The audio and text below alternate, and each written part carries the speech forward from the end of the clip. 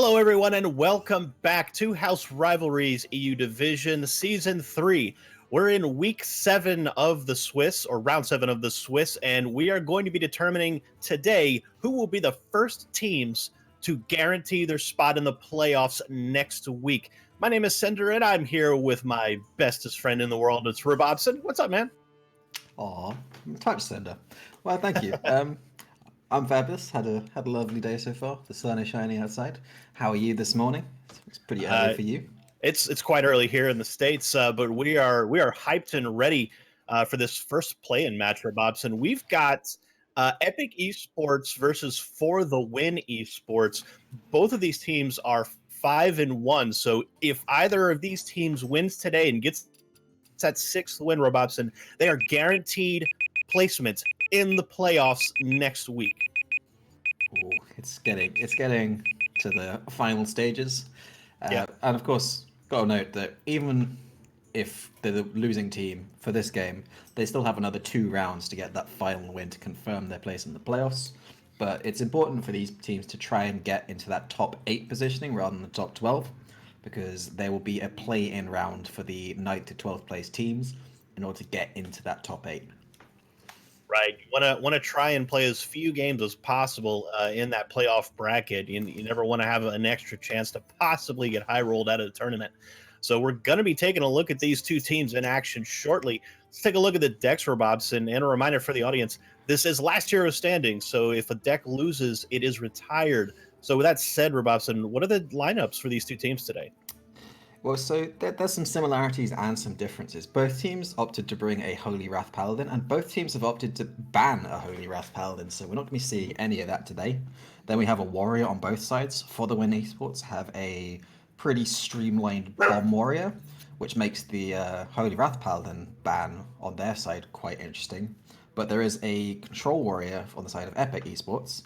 Then they both have a Druid, again with some difference. For the Win, going for the Malygos Quest Druid, which has kind of risen in popularity very recently. It's popped up a little bit on Grandmasters yesterday and today. And then there's kind of the more conventional Quest Druid with King Feroris, Chef Nomi, Elise the... no Elise the Enlightened, so that Nomi is going to have to do the work by itself if it comes up against the Warrior. And then, as the kind of fourth deck, For the Win Esports have gone for a pretty conventional zoo list with the Nephset Thrasher, Diseased Vulture, Crystallizer, Damage Yourself, make a bunch of stuff, play zoo things. And on the other side, we just got Quest Shaman, the I think what's becoming the most popular just fourth deck in a lot of formats. A lot of people are kind of just, well, we need a fourth deck. Shaman, I guess.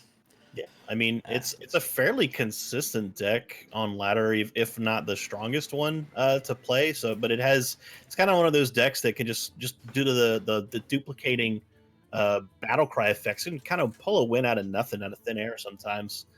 So Yeah, it's not surprising. yeah, it's just a pretty good deck. I'd be quite surprised to see Epic Esports open with anything other than the Quest Shaman. I think it's a very good opening deck for Last Hero Yeah. Standing because it's got so many kind of close to 50% matchups and not that many particularly bad ones. So let's see if For the Win kind of capitalize on that and see what they start with because we are Yep. getting And into game one, Cinder. indeed, looks like we're gonna see that shaman right away. Just like you said, this is a great opening deck here for Epic Esports. Absolutely, and just trying to get a look at what For the Win are countering with here. I believe it is the Bomb Warrior on their side. So maybe For the Win Esports kind of predicted the Shaman would come down and opened with their Warrior as an immediate counter to that. Quite possibly. Warrior, at least the control variants have done pretty well against Shaman in the meta, although the Bomb Warrior a little more aggressive, so maybe not as strong a counter to the Shaman, but we'll see how it plays out. Yeah, so a couple of things that we can talk about with For the Winds of Bomb Warrior. Hmm. Like I said, it's very streamlined and very minion heavy. There are no copies of Shield Slam, and there are no copies of Shield Block. There are 2 augmented Elex, a copy of Spellbreaker, an Armageddillo, as well as 2 Tomb Wardens. So very minion heavy, Yeah. and it's going to want to stay on board as much as possible because the only removal it has is 2 copies of Warpath and 2 copies of Brawl, and of course the Rush minions. Yeah. And So, For the Win actually got a pretty good curve here in the oh, they opening do. sequence here. So staying on board, as you said, Robobson, I think they'll have no problem doing that. Yep, one of the best plays, is the Eternian Rover into Snip Snap against a Mm. deck with no silence effects, as it's open decklist, of course. Epic Esports Quest Shaman does not run any copies of Earthshock. Sometimes there is a single copy in there in case of priests, but there's none in here, so that Snip Snap is going to kind of just eat away at the board. But crucially for Epic, the coin Evil Totem has got that second lackey going, which I think crucial to get the quest completed as soon as possible. Right, and to note, Epic had chosen to not play the quest turn one, which I think is the kind of the natural play for a lot of people. And what they did by virtue of that coin totem was get extra battle cry into their hand, so that'll allow them to repeatedly play those battle cries and get that quest completed. But For the win here, gonna be starting things going with the bombs. Clockwork Goblin hitting the board on turn 3 on curve on time. Yeah, in a way, that is For the Win Esports Quest themselves. Right. Play bombs. Your opponent draws bombs, win game. And Because Quest Shaman, it has exactly Life Drinker in the forms of healing. yeah, But Barista can make things a bit awkward on that front. But once the bombs really get going, and we can see that there are another 3 bombs in For the Win's hand, wow. it's going to be hard for Epic to really do anything about that, because with this hand, it's quite slow and quite value oriented. Hmm. There's no mutate to go with that Mogu Flesh Shaper, and there's no kind of big pushes beyond like a turn 7 hero power former champ. So Right. they're going to need to play quite a long game here, and that's, I think, exactly what For the Win want. They want to give as much time as possible for these bombs to go off. And the decision Right. here is just whether they cash in on this Eternium Rover Snip Snap, or they get this Wrench Caliber online and start pushing as many bombs as possible into the deck. Because Wrench Caliber, you do want to have it active, but it does kind of go against the game plan of play to the board very heavily. Right. And the Snip Snap creating a 3/5 out of the Rover is definitely an attractive play, but it looks like For the Win's going to opt for the bombs here. Robson going to hold Snip Snap for some future magnetic opportunities, perhaps, and just maintain control of the board here, start pushing damage downtown. Yeah, and it's also really important for the UN to have as few bodies on the board as possible, because we've all been blown up by Mogu Flesh Shaper a lot of times. And Oof. keeping the board narrow is very important against the Shaman, so they can't get that big Mogu trade evolve. You cry, especially as I noted, For the Win do not have Shield Slam or any way of dealing with a big minion if one was to come out early. Yeah, I think Brawl is really the only way to answer that, any kind of big plays. And also of note, in the Quest Shaman is notorious for also running mind control tech. So you can very easily get blown out by the Quest Hero Power MCT stealing 2 minions from your side of the board. Even if they're small minions, it can be a huge board swing. Absolutely, and Epic pick up a lot of extra value in their hands, the Elemental Direction and the Earth and Might, so plenty of things to pair with this second copy of Sandstorm Elemental. And now they've got 2 1/1s, which For the Win do not want to hit this Wrench Caliber into. You want to hit something a bit meatier with that. Yep. And kind of on the And back foot all of a sudden now for the win. They neglected to play to the board, as you were talking about last turn, Robson. So now even though it's 2-1-1s, this is a reactionary turn for the win. They're going to have to find a way to re-seize this as an initiative here. Yep, and that's just the power of lackeys. Just one rush lackey kind of changes the whole texture of the board. Because if that had not come up, if it had been any of the other lackeys, the Titanic lackey, we all know it's the worst one. The Canadian lackey, as it were. No golden lackey generators here, though, so maybe we will not be seeing the weird artwork. Yeah. Weaponized that wasp. Is a fantastic draw. Wow. This is such a powerful minion in this deck. It's even without the quest reward, being able to turn it into a 2-3 point hit. That 3-point removal so powerful, especially it lines up perfectly against this Clockwork Goblin. I remember the Elemental Phoenix was a decent card of a 4-mana 3/3 that did 2. Now we have a 3-mana 3/3 that deals 3. And it's just a little bit awkward for Epic the way they want to lay out this turn, because if they cannot in any way hero power and weaponize Wasp. If they want to play the Wasp, then they don't really have anything else that they can do besides that. Right. And it's just a little bit awkward. So they're actually going to go for just the former champ. They're not going to be too greedy with that. Get the 5-drop out of their hand. It's quite a slow card, which is why I think a lot of people have opted to cut it from their lists. And I'm in agreement with those. It has such big blowout potential. It's hard to pass up, but yeah, I can understand. It's a big ask for 5 mana if you don't have the mutate to pair with it. Yeah, it's a 5-mana 6/6 a lot of the time, which is, all things considered, not actually that great. No. And it has not dealt with this Clockwork Goblin, so For the Win can get the Snip Snap down on this Clockwork Goblin, take a value trade into the 5/5, and also maybe pair the second copy of Snip Snap alongside it to give it a bit more resilient board presence. But now that they know the quest is online, and For the Win haven't really been able to take control in any meaningful manner, and I'm going to get gassed out against this Shaman very soon, looking at Epic's hand. There's a lot of lackey generators, there's a lot of value. And there is no value whatsoever in For the Win's hand.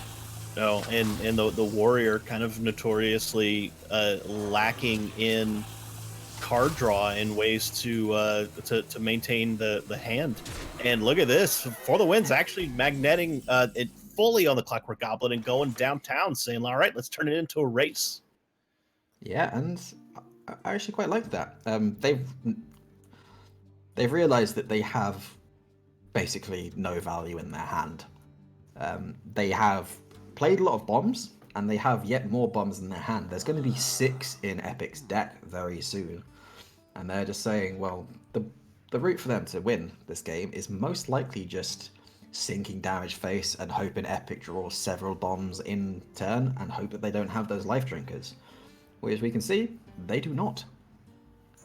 No, so this could in fact be a great read on the part of For the Win, being able to recognize the texture of the hand, the way that the game is progressing in the game state, and being able to change their gameplay.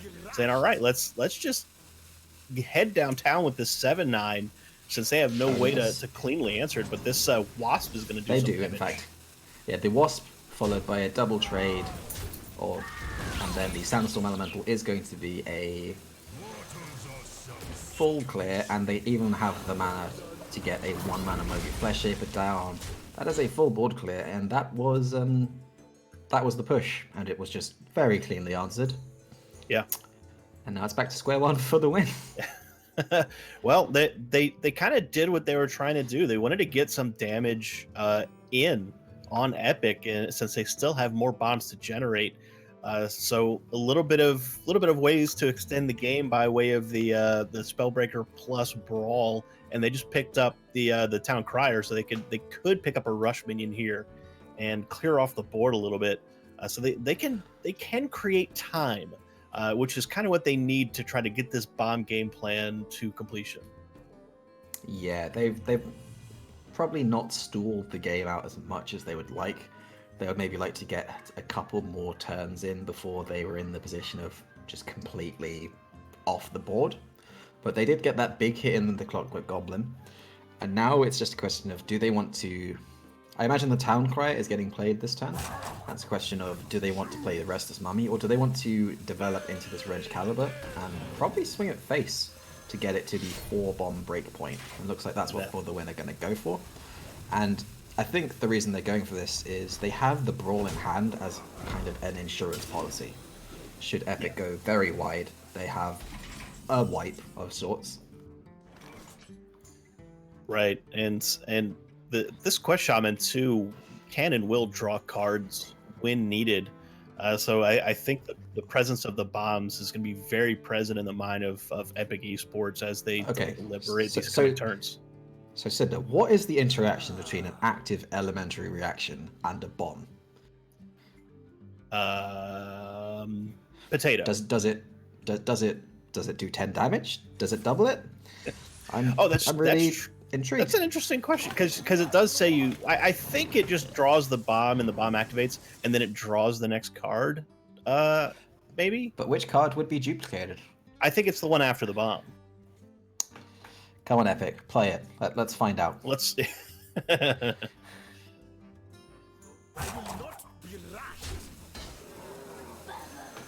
at the moment, Epic doesn't look like they want to take the chance and got a pretty decent evolve there. Now, if there was a Bog Slosher in hand, yeah, that oh my would goodness, be interesting, shall we say? Yeah, being able to bounce back that Shudderwalk and make it a 10-10. Oof. Yeah, I imagine we are going to see a Brawl come down here, and the Brawl can even be paired with the Augmented Elec to shuffle bombs number 6 and 7. Yeah. Oof. That's and Epic below 20 health, so 4 bombs will do it. And unfortunately not quite able to get down to the 15 health breakpoint of 3 bombs, and the Shudderwalk survives the Brawl. Wow. The strongest minion for Epic. And now let's see. There's 7 bombs in this deck now. They are likely to start coming off the top of the deck fairly soon, but there's a Life Drinker. That's that crucial healing. Yeah. So we can see a Hero Power, Life Drinker, and a Ethereal Lackey to maybe get some value. Maybe hit something like a Witch's Brew. Oh, well. Another elementary action, or just a Blazing Invocation to find more Shudderwalks, more Life Drinkers, perhaps. The healing's not bad here. They could taunt up something big and keep some face damage from being punched in.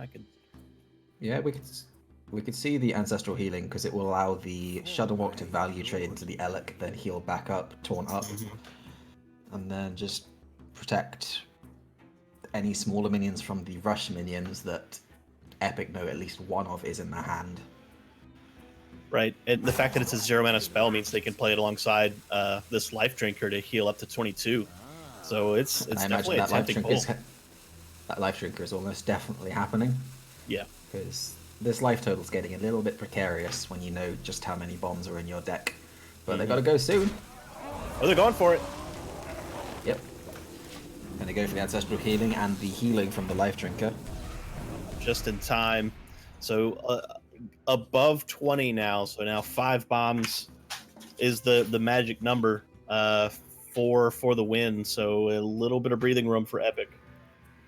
Yeah, and of course that can be raised yet higher by drawing either a Bog Slosher, getting a Youthful Brewmaster, an Ancient Brewmaster, or Bog Slosher from the Blazing Invocation, or destroying the second Life Drinker, or getting a Spell Lackey into some form of healing as well.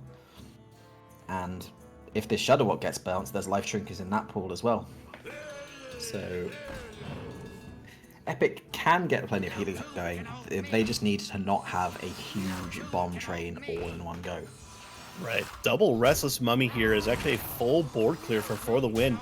So they finally seize the board back from Epic Esports, but at and have cost. a 1-2. Look at his hand. Yeah, they and have a almost no 1/2. cards.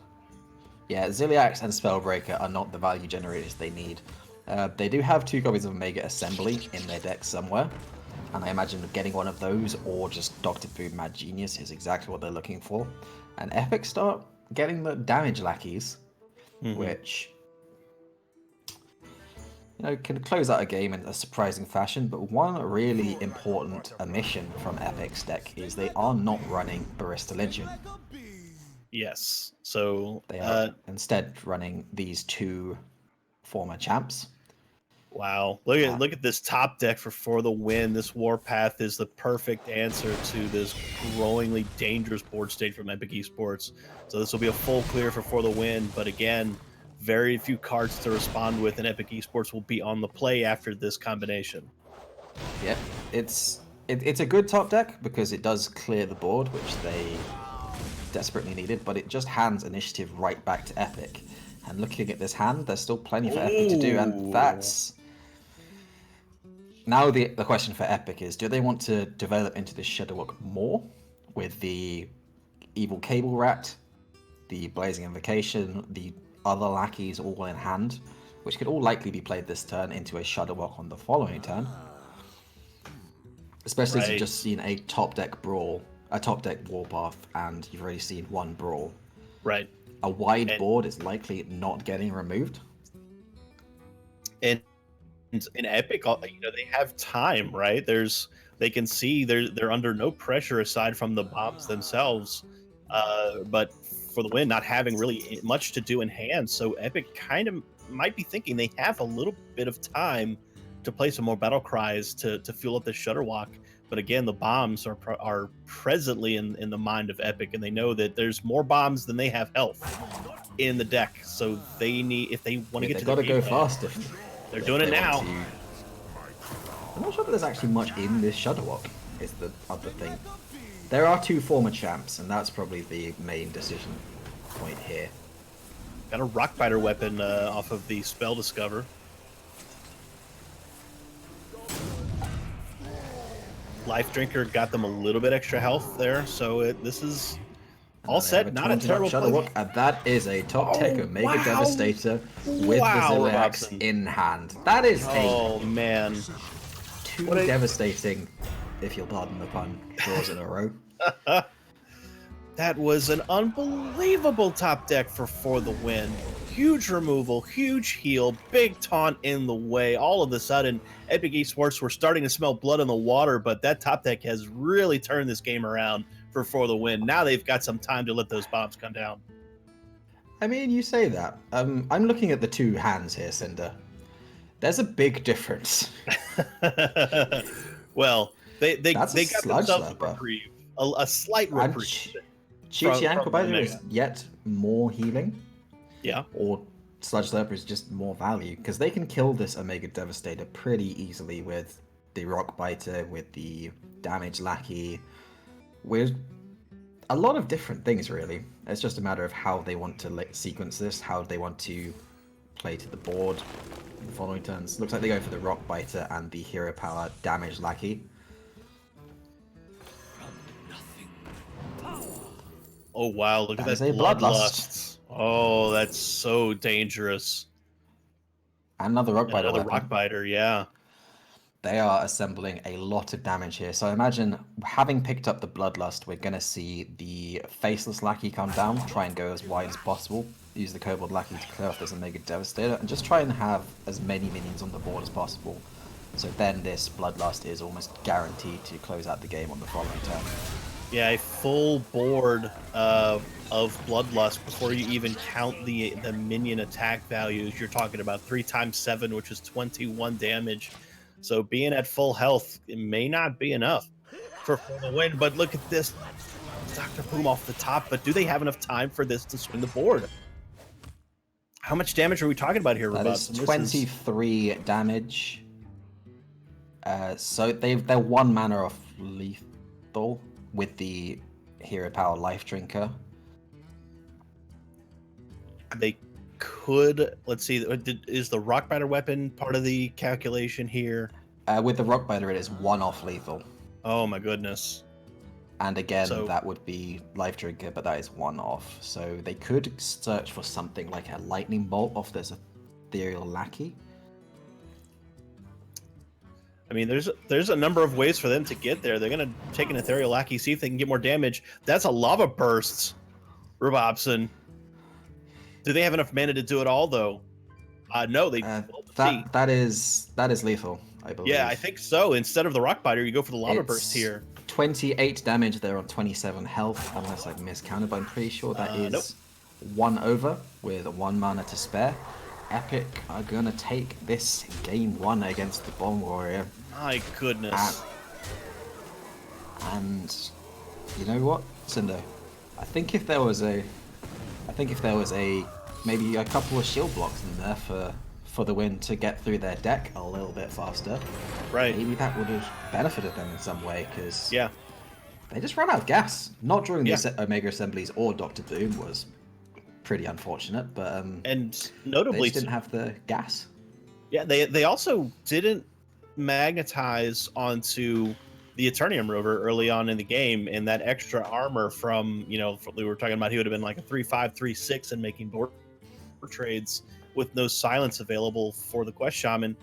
That could have given them a little bit of extra life, but when people play against Quest Shaman, they don't think of getting burned down. They think of just kind of getting ground out over these long-term in-game scenarios. But there's so many discover effects in the deck, Robobs, and it can happen before you even know it. Yeah, all those Ethereal Lackeys, one of them is bound to get something good eventually. And it was a bit unfortunate. There were still 7 bombs remaining in the deck when the game ended. Not the a bombs single never really one was came drawn. up. No. Well, they literally didn't ever come up, which is quite statistically unlikely, I think. But them Epic having drawn enough for the game to have ended was also pretty unlikely. So right. I'm not sure if that was too big of a concern. They would have had to draw 5 out of 7, I think, for the game to have ended. Mm-hmm. Especially with that second Life Drinker being drawn later on in the game. And for the win are going to go for their Malygos Druid. And this is a deck I haven't seen that much of. It's still a quest druid, but instead of a late game featuring things like King Phaoris, Chef Nomi, Cenarius, instead it's got Dream Petal Florist, Malygos, there's a couple Moonfires in there, and there is at least the Enlightened. So the idea is to Dream Petal Florist onto a Malygos, have a 2-mana Malygos, then you play at least the Enlightened, have 2-mana Malygoses, and combine that with Swipe Double Moonfire for, I think that would be 36 damage. 14 plus 22. So, yeah, it's a large number. Yeah, so that is 36. If you duplicate Moonfires with Elise, then you can have even more damage. But that's only ever relevant against Warrior. It's never relevant against a Shaman in particular, where there's no armor gain whatsoever in the deck. There is no possible way of getting it. And correct me if I'm wrong, but did For the Win Esports mulligan away the quest? No. They played it very, very quickly. So yeah, they played it and then they coined behind it. Okay, I was wondering if there was a mirroring thing. Okay, it was just the screen was mirrored, which confused me because I thought it was on the right side, but it was just the left side. But right. Yeah, the hand mirroring can throw you a little bit there, but yeah, no, quest is definitely in play for the win. And the interesting thing about the quest druids, as far as my experiences, Robson, is they really do nothing for the first 4 or 5 turns. You might see a Wrath on turn 3 or later. You might see an Expedition if they draw it, but otherwise it doesn't do much. And it really gives these faster decks time to develop a big board presence and really demand that the Quest Druid play a very demanding defensive game, which sometimes they can't do. And you see here For the Win using part of their win condition just to remove this token lackey generator. Yep, and foregoing 1 turn of quest completion in doing so. So they're not going to complete this quest until turn 5 now, assuming that they do not have any further turns where they forego quest completion. And also, interesting part of the decision there, and I may ask for you to kind of dig into this here, Robobson, that they did not use the Wrath to remove the totem, and they instead opted for the Moonfire hero power. So, what might have been the behind that decision? Yeah, so I think the reasoning behind that is that Wrath is such a valuable resource post quest completion. Moonfire is always 1 damage. Wrath, when you play it after the quest is completed, it's a 4 damage removal which draws you a card. I think getting the card, keeping hold of the card draw, is absolutely crucial for the win because they're a combo deck. And Yep. they need to be cycling through as soon as possible, especially when they do not have Nourish in hand. Nourish is the card that they really want to see as soon as possible. And Epic pick up a way of dealing with this Crystal Merchant, which is a pretty much must-kill target when you're playing against any of these Druid decks. Right, and they actually got a couple ways to do it here. They're going to go with the Sandstorm Elemental, and then trades to take care of it. But yeah, as you said, you cannot allow that card draw to sit on the board for any longer than it absolutely has And to. there's So a that, Nourish. oof, And it's big immediately draw here taken. for the win. And they're gonna have a pretty big turn 6. They're gonna complete the quest next turn. Then they're going to get to play Nourish, gain 2 mana crystals, draw 3 cards, Wrath, something for 4, draw another card, play at least 1 Anubisath Defender, and then they're gonna have active Starfalls, active Oasis Surges. Epic really need to get going here because they're Yeah, still 2 battle cries away from clean quest. This Life Drinker, or either Life Drinker, is pretty good for, I think, yeah. post quest completion.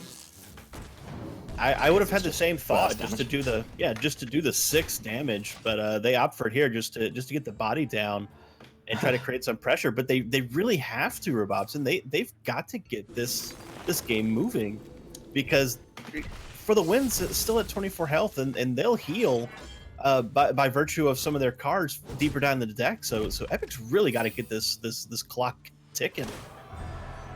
Yep, and that quest is now completed. For the win, on the previous turn, did use that Wrath that they've been holding onto for a while, just because they now have double Nourish in hand.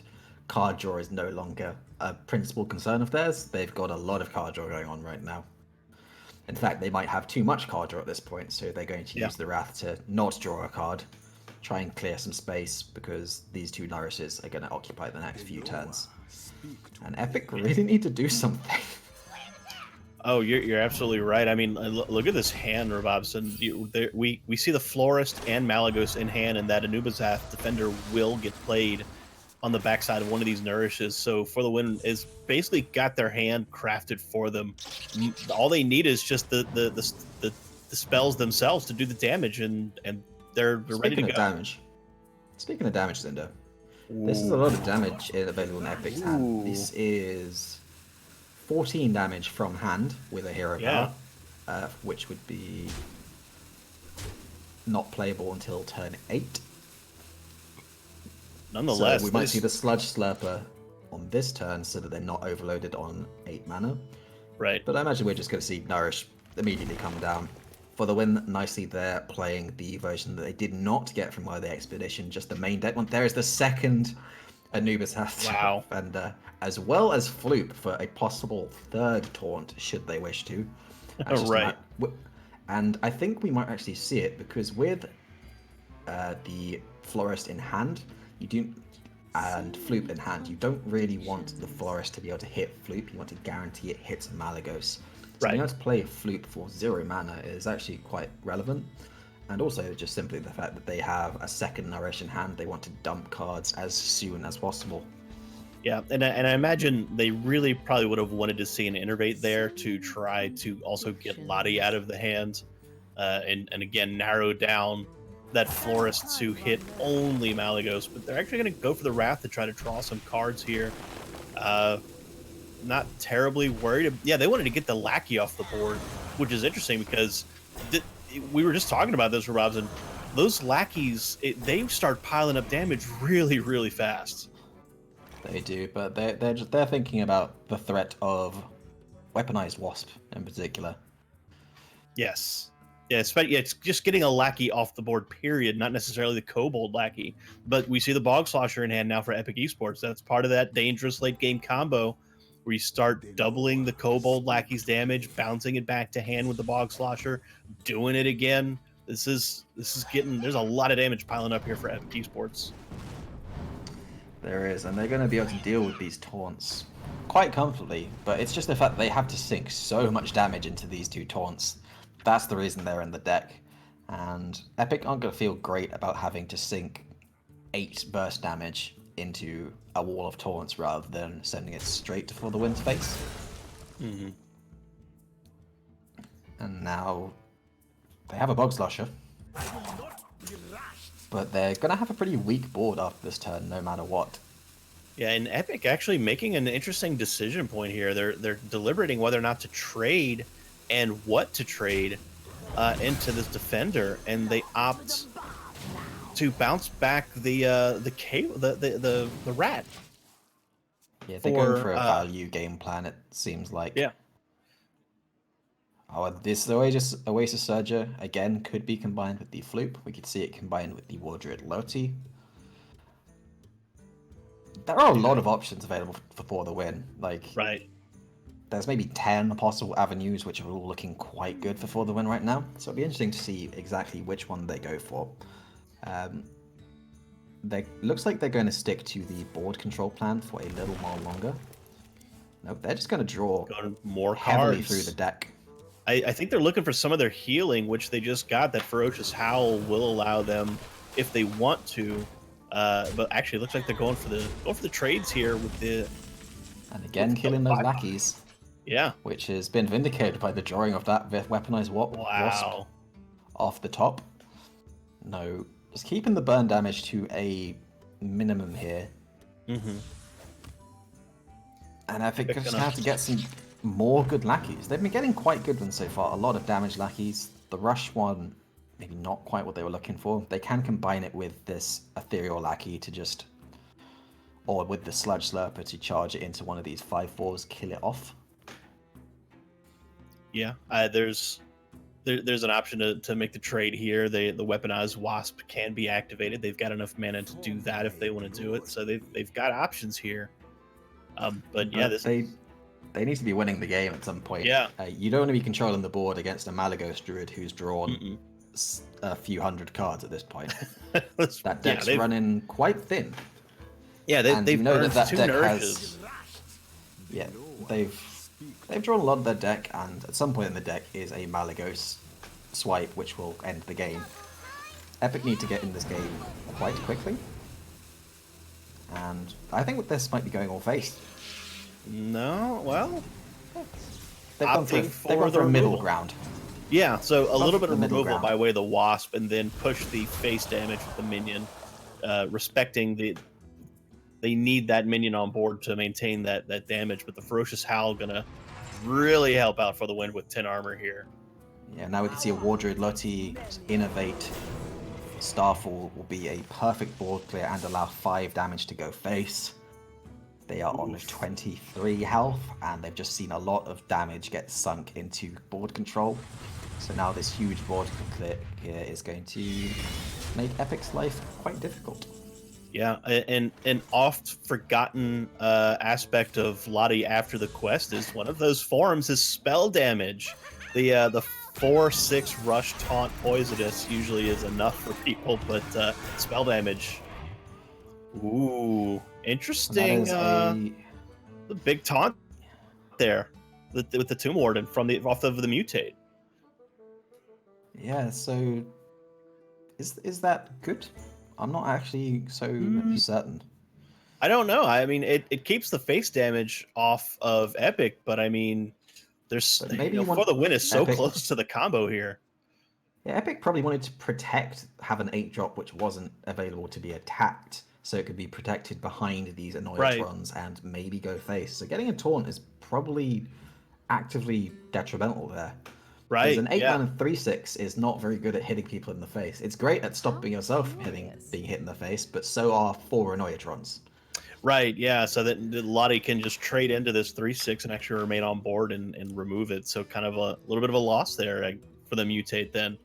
And for the wins, carefully calculating their game plan here because they're close. They are so very close to ending the game by way of the Malagos combo, but everything has to be sequenced perfectly in order to pull this off. And oh no, we're seeing a 0-mana Malagos being made here. So this is a double Dream Petal for us, so it's going to double reduce Malagos. So that is a 0-mana Mali with a swipe in hand. And crucially, we still haven't yet to see Elise, because there are now 5 cards in hand. Elise can at any point duplicate the entire hand. Worth noting that recently, last week, there was the buff of sorts to Elise the Enlightened. It previously duplicated cards in hand at random. Now it is from left to right in order.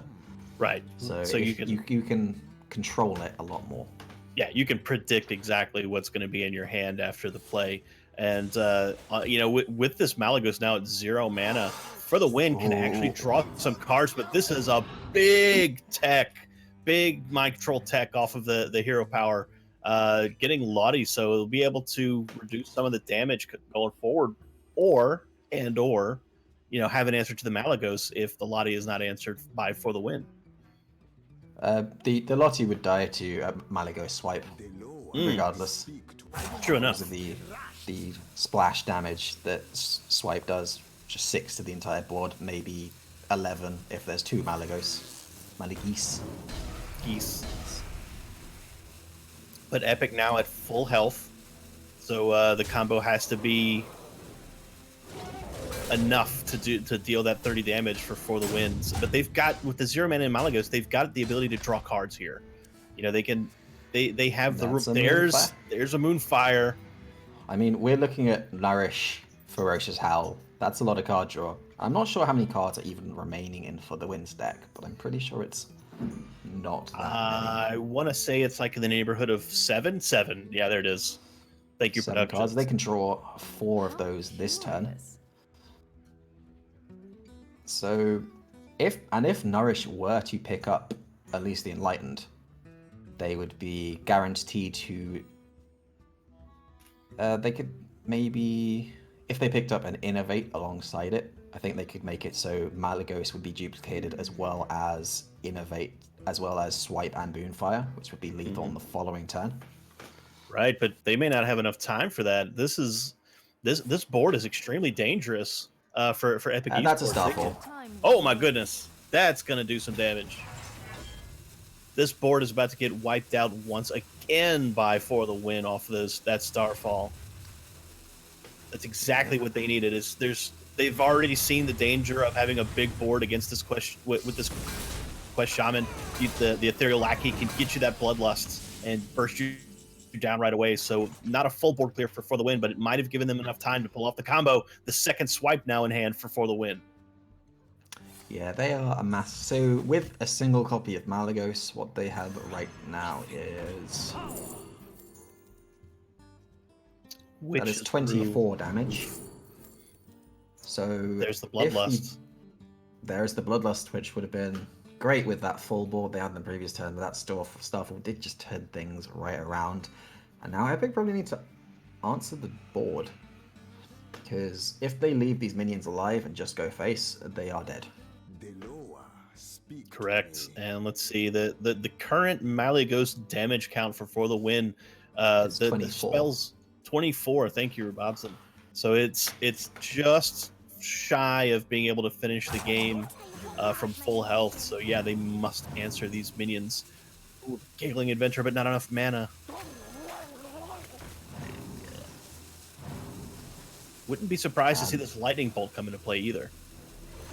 No, that's probably going to be slated for one of these minions. Going to taunt up and go face. So that is 27 damage available for the Win this turn, which is just short. But that's another Starfall. Oh, another Starfall off the top. Another board clear for the Win, and a little bit of healing. Oh man. This is so good. This is why the card draw is so critical for the Malygos Druid. It's the answers just keep coming as long as the cards keep coming. And man, for the win, they just need to count the mana and sequences correctly, and they'll be able to give themselves more time. Yeah. So for the win, know that there is a single random spell in Epic's hand, which is the Rockbiter weapon. I think that was from an Ethereal Lackey some time ago. And they know that that is the only randomly generated spell. So I don't think there's been a point where Epic have been left a board where Bloodlust could have been viable. So there's a possibility that card is still Bloodlust or Stormbringer or something along those lines. So they don't really want to have to deal with. Stormbringer would be an incredibly dangerous card here as well. Turning all these tiny 1/1s into, random legendaries. No matter what the random legendary is, it's better than a 1/1 almost certainly. Yep, and this is just going to be yet another board wipe. And Epic Esports do not have the mana with this 2 Overload to be able to play a Hero Power and a Giggling Inventor.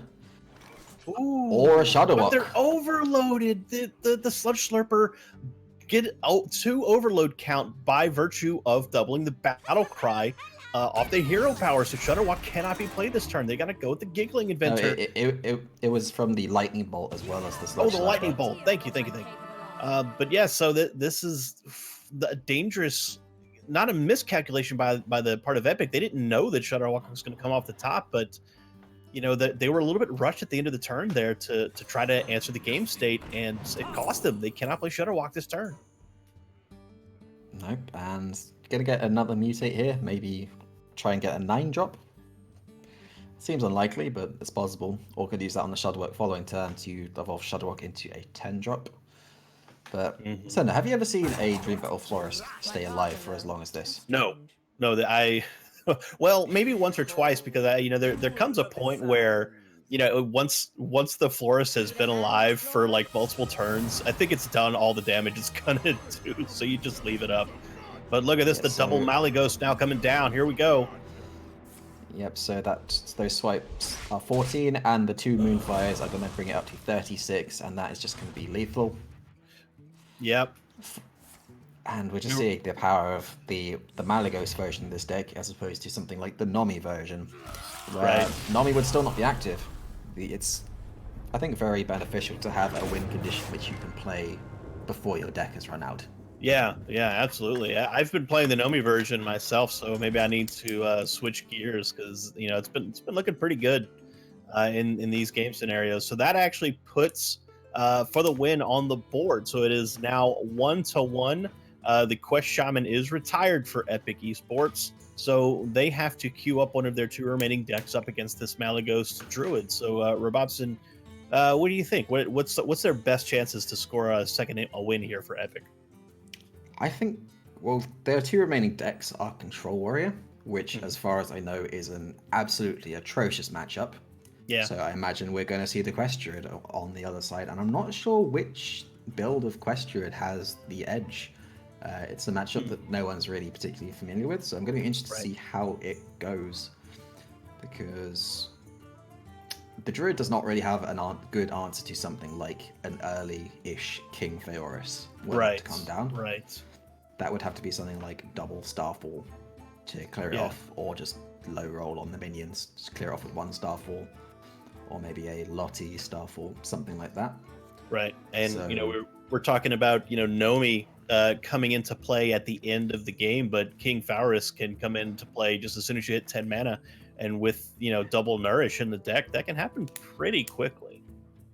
Yeah, I imagine if it were to reach the somewhat later stages of the game, then the Malygos Druid would be in a pretty big advantage. Yeah, because their win condition is so much more powerful. Ooh, we got a score update. Nordavent's former champions and holding a standing world champion on their team, they just got upset in round 7 here. My goodness. So stage 5, very well done, beating one of the best teams in the league, and that is the 2nd loss for Nordavent's. So they really need to step up their game in rounds 8 and 9. But we're going to see the Druid mirror here. Back to Epic versus For the Win. We are at 1-1 with Epic versus For the Win. So we're gonna see who gets to their win condition first with these two Quest Druids. We absolutely are. And For the Win, going for the classic play of Quest Innovate when you don't have Quest Coin. But For the Win doesn't really have anything to do for the next few turns. Yeah. And Quest Druid mirrors are hilarious. They can get pretty wild. There's a lot of. I just mean in terms of the first few turns. Oh yes, literally nothing happens. Nothing happens. Yeah, you're just staring at them taking their quests away for 4 turns. So with a minute or two we have while they trade hero power passes, Robobson, talk to me about the benefit or the possibility of Biology Project instead of Innervate in these decks. Is it something you've ever seen? It's not something I've ever seen. It's probably not something I would want to do because you give your opponents mana. Quest Druid's weakness is already kind of decks which can capitalize on their very, very weak early game stuff like any Murloc decks, aggro shaman, aggro warrior decks which kind of snowball the first few turns and then just hit them in the face repeatedly because they have no answers beyond like a Wrath or a Moonfire, something along those lines. All right, so we've got our first quest is completed for the Win, and they've also got a Crystal Merchant on the board with Epic no way to answer it. So now both quests completed, but For the Win starting to draw some cards to try to catch up to Epic here. And now the game has actually begun on turn 5. So some armor gain, some Ferocious Howls. They're still gonna be drawing some cards for the next couple turns, but they're both teams moving it pretty quickly, thankfully. Yeah, For the Win are looking at to be going pretty well so far.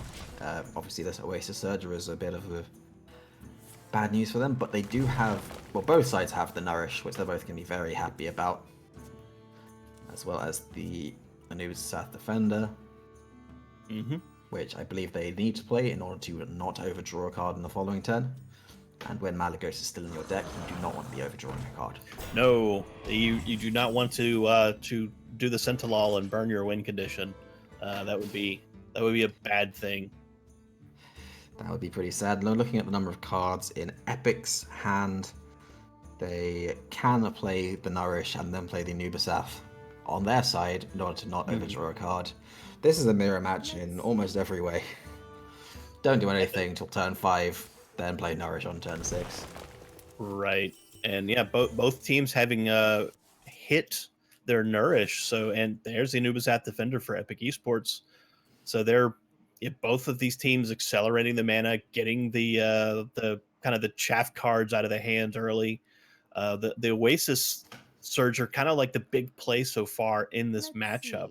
It's giving Epic a little bit of an advantage on the clock, but For the Win, as we noted, they don't need to get to the end of the deck like Epic does to hit their win condition. They just need to get the right cards in hand. Get the right hand of the card, play Elise, win game. Exactly. Of course, there is a little bit of armor game available to Epic Esports in the 2 copies of Ferocious Howl. But Epic are going to get quite a lot out of their hand this turn with the Crystal Merchant Innovate to draw an extra card, and they're actually going to hold on to this second Anubisath Defender just in case For the Win do have something come to clear, something like a Wardred Loti Innovate Starfall. Right. Would be quite bad for them. And they don't really have any particularly standout plays available to them right now. Starfall is not fantastic against this board with the 4 health, 5 health, 4 health. Nothing, they can kill one of those, kill the residual 5/2, and then leave 2 minions alive. But at the same time, they do need to answer this board because they are facing turn 14 damage. Yeah, this is almost a 2-turn clock, probably more realistically a 3-turn clock, and it has to. Minion damage is going to be the way that Epic wins this game. Yeah, And this is and pretty early in the really state. important. And really important, For the Win need to clear Epic's board much more than Epic need to clear For the Wins, because Epic are running cards like Power of the Wild and Scenarius, which can actually capitalize on having a wide board to push that extra damage. And if there's a big board that gets buffed, that's probably just going to be lights out, because For the Win will have no way of answering a board with multiple health buffs on it. No, Nomi coming into hand for Epic. That's going to be a dead slot for a while. Quite some But time.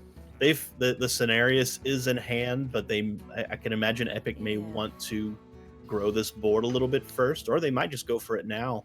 Although it would be susceptible to a Starfall if they went for it. But there's second Oasis Searcher in hand. They've got options here, Robotson. Just a matter of what they want to do now and what they want to save for later.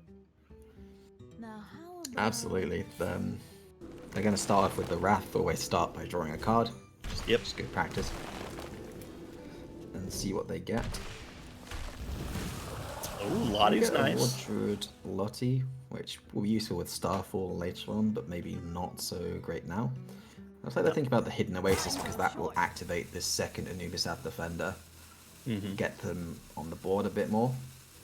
Looks like they're going to trade into the Crystal Merchant, heal up the 5/5, and play another 3/5 taunt, send 5 to the face. Yeah, I like this a lot. This kind of like protects them from the partial Starfall clear. They don't really need the healing to face, so they went ahead and protected their board a little bit to keep that pressure going. And the pressure is very much still going, because with that Scenarios in hand, if the support sticks, that is a lot of damage. Yeah. That would be 27 damage if nothing somehow got killed off. At the very least, this 3/5 is going to die from this 5/2. Right. But even then, I mean, would be it doesn't even need damage. to. Right, but it doesn't even need to be, all in one shot. I mean, once the board is too big for a Starfall or a Malygos swipe to manage, I mean, they're just dead anyway. But they managed to get a full clear here for the win. Yeah, that was a very nice little clear with the swipe and the Oasis Surger. And this is very much how Questure Mirrors generally go. One player will, or one team will generate a continuous wave of boards, and then because their resources are almost exactly mirrored, they are just dealt with, because Oasis Surger versus Oasis Surger, it's just back and forth, back and forth. A lot of 5/5s with Rush hitting into one another. And now this is maybe the first turn where Epic don't have the best development. Of course, they still got their second copy of Oasis Surger. Right. Yeah, not a clean way. They would have liked to see another Wrath here, but it looks like the Oasis Surger with a trading off half of it is going to have to be the answer. Plus a Lottie for later development. Oh, Lottie's actually going to do the clear here. I actually rather like this. And for the win, getting quite close to that combo of theirs. They do still have 2 hidden Oases if there's any kind of burst healing. And they have Ferocious Howl to kind of generate a bit of health. And I'd be quite surprised if we don't see the Starfall come down. It'll kill a Oasis Surger as well as Wardred Lottie. Right. They're going to play... That is another Wardred Lottie, which could be pretty tasty here. Not right now, but sometime in the future. Yeah, for sure. I mean, more spell damage in a deck that tries to win by way of spell damage is not a bad thing. But this is going to leave a 5/5 or a 5/3 on the board for Epic. So a little bit more pressure available to them. Double swipe now in the hand for Epic. So they've got some space to start developing another big push. Here we go. Yep, but if this push is cleared, that is the last push available to Epic, unless they were to pick up that King Phaeorus off the top, pretty much. And the cards are looking thin. Let's see if production can give us a card count. We should be getting down to, let's see, 9 for the win, and 11 for Epic. So yeah, for the win's drawn a few more cards, which should be expected with the Malygos variant. But Epic, you're talking about a 1 in 11 to pick up Fowris off the top. Not good odds. They've got to hope that this board sticks. Yep, and just looking at it, there will be a way for the win to clear this off. It's just a matter of how many of their resources they want to use doing so. Because Elise does allow for some duplication, allowing you to use some resources like Moonfires or Swipes. We've already seen a Swipe go. Yep. And we're going to see some Moonfires get used here. Yeah, and For the Win's also already used a Swipe earlier on for removal, so For the Win's kind of having to use pieces of their combo in order to not die. And speaking of not dying, Robobson, are you safe from what's going on outside? I'm very safe. I've got my windows good. closed. It's just I don't have double glazing, unfortunately, so outside is a loud place. Yeah, we like to stay on the inside, but another nourish in hand for Epic. But as you noted, Robobson, that Scenarios push got mostly answered, and they're really starting to run out of pressure here in the hand. So they're gonna have to start going for the empty deck and get to either a Fowris or a Nomi push, because this is giving For the Win some extra time. Yeah, well, they got yet another Oasis Surger. I don't know how many have been played this game. I think that's number 6 or 7. Yeah. Because Flute has come into the hand after Scenarios has been played, which is a bit unfortunate because obviously they can use it to double Nomi were it to get to that stage, but nothing really worth copying. They probably don't want to be using Flute just to make another Oasis Surger. I mean, maybe, but maybe not. I mean, you're talking about generating 20-22 worth of stats for 9 mana. It's not bad. It's not bad, but I think there's better uses for it, particularly when the deck's running quite thin and there's still no Fioris in there. No. Using it on Fioris or using it on Nomi is, I imagine, the way that it wants to go. And that's another Nourish. Right. That's a lot of card draw. Oof. And what's her face? Name has escaped. Thank you. At least already active there for the win. And there's Malagos. So For the Win getting very, very close to a potential win condition, but much of their spells having been used for removal already, Robobson. So it's going to be a tight finish for the Win if they manage to get there. Yeah, but Cinder, an important thing to note is that Elise can also be the Flute target. So you can play a double Elise, meaning there would be 4 Swipes and 4 Moonfires in For the Win's hand if that's what they reduce their hand to. There's a lot of different permutations of things you can do with this deck, and they are in fact just going to use the Flute for this Oasis Surger. This is the push. Yeah, I think Epic kind of saw another big card draw for the Win, and they know the time is running out. They have to put pressure on the board now. They cannot give For the Win any more turns to draw cards and get to a win condition. As we've been noting before, Robobson, For the Win does not need to draw their whole deck. They just need to draw the right pieces, and they've drawn quite a lot of cards. So Epic has to put the push in now. They absolutely do, and I imagine we're going to see something like a bump into a 5/6 to kill it off with the poisonous aspect of Lottie, and then these hidden oases need to be played at some point, is the thing for the Win, but so does this Dream Petal Florist. Epic have put this push on at exactly the right time, I think, because For the Win just wants to be setting up their late game, and Hidden Oasis is actually quite a difficult to play card when you're kind of fighting for board. Yeah. It's a great defensive card against the faster decks. Gives you a big heal, gives you a big taunt, but yeah, when it's at 6 mana, it's so difficult to fit in anything else. So yeah, the Florist has to get played here, and it gets played now, and it hits Elise. Oof, big oof. I mean, a 0 mana Elise is not the worst thing in the world. 0 mana duplicate your hand. Yeah, I mean, there are it worse is things you can do. But that Florist, the Florist has to hit Malagos at some point. It's not going to. It's not going to get a chance to. No. That florist is dead. This Starfall is, I think, going to make absolutely sure of that. And it's just a matter of whether what Epic want to do alongside this, whether they want to use the swipe to push face or the Starfall to clear board and keep the double swipe in hand. Oh, that Power of the Wild is big, and there's Fowris.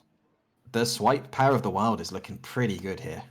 Yeah, that swipe is gonna put a lot more pressure on the face for the win.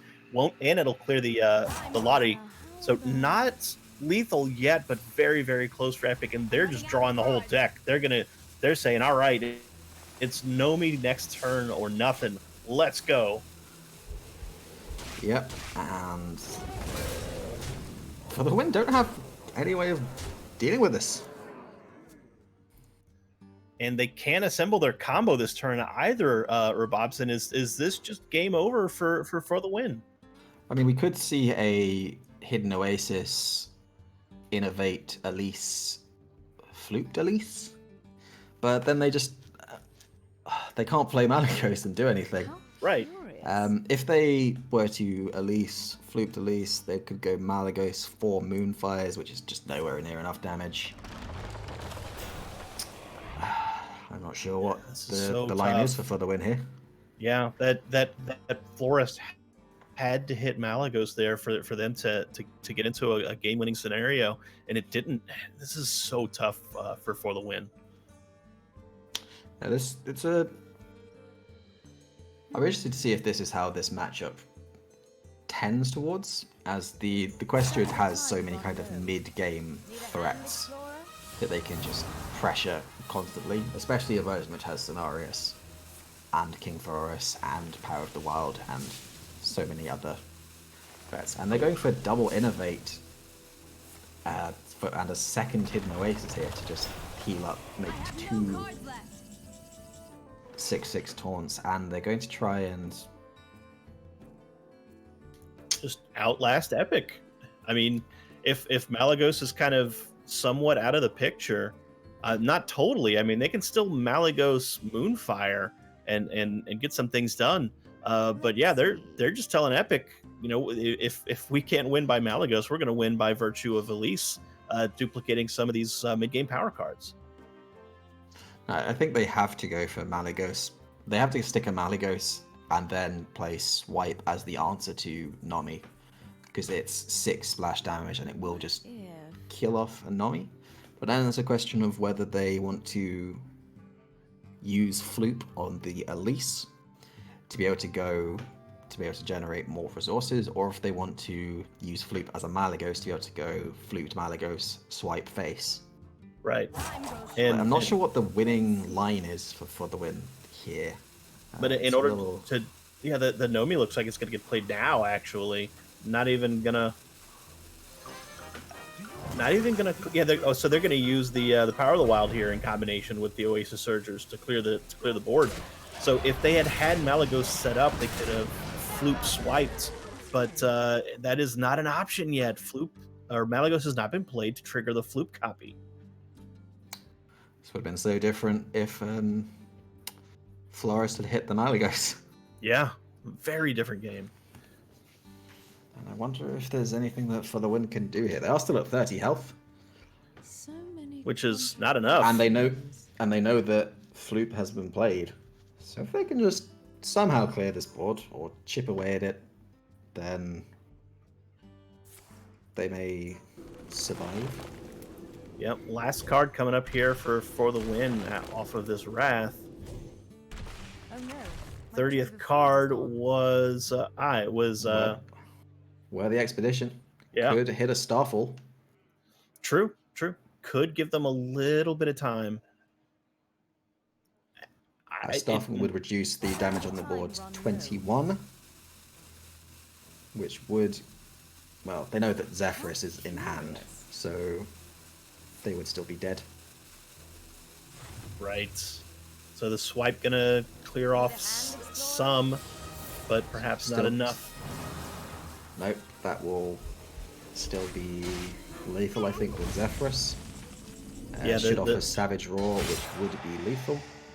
Yeah, Zephyrus will just give you all kinds of options here. Wait, So no, just 21.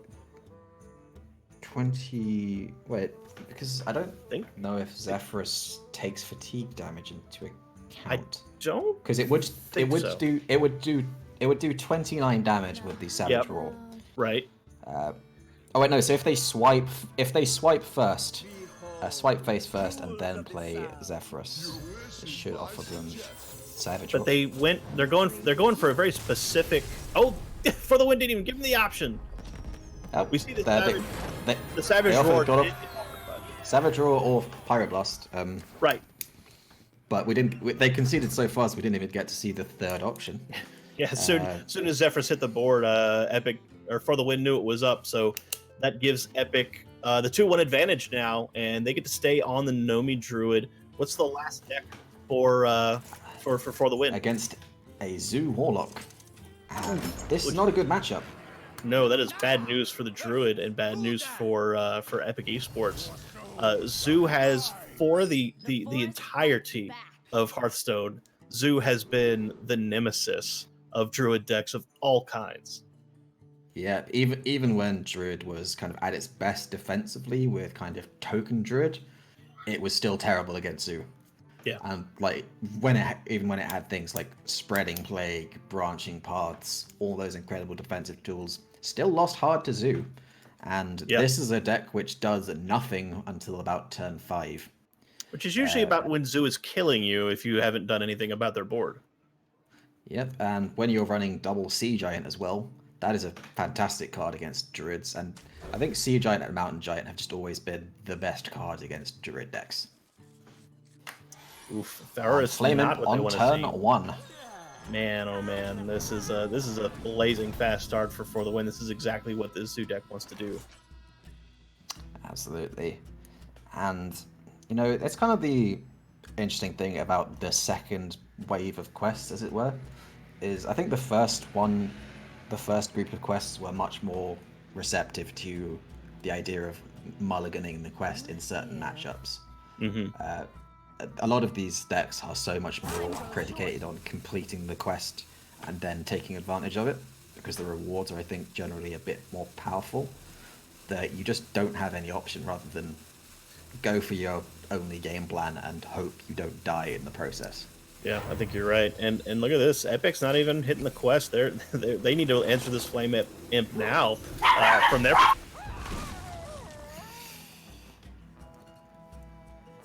Apologies for Cinder's little dog there, yapping away. Now, for the Win Esports, have had their Flame Imp answered, but they do still have the Mekaru and Sinister Deal to be getting on with. The Sinister Deal available as a one-of. Yep, and lackeys are good for Zoo. It's more stuff on board, it's more effects, potential for spell pickups for lethal, and another Flame Imp coming in for the Win. And Robobson, it's well known amongst the casting community that is not a Cinder cast without a dog barking. Absolutely, it's just got to happen. Right. Now, Magic Carpet is just yet another card which Druid really struggles to deal with. 6 health is it's a big butt. It's miserable for Druid. There's aside from either spell power or quest completion starfall, there's no way for it to answer the 6 health cleanly. So it's just going to continue building power for the Zoo. Each one of those 1-drops getting an attack bump as they get played. Yeah, and for the Win, having one of, I think, Zoo's biggest tools that they got from the previous expansion, Disease Vulture, every turn, tap and look at this, generate a 3-drop, and that's just a tempo Zephyrus. 3/2 Zephyrus just to try to challenge the board here. And I'm really curious about that, because they have to know that this is going to almost certainly be immediately answered by any 1-drop plus Magic Carpet, right? Like the Zephyrus is not going to live except to just absorb 2 damage. Yep, and that's probably all Epic want. Remember that they took a whole turn out of their quest completion on turn 1 to coin Wrath, So their quest is not getting completed until turn 6, which means that they're either going to have to play Oasis Surger off curve, or they're going to have to wait to play it until after their Nourish turn. And Evil Genius being picked up, getting these lackeys on, and they can taunt up this Oh, wow. magic carpet, make it 8 health, so then it doesn't even die to quest completion Starfall, or they can just go for this, use the lackeys to pick off Zephyrus. Zephyrus did nothing. Absolutely nothing there. And it looks like they're gonna double up. So I think this is a nod to the Oasis Surger. They don't want to lose the carpet to an Oasis Surger, even augmented by the quest, just to get the 2 rushing 3/3s. Would answer the carpet, so putting a taunt in the way keeps that from happening. Yeah, but also the fact that it is 6 health means that even post quest completion, it's going to take 2 full hits. But for the win, going to combine this Disease Vulture with this Flame Imp, make a 4/2 Flame Imp, which can kill off this Crystal Merchant. Lovely. And make create a 3/3 for free, and then send 6 damage to the face alongside that, and the quest is still not completed. It's going to be another turn for Epic of doing absolutely nothing. Epic needs an absolute miracle here to survive this onslaught from the zoo. But looking in the crystal ball here, Robson, let's say this ends up being a win for the win, and we go to a 2-2, we go to a game 5. What's the last deck for Epic? About that for the win. For Epic, they have a Control Warrior. Oh no.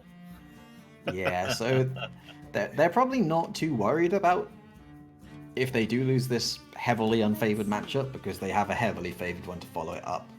And their Control Warrior, just having a look at it, it's pretty... I mean, it's a pretty conventional list. All the good Control Warrior tools, and Control Warrior is just a very good deck against Zoo. So it really is a rough one. Although I have to say, I think Control War, or I think Zoo has a better chance against Control Warrior than Quest Druid has against Zoo. I would have to agree with you there. It's pretty rough. And now that this quest is going to be completed, finally, for the win, know that there's going to be the threat of Oasis Surges. So I imagine we're going to see...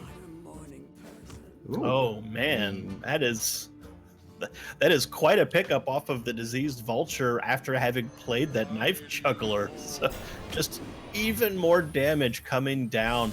The Grim Rally going to help protect against the Starfall to try to address this board. Just a lot of damage. More damage. Oh man. They are down to 10.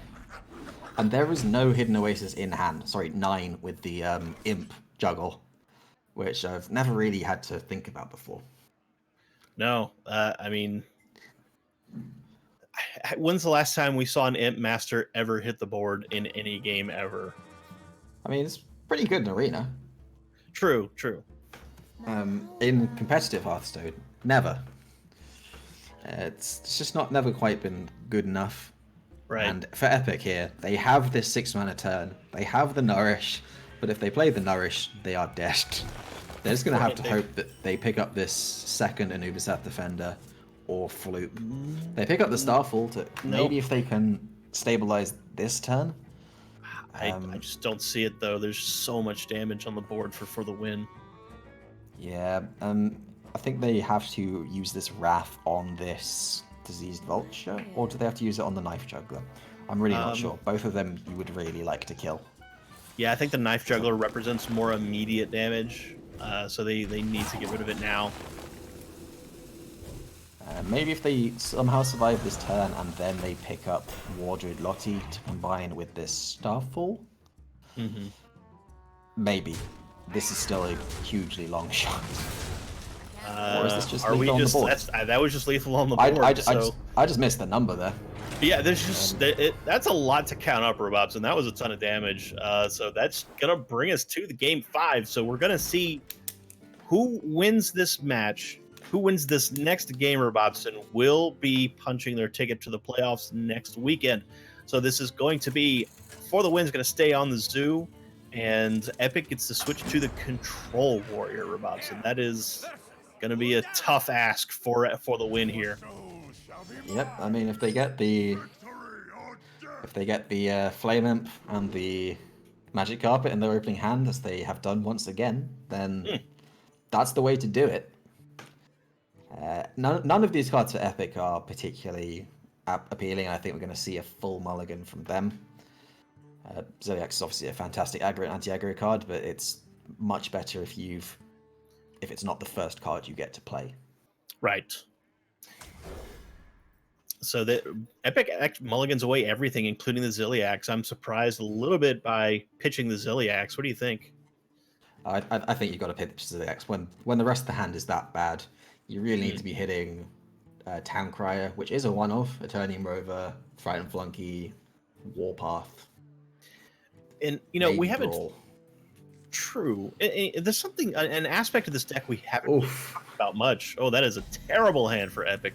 But another bad draw for Epic. But we've had Control Warrior kind of had a sideways nerf recently, Robobson. Isn't that right?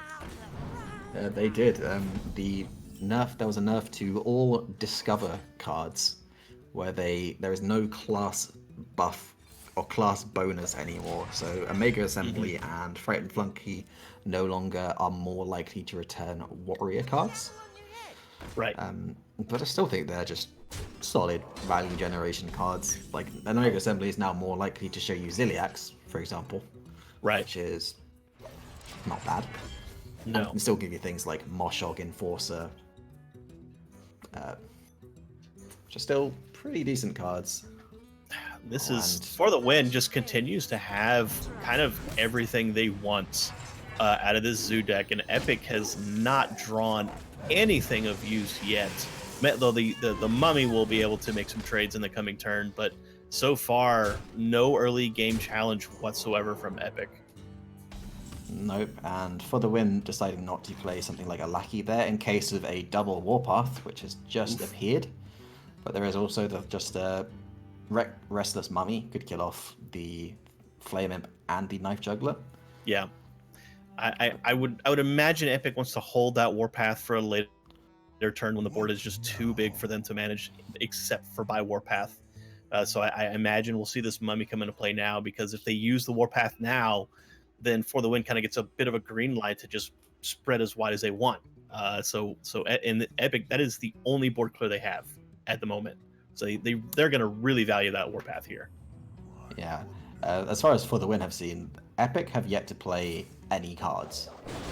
I stand corrected, Robobson. They're going to go for Warpath now. Yeah, and I think what we're going to see from For the Win is a Damage Lackey followed by a Evil Recruiter to just play a 4-mana 8/8. Yeah, seems pretty good. Just turn 4, get 8/8 worth of stats on the board. I mean, pretty good against Dynamatic, I feel. I think, I understand what Epic was going for. They saw the Warpath and the Dynamatic in hand, and they figured we can answer anything they play on turn 5 after this Warpath because of the Dynamatic, but they can't answer this. They cannot answer the 5/5 Demon and the 3/3. So this Dynamatic now loses its value, and that's just a lot of damage represented for the Win. I mean, the Dynamatic, Robobson, might even fail to clear the board here. Well, it might fail to kill a minion. Exactly. Well, that's what I mean. There's a 50-50 chance of that just not happening. Super Collider can only leave a 5/1 on board, and you'd have to face tank 5 for that. They can face tank 3 and then leave a 5/2 on the board. But then what we're going to see is 5 swings to the face, the 5/2 get evolved, and then another 5/5 come down. Man. So Magic Carpet in hands for the Win. So here comes the Evolve on Demon. Well, they took it back. I think they're going to think about it, but I think having just seen what it was quite a weak turn from Epic, they are pretty safe to just go in on it. Yeah, I think so. And the Dynamatic is not going to be able to. That's a great roll on the Oh on the yeah, ogre there. My goodness. Yeah, put the 3/3 in between to get so that the super collider cannot answer. The brawl and is did not play the good. crystallizer for this exact reason. Yes, And I brawl's think good, we've but got it's to. not great. Now it's just a question of. I think Brawl has to come down here, but it's just a matter of Yeah, do you play the Eternium Rover before or afterwards? Are you in a bad enough position that you need to win that 25%? Or are they just going to go they're actually for. going to go for this. So clear, yeah, Oh, clear that off, and then use the super collider. But this sets them to 9 plus hero power for 11. Oh, that's clever. Robopson, I didn't even see that line. That was an excellent clear by Epic. Yep, but for the win are by no means out of gas Cinder. We can see a Knife Juggler, Magic Carpet, Crystallizer. Get Yeah, rid of that armor and generate a pretty hefty amount of stats. Or there is the Serpent Egg, which could also come down. It's pretty good yeah. repellent for things like Brawl or Warpath. Yeah, we've seen I've personally seen the egg start to kind of drift out of the zoo decks, Robopson, because there's just not as many opportunities to kill it. You know, there's Grim Rally, there's Evil Genius, but sometimes it's just a 0/3 and you don't get the value you're looking for. Yep, and I think Epic have just been handed an opportunity to get back into this, because this is, I think, a good enough turn to play Armageddillo.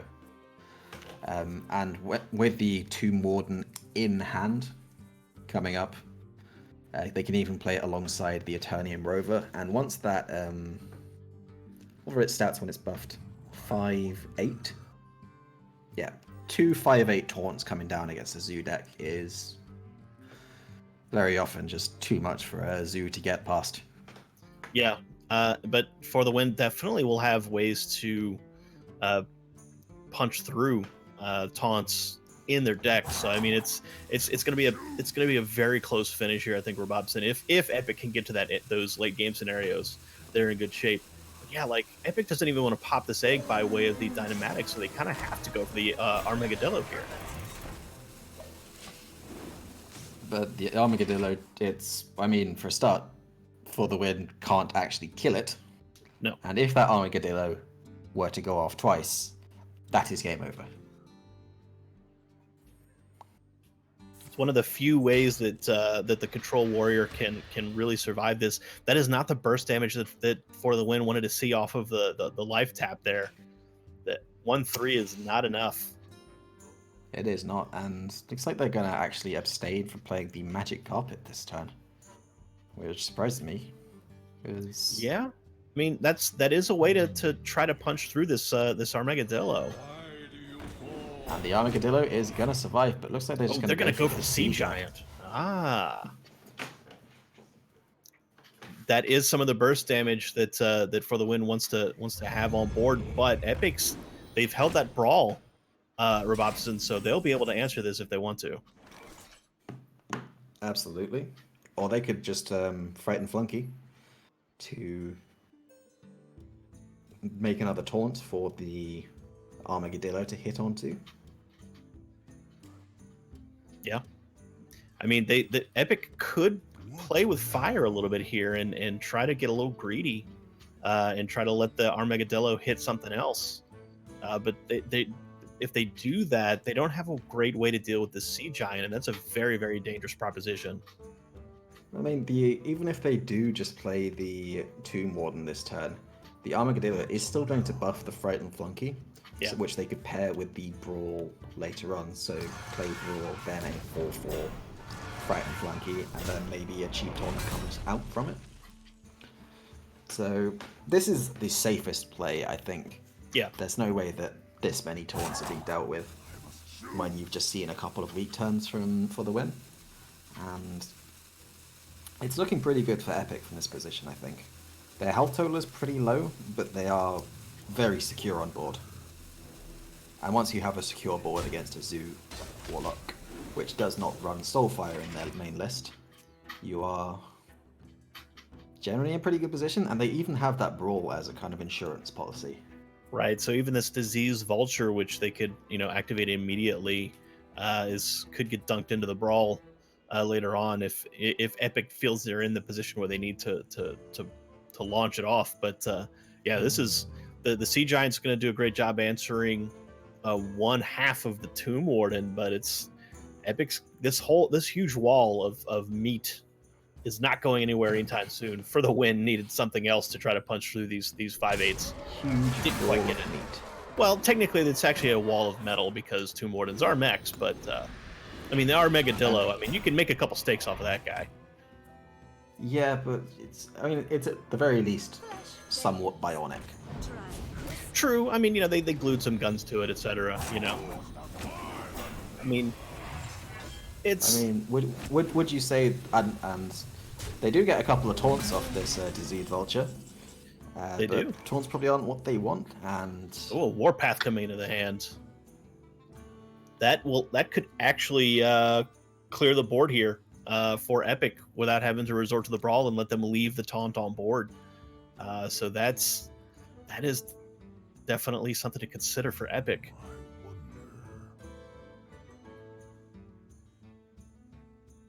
Still a turn away from the Omega Devastator too.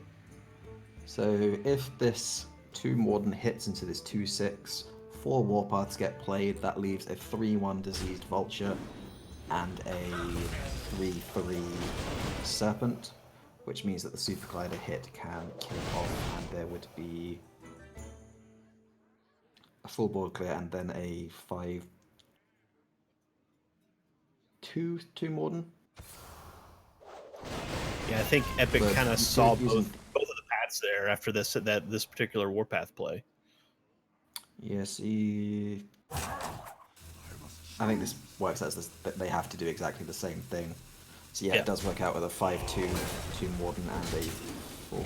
No, this way they actually get either the hero power or just play the Frightened Flunky. Yeah, why not? One less ball buff and play the Flunky. Get a good old Senjin Shield Master. Yeah. Never. I'm happy to see that. Oh, they go for the Proud Defender instead. I mean, there's a decent chance that guy will actually get the bonus. Yeah, what we just saw there was the effect of that warrior nerf that you mentioned earlier.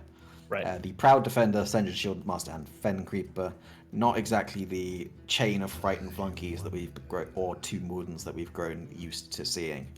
Right. So there's a lot more neutral taunts, and a lot of them are not very good. No, they're really not. I mean, could even see something awful like a Silverback Patriarch, but hey, this hand is a little weird here for the win. Both Grim Rallies coming in now. The Snip Snap has some potential to make a sticky board, which will be necessary to fend off the Brawl, but this will just be a single copy of Snip Snap here on this turn with 3 mana left. One thing I've kind of noticed about the way that For the Win have approached this game, they kind of came out the gates all guns blazing, got Epic Esports down to 9 health, and then once that board was cleared and they had the option to go Knife Juggler, Magic Carpet, Crystallizer, they all of a sudden decided to switch to a more value-centric game plan. Yeah. They've been this Magic Carpet has been in hand for 5, 6, 7 turns at this point. Yeah. And if that had been on the board a while ago, I wonder if they could have actually got the pressure on. Because they're kind of taking it a lot slower now, and that's playing directly into Epic's hand. Oh, right, yeah. They had several turns of Armadillo. They've been able to play all these taunts. They're ahead on board now. They've even picked up Shield Block to kind of get some more healing going. Omega Devastator is now active. And just giving Epic time to draw answers by itself has been problematic for the win.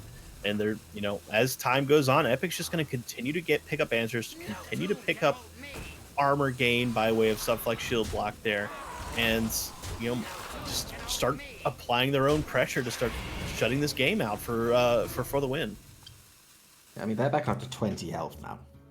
that window is closed. I think so.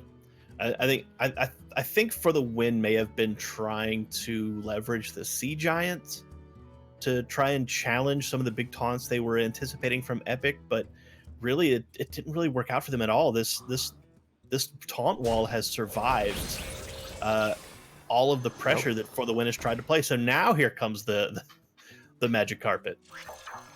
It's about time. And I imagine we're going to see something like a double Grim Rally Sea Giant here. It's a big push, but I think it's come a little bit too late. Yeah, I mean, there's a brawl waiting in hand for Epic. They'll be able to deal with this once For the Win empties the hand. For the Win, not even going for the Grim Rally. They're just gonna. Oh, well, there it is. That's it. They are going to go for it to keep the board a little bit smaller. So Yep. Brawl might not be quite so much of a blowout. There is that Oh, 1 in 3 man. chance for this. No, but there is still, of course, Brawl Omega Devastator. There's Brawl Shield Slam. There's Brawl Proud Defender Shield Slam. Pick your poison, Cinder. Really, I mean, they can just shield slam Omega Devastator hero power, and what's that 2/2 gonna do against 22 health? Not too much. They're not even going to use the Brawl in this position. Just No, gonna deal there's with the no need. Giant and the Magic Carpet. Play out a Taunt. They're ahead on board against a 2/2 mech, and they've now seen both Sea Giants. They've seen Magic Carpet. They've seen both Diseased Vultures. And now they've seen Solarium, and now the deck's getting pretty low. Yeah, For the Win starting to get a little desperate. That's it. For the Win throws in the towel. Yeah, and that's going to be Epic taking a pretty grueling 3-2 victory there against For the Win, and Epic have confirmed their place in the playoffs next week. Yeah, that was a big ask for the Win to try and beat that Control Warrior. They saw a glimmer of hope, but their decision making did not work out for them. For the Epic ended up having the amount of time they needed to get those answers on board and get the win in Game 5. So Epic gets Game 6, 6-1 now going into round. Are they 6-1? Yeah, they're going to be 6-1 after this. 6-1.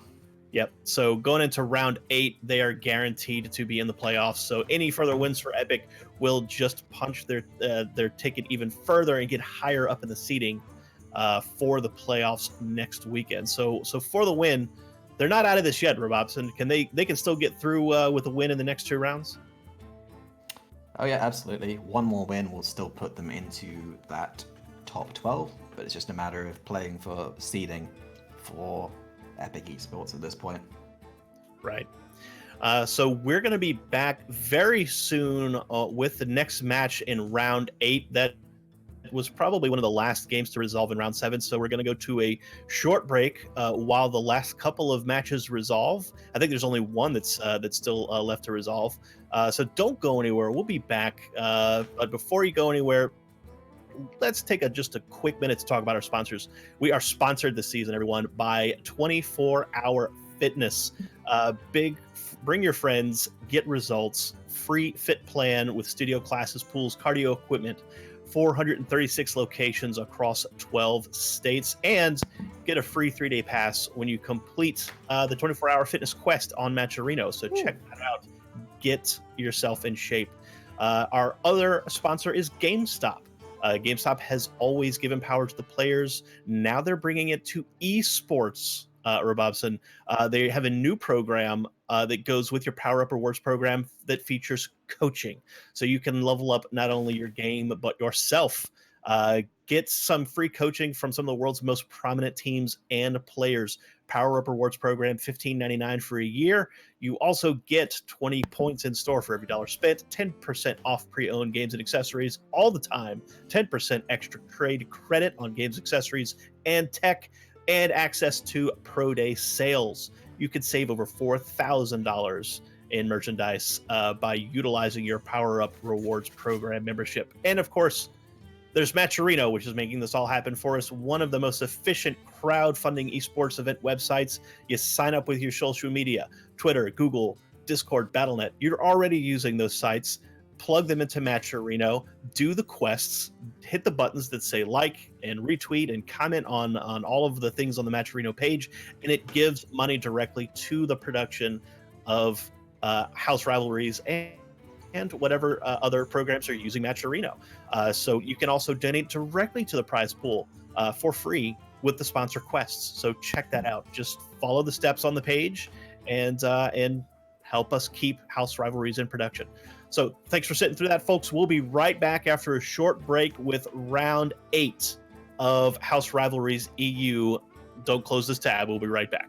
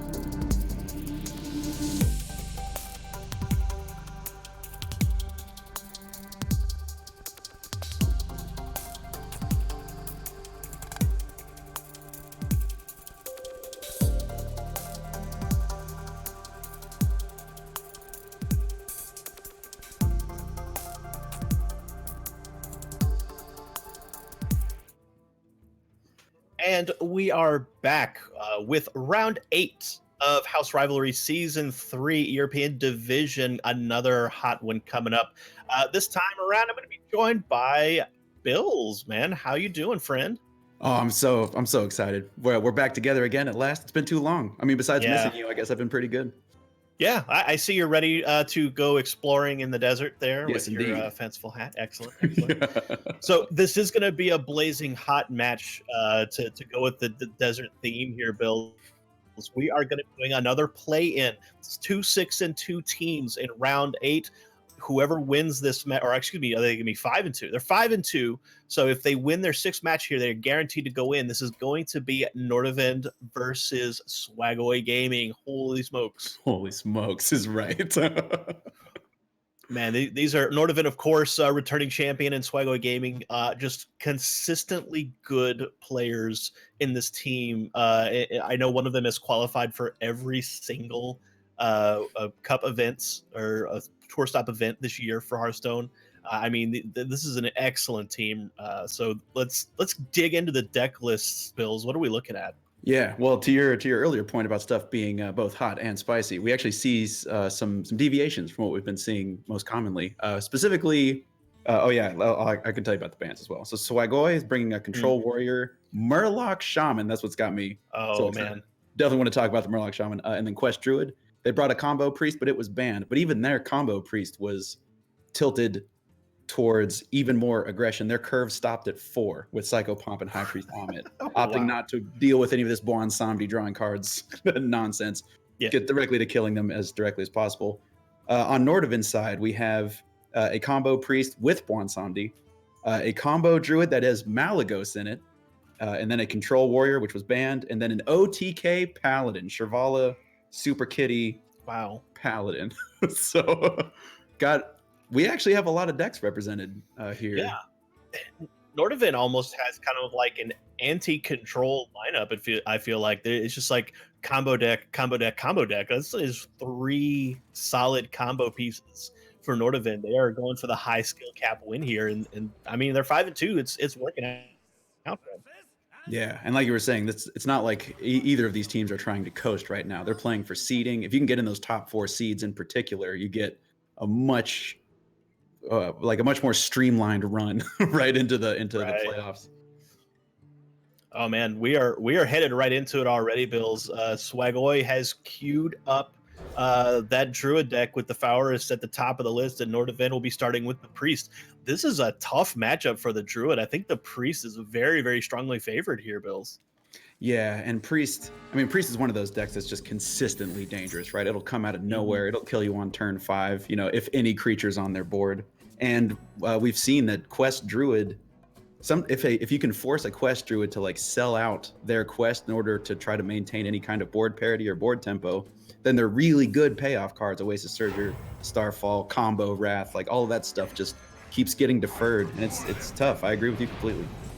Yeah, and with the Druid kind of doing not much for the first few turns, if they can't answer this board, these priest minions grow so fast. So they do have the Wrath here, but Nordavend is sitting on the injured Blade Master, so they're going to be able to just refill this board immediately. Just a classic vanilla combo.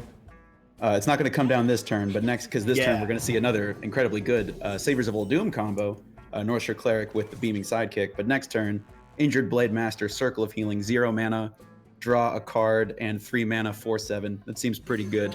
Oh yeah, the top deck Northshire Cleric there definitely kind of steered their decision into playing that first, and then they get a 1-drop off the top as well. That Enter Fire can be combined with this turn if they so chose. Yeah, and this is just, and you want to talk about the opposite kind of start, right? The Druid just spent 2 mana playing a 1/4 and accidentally going to allow Nordavend to draw approximately 1 billion cards off of this Circle of Healing. Oh, and they picked up a Silence too, which will shut off the card draw off of that Crystal Merchant. I'm sure they're strongly considering that. There it is. Yeah. So Swagoi stuck with 4 or 5 cards now in hands in the early game. This is a tough position already. And there's no way for Swagoi to prevent Nordavend from just abusing this 1/4 stat line to just draw 2 cards at least every single turn, and then another circle of healing. All of a sudden, that healing goes to like a second billion cards. That is rough. I wouldn't be surprised if they just traded away the Crystal Merchant into the Blade Master or not. They're thinking about face. I guess. Well, it's living dangerously. Yeah. Oh my gosh, Psycho Pump off the top is going to bring back the injured Tolvir as a full board 2/6 if they so choose. Man. I mean, this board is already just completely out of control for Swagoi. Yeah, and we already see on one of the payoff cards for having a board of any size, the extra arms in hand. In conjunction with the Inner Fire you were talking about earlier, we can already set this injured Blade Master to be a 10/10 this turn. Yeah, it's an option, but I think the strength here for Nordavind is just continue making huge minions that are impossible to answer by virtue of their very high health totals. Yeah, and having the Reborn on the injured Tolvir actually plays in to Priest's game plan anyway. It's a high maximum health minion that'll come back damaged. Swipe doesn't get there. So it's a swipe. It's going to have to be swipe and trading in the board and trading in their Crystal Merchant just to get it back to a dangerous board state, as opposed to just a lethal board state. Yeah, I mean, the injured Blade Master is still a 4/6 on board. The quest not yet ticked off for Swagoi, so there's not even a terribly strong play, a response play available for Swagoi. Turn 6 at the moment might be a Nourish, but that's not much to challenge this board. They can play the Anubis Ath Defender, but that's it. They really need some help off the top if they want to survive this game.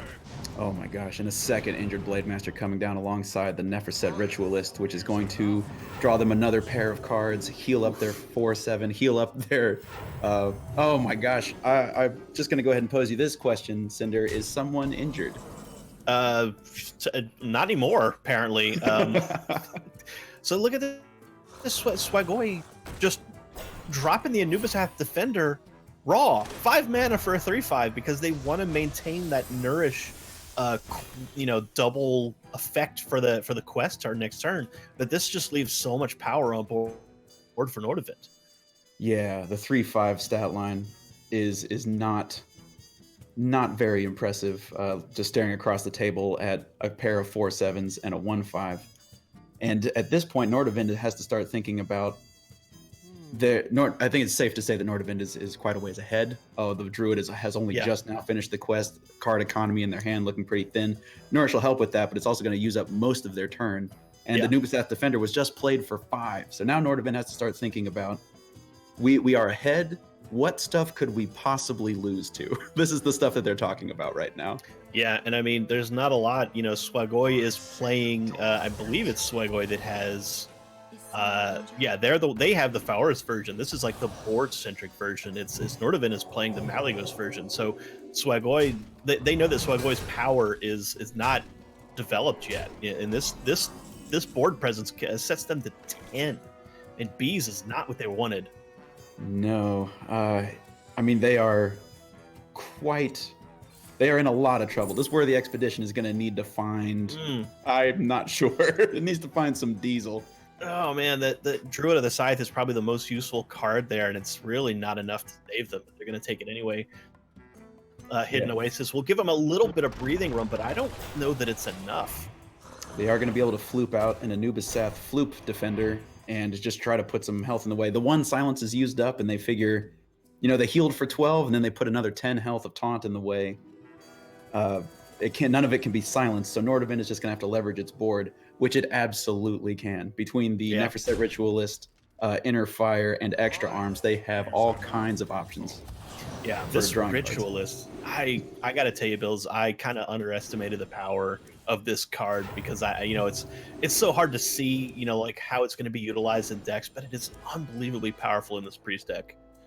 And absolutely. And that was definitely that was one of those cards that I just classically wrote off, right? Oh, it's a good arena card.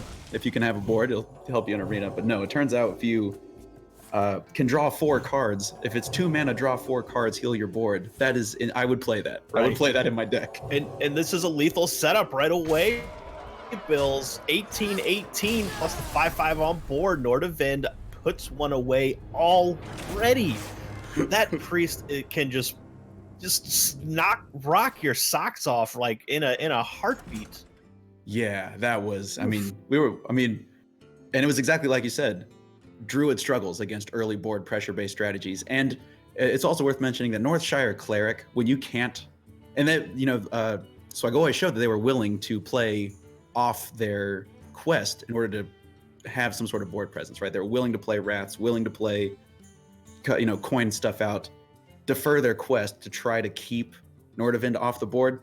Didn't matter. No. There's too much board coming off that priest. Yeah, too much health coming out of the minions, and I think that's really what gets Druid into trouble, because they can they might be able to handle one big minion, they might be able to handle a bunch of small minions, but it's the multiple big health minions that they can't deal with, and then it's just inevitable that the inner fire combo comes out. So Swagoi gonna switch over to the control warrior to try to answer this explosive priest from Nordavind. And I mean, warrior does have a lot of tools, and importantly, like you were talking about, a lot of the health totals of the priest minions line up very awkwardly against druid removal. Warrior removal is kind of health agnostic, right? When you brawl, Yeah. It doesn't matter how big your health pool is, as long as your 18/18 doesn't win the brawl. Yeah. That notwithstanding. And the priest won't put on a lot of early pressure as far as just raw power goes. So there's time for the warrior to build the armor, to get those shield slams online, maybe get into a late game scenario and be able to leverage Omega Devastators. But the priest deck can just burst you down in the mid game, and we see one of those power cards right there, just coming off the top there. That's the Light Warden. It's just can grow way out of control very, very quickly. Yeah, I'm interested to see how Nordavind decides to use this hand, because they have a lot of the tools that they want to see. You never said to see a Northshire Cleric in your opening hand, but Warrior's removal over the course of the turns, the big ones I'm thinking about are turn 4 Restless Mummy, for example. Yeah. And the break points you have to worry about, because 6 health, all of a sudden the injured Tolvir actually is just 1-for-1. I mean, it's a 2-drop for a 4-drop, but still, you can't spiral your Tolvir Warden out of control as easily against Warrior if you can't get that health above the 6 that comes with it by default. Right, and we're going to see a coin extra arms here to get this Light Warden to a 3/4 and make it a little bit more difficult to answer for Swagoi and to put some damage down. Oof, Dynamatic's going to be good in 2 turns. Yeah, as long as, and I'm sure Nordavind, there's so much removal in this warrior deck. There are obviously shield slams. We talked about Restless Mummy already. There's a copy of Plague of Wrath. There's a Super Collider. There's Ziliax potentially buffed by our Megadillo. Tomb Wardens potentially buffed by our Megadillo. Like, the amount of health that Nordavind is going to need to generate to get above and beyond what can be handled. Oh, Dynamatic, like you were just talking about. Yeah. That it is achievable, though. Like, if there's one thing that this priest can do, is if they use their resources correctly, they can get above all of these numbers, all these number breakpoints. But then the brawl comes out. So it's a tightrope as the priest. Yeah, and Nordavind kind of has a kind of an awkward hand here on turn 3. That we saw the last game. They're able to leverage the Tolvirs, the Blade Masters, to get some big minions early on, but not present here in the mid game and in game 2. So this 5/4 Light Warden is going to have to be the ticket, and it's going to get answered by the Shield Slam. Yeah, wow, spending a shield block and a shield slam on a 1-cost card. Drop. Yeah, we do what we have to do to live, right? Like, this is right. Yeah, I mean, it gets so out of control so quickly. All it needs is 1 turn of like multiple heals, and that thing just is a real danger. So, but Psycho Pump going to bring it right back. Swagoi, though they can answer it here multiple ways if they want to. Yeah, I would assume. Yeah, so it looks like they're going to use the Super Collider they're not going to be able to full clear. They're not going to be able to full clear the resurrected Light Warden, but a 1/1 is something you can probably handle as a control warrior. Second Psycho Pump comes down. They could even it'd be a little bit of a stretch, but they could draw a card here off of the Circle of Healing. But I'd imagine the Psycho Pump is forward in their minds going into this next turn here. Yeah, I'm interested to see because the Psycho Pomp, I guess now it's a coin flip. Will it get the Light Warden or will it get the dead Psycho Pomp? Yeah. And then if you play out both Psycho, I don't know how much time they have because I was thinking like, oh, maybe they want to wait for High Priest Ahmed so they can do high health, generate a bunch of high health minions and all that stuff. But I wonder if they even have the time. I wonder if they need to just, okay, they're going to go ahead and commit the second half of extra arms to keep pressuring this. But here comes that Dynamatic, just like you were talking about a turn and a half ago. Right, and Dynamatic can actually be a very dangerous card in this matchup, because if there's too much stuff on board and the Dynamatic just damages a bunch of stuff without removing anything, then you set up a big draw turn for the Priest. But fortunately, Nordavind hasn't been able to develop super wide, so Dynamatic going to clear the board. And look at that though, the early Omega Assembly picks up the Omega Devastator. That was a great pickup for Swagoi. Yeah, and now so in their list they've cut one of their Omega Devastators, potentially for the copy of Plague of Wrath. Yep. And so being able to generate more Omega Devastators, and this is actually one of the things that was affected by the Discover change, is you're less likely to get your second Omega Devastator, your second Armagadillo, and stuff like that off of Omega Assembly. Oh, two more than you mean. The Armagadillo is a Beasts. Oh, right. Sorry, I'm thinking of Frightened Flunky. Yeah, right. So Frightened Flunky into 3 Armagadillos has obviously scarred me. Yeah, well, Shaggy has been too dope in this deck for a while. They had to nerf him somehow. Yep. So Nordavind's, this is a tough turn for Nordavind. I mean, the only thing they could really do here is the Psycho Pomp, which is just going to get answered by Swagoi's board. But I think they kind of have to do it just to make them use the charges on the Super Collider. Yeah, and this what a shift from the first game. Just Warrior has had all the board control tools. It's we're looking at their hand like, look at all this removal that they've drawn. Well, their deck is half removal. Right. That's kind of the point, right? Yeah. Well, I mean, Swagoi, has not been under a ton of pressure yet.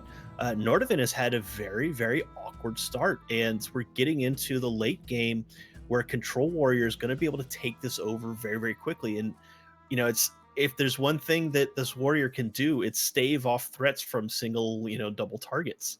So without Nordavind being able to really put on a lot of pressure, Swagoi's kind of cruising into the late game here.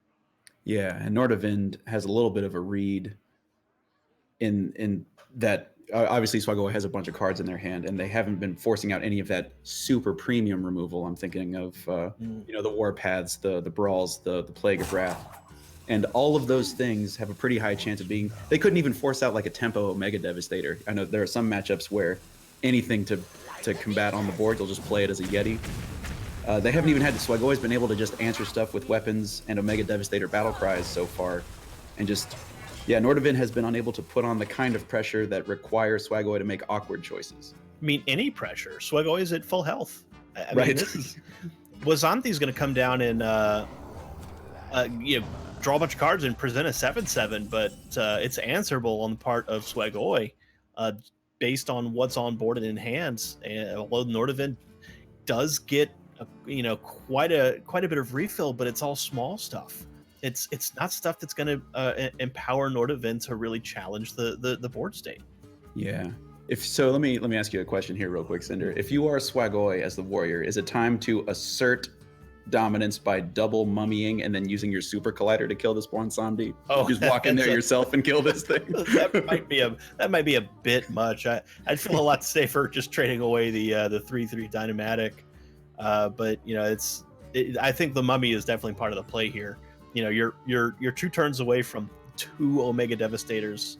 They're actually going to play down a Tempo Devastator here, which kind of surprises me, honestly. Interesting. Yeah, yes. I guess they feel like they have one in hand. They can spare the.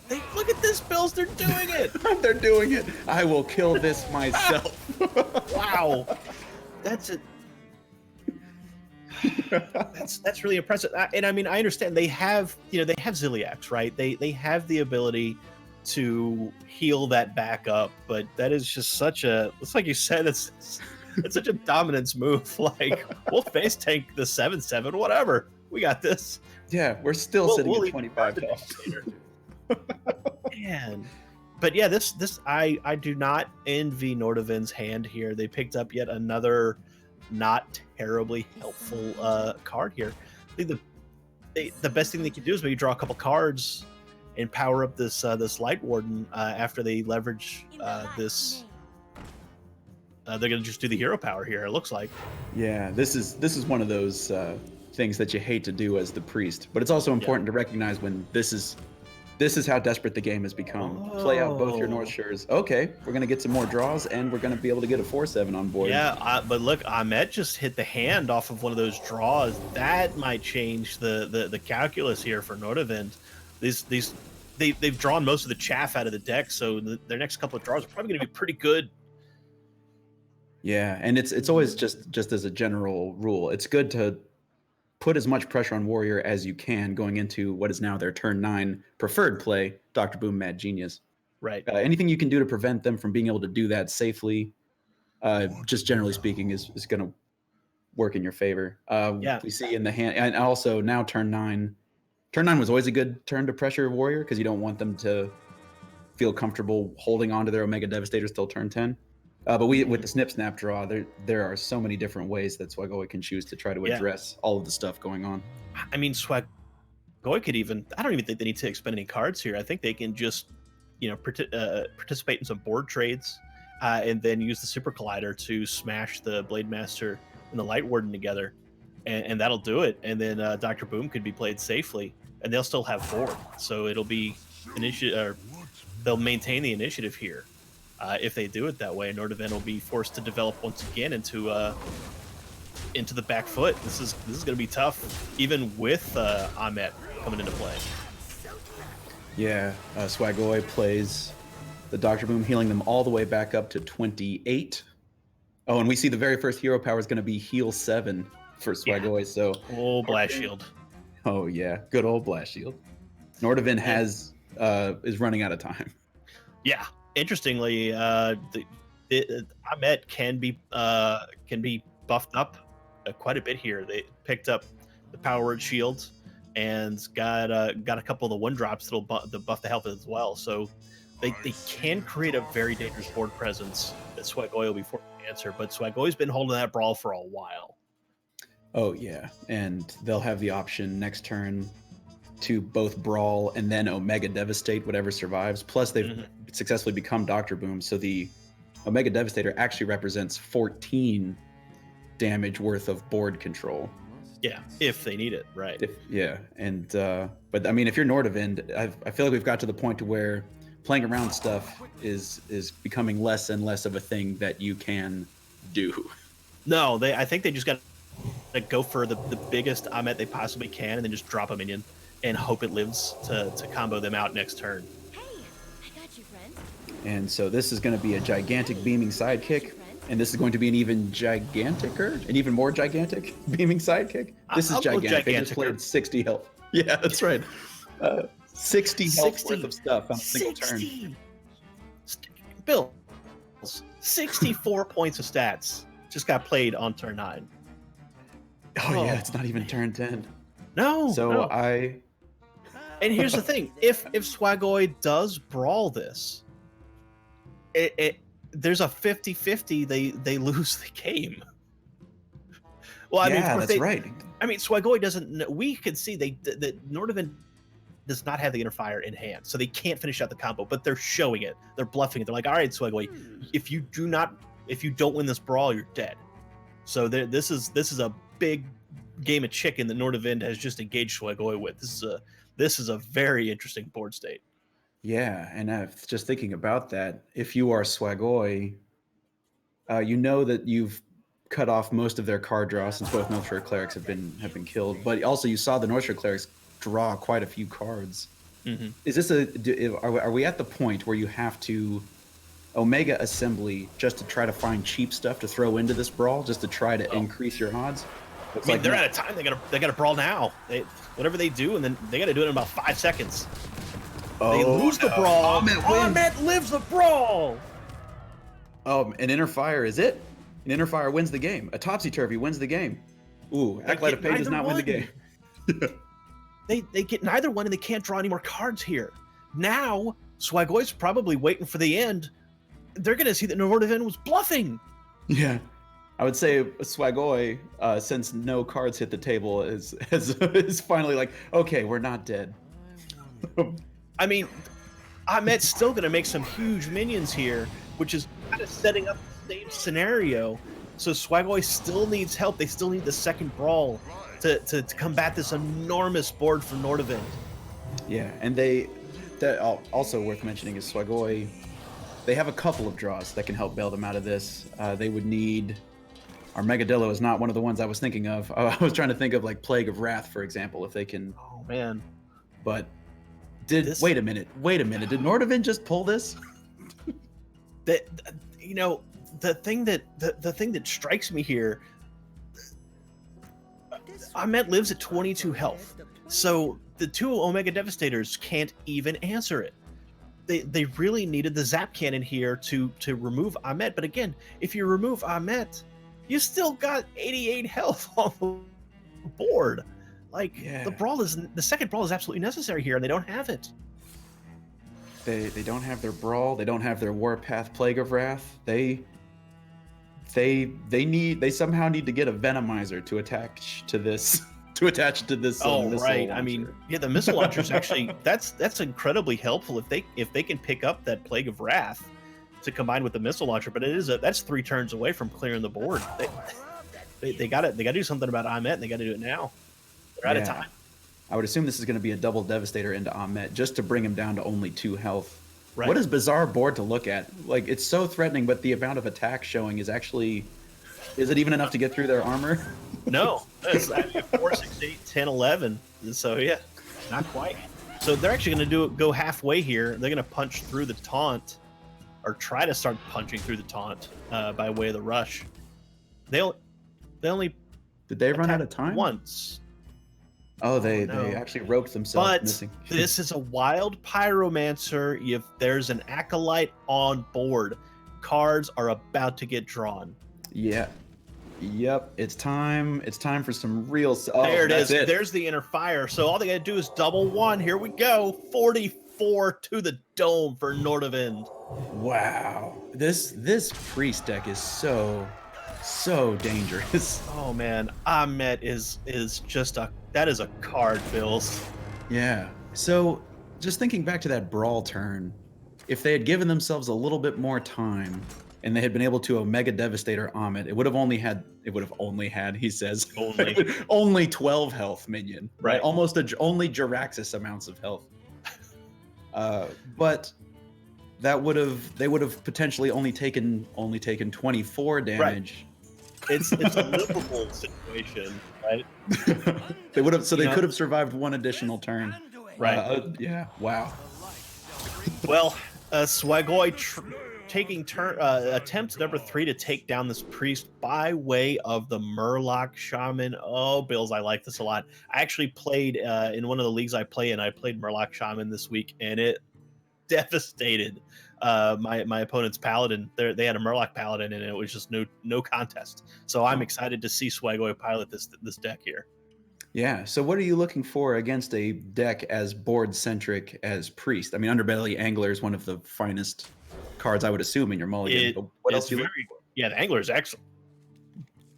Actually, I was going to say that's one of the cards that you want to consider in this matchup is the Cold Light Seer, because the one thing that can blow you out in this game is a Pyromancer combo, and we see Nordivan has a Pyromancer. So Swagoy is going to be playing this early game, trying to avoid getting Pyromancer cleared by way of a bunch of small spells by Nordivind. So we'll probably be seeing the delicate balance between those two things, trying to flood the board while also not getting blown out. Yeah, and this is actually one of the matchups that I feel like got strongly impacted by the nerf to extra arms, because you don't have to play around, especially, since Swagoy are the folks with the coin. They can coin out their Angler without worrying about turn 2 on curve extra arms, just preventing them getting any value.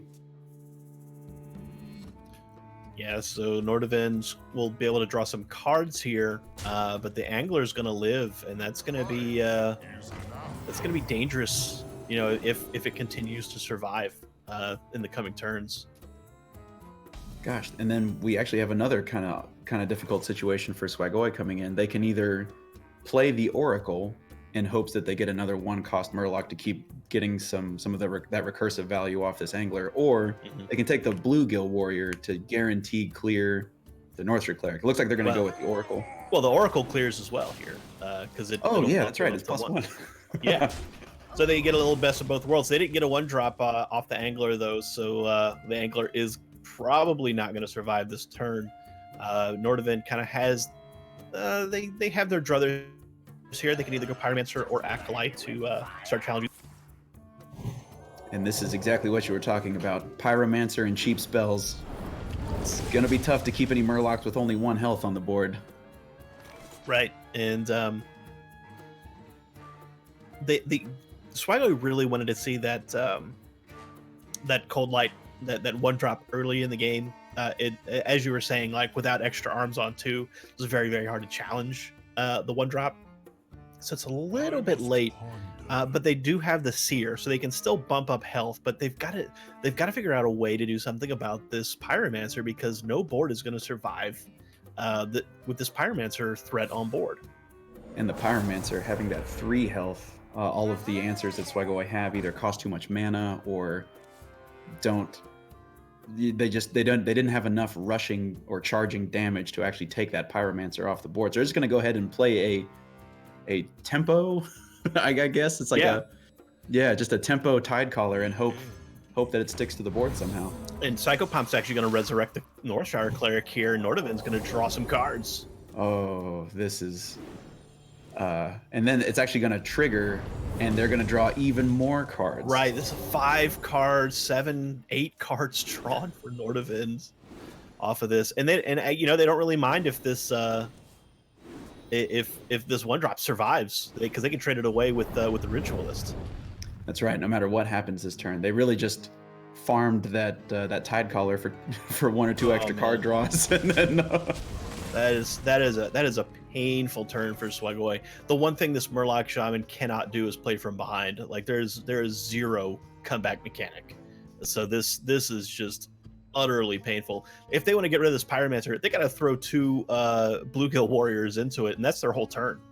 Yeah, it's same for the Northrid Cleric. I mean, the Northrid Cleric, in some ways, the damage is done. This Cleric has already drawn 8,000 cards, but it's still a card you don't want to let them keep. No, but and it's got Reborn too. So like, what do you even do? You got to hit it multiple times. You only have 4 mana. You can clear 1 of their creatures. Yeah, so they're not even going to bother. They're just going to go the Tasty Fin and try to draw some more cards to try to stay combative. But there is Inner Strength, Divine Spirit available for Nordavind, and they can just start hitting the accelerator basically at will. There's nothing in the way of them just taking this game and running away with it. And there's, I mean, from Swagoi's side, I'm looking at their deck list here real quick, and they're not playing the Plague of Murlocs, for example. Yeah. Once these creatures, like you were saying, once these creatures get this big, once the hand economy gets this strong, and once Swagoi and the Murloc Paladin is behind, the Murloc Paladin needs a board to do stuff. We see Bloodlust in the hand. We see the War Leader in hand. You were talking about the Seer in hand. None of these tools work without a board. Right. Yeah. Like there's the Murloc Shaman has to get ahead and stay ahead, or else it finds itself in this exact position where it literally just can't do anything. I mean, they can play cards and watch them get traded away, and my goodness, this is the Pyromancer really is the key that unlocks this matchup for the Priest. And it looks like Nordavind's going to be able to set off their Pyromancer 4 additional times once it's Nordavind's turn again. It is now Nordavind's turn, so they can choose. Do they want to, whirlwind this board a couple of times? Do they even need to? Do they have lethal damage? Can they double and interfire something and win? Let's see. They can. They've got how much? They got 6 mana, so you can bring the Blade Master up to 5. Double it, 10, 20. So they can. Yeah, this is lethal. They can. I think so. It'll take 3 hits off Pyromancer rotation. No, wait, they can. Wait, I don't have that right. Let's see. But Yeah, I before. Yeah, this will work. but they have to do it. They have to do it with the power word shield as opposed to the hero power. With the hero power, they don't have enough. They don't have enough mana. Gosh, they've But I mean, drawn. does it really matter at this point? Like they're so far ahead. Like they can just play the safe if they're not 100% sure about the lethal setup. They can just continue to dominate the board and wait until they're 100% sure. Oh yeah, and there's like you said, there's no reason to. You don't want to set them to 1, and then somehow find yourself in a situation where you've lost the game. Right. Exactly. Yeah. I don't even if they had set Swagway to 1, do they lose this game? I don't think so. Like, I mean, I'm not seeing it. But, Yeah. this- oh, you just know because I'm what? not seeing it. Yeah. I just the thing that was probably keeping them from doing that lethal setup was the Pyromancer, but I think they could have traded away the Pyromancer to make sure that the Pyromancer didn't reduce the health of the Blade Master as they went along the combo.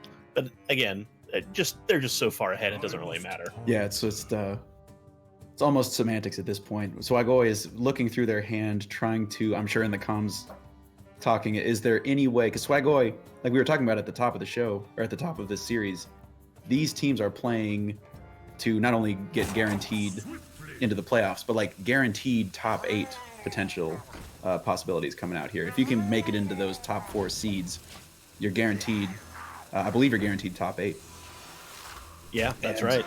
And so Swagoi is going to make Nordavind walk across the board and kill them. They're not going to concede this game. And Nordavind, they took that extra turn to make sure that this was enough mana, enough damage. Trade away the Pyromancer, double.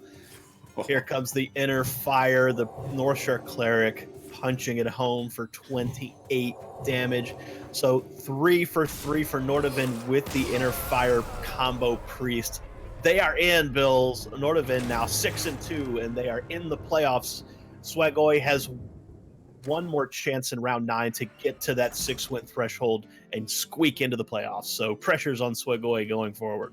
Yeah, and we see some of this match was obviously the Priest is very, very damaged, has very high, what would you say, like very high explosive potential, right? They can take a board and win the game. Even against Control Warrior, even against a deck that has all kinds of different control tools. Obviously, this Warrior was, like we were talking a little bit at the beginning, this Warrior is more tuned to beat other control decks. It's cut some of its sort of mid-game control. It's only playing the 1 Plague of Wrath. It is playing a Weapons Project Harrison Jones, but only 1 copy. They have the Archivist Elysiana in there. Stuff like that. They could sell out even more against board-focused strategies, but it's still a control warrior, right? It's still a control warrior, right? Yeah, and this being last hero standing, that explosive high roll potential of the Priest just allows Nordavind to just cruise through that series 3-0 off of 1 deck. Didn't even have to go back to the Malagos Druid or anything else. They just rely on the Priest just to roll them right through. This an incredibly explosive deck in this format. And we also see perhaps the reason Nordavind decided to ban that deck away from Swagoi. Right. Didn't even give him the mirror matchup, right? Yeah, and in last year's standing, there's kind of different ways to play it, and one of the ways that some players like to play it is, I'm going to take the deck that can high roll, has the highest high roll potential, and just high roll all 3 games, right? And just leave it at that. Don't even worry about trying to play the lineup game. And that's exactly what they did. And there's 2 wins in the last hero standing format. There's every win is good, but there are 2 types of win that are particularly important. The first win, which could allow you to counter queue your way all the way to a 3-2 victory, and then the what would you say, like the unfavorable win. Yeah, that's huge. Priest is one of those decks that can, like you were saying, can just get you those unfavorable wins if you draw correctly. Exactly. Yeah, and being able to win the unfavorable is hugely important last hero standing, no doubt about it. But Swagoi is going to have one more chance at it coming up in round 9, and we are going to be seeing round 9 today. We have to wait for the rest of the round 8 Swiss to resolve, so there's going to be a little bit of a break in between now and then. So we will be back after our sponsor message and after the rest of the rounds resolve to bring you round 9 of Swiss. So our sponsors today that help us keep the production in progress and going: 24 Hours Fitness. Bring your friends, get results your way with a free fit plan, studio classes, pools, cardio equipment, 436 locations over 12 states in the US. Try it for free, a 3-day pass when you complete a sponsor quest. Free 3-day when completing the 24-hour fitness quest. So go to Matcherino and hit that and get a free trial and bring a little bit of fitness into your life. We're also being helped by GameStop. GameStop has always given power to the players. Now they're bringing it specifically to esports players. So GameStop's new program features coaching from some of the world's most prominent teams and players. Power Up Awards program, just $15.99 for 1 year.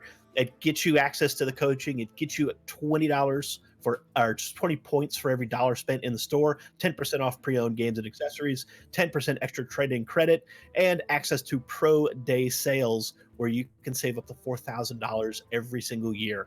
And of course, it's all being brought together by Matcherino. That is one of the most efficient crowdfunding esports events websites. Sign up with your social media: Twitter, Google, Discord, Battle.net. You can sign up with your Battle.net account.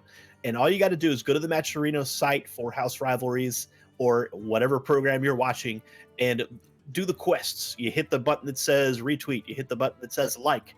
You can do !donate right here in the Twitch channel, and it will allow you to continue to fund House Rivalries for free just by hitting those quests. And you can donate to us directly if you're enjoying the program. So thanks so much for our sponsors. Thank you for watching. Don't close this tab. We're going to be back with round 9 after round 8 completes. So don't go anywhere. We'll be back.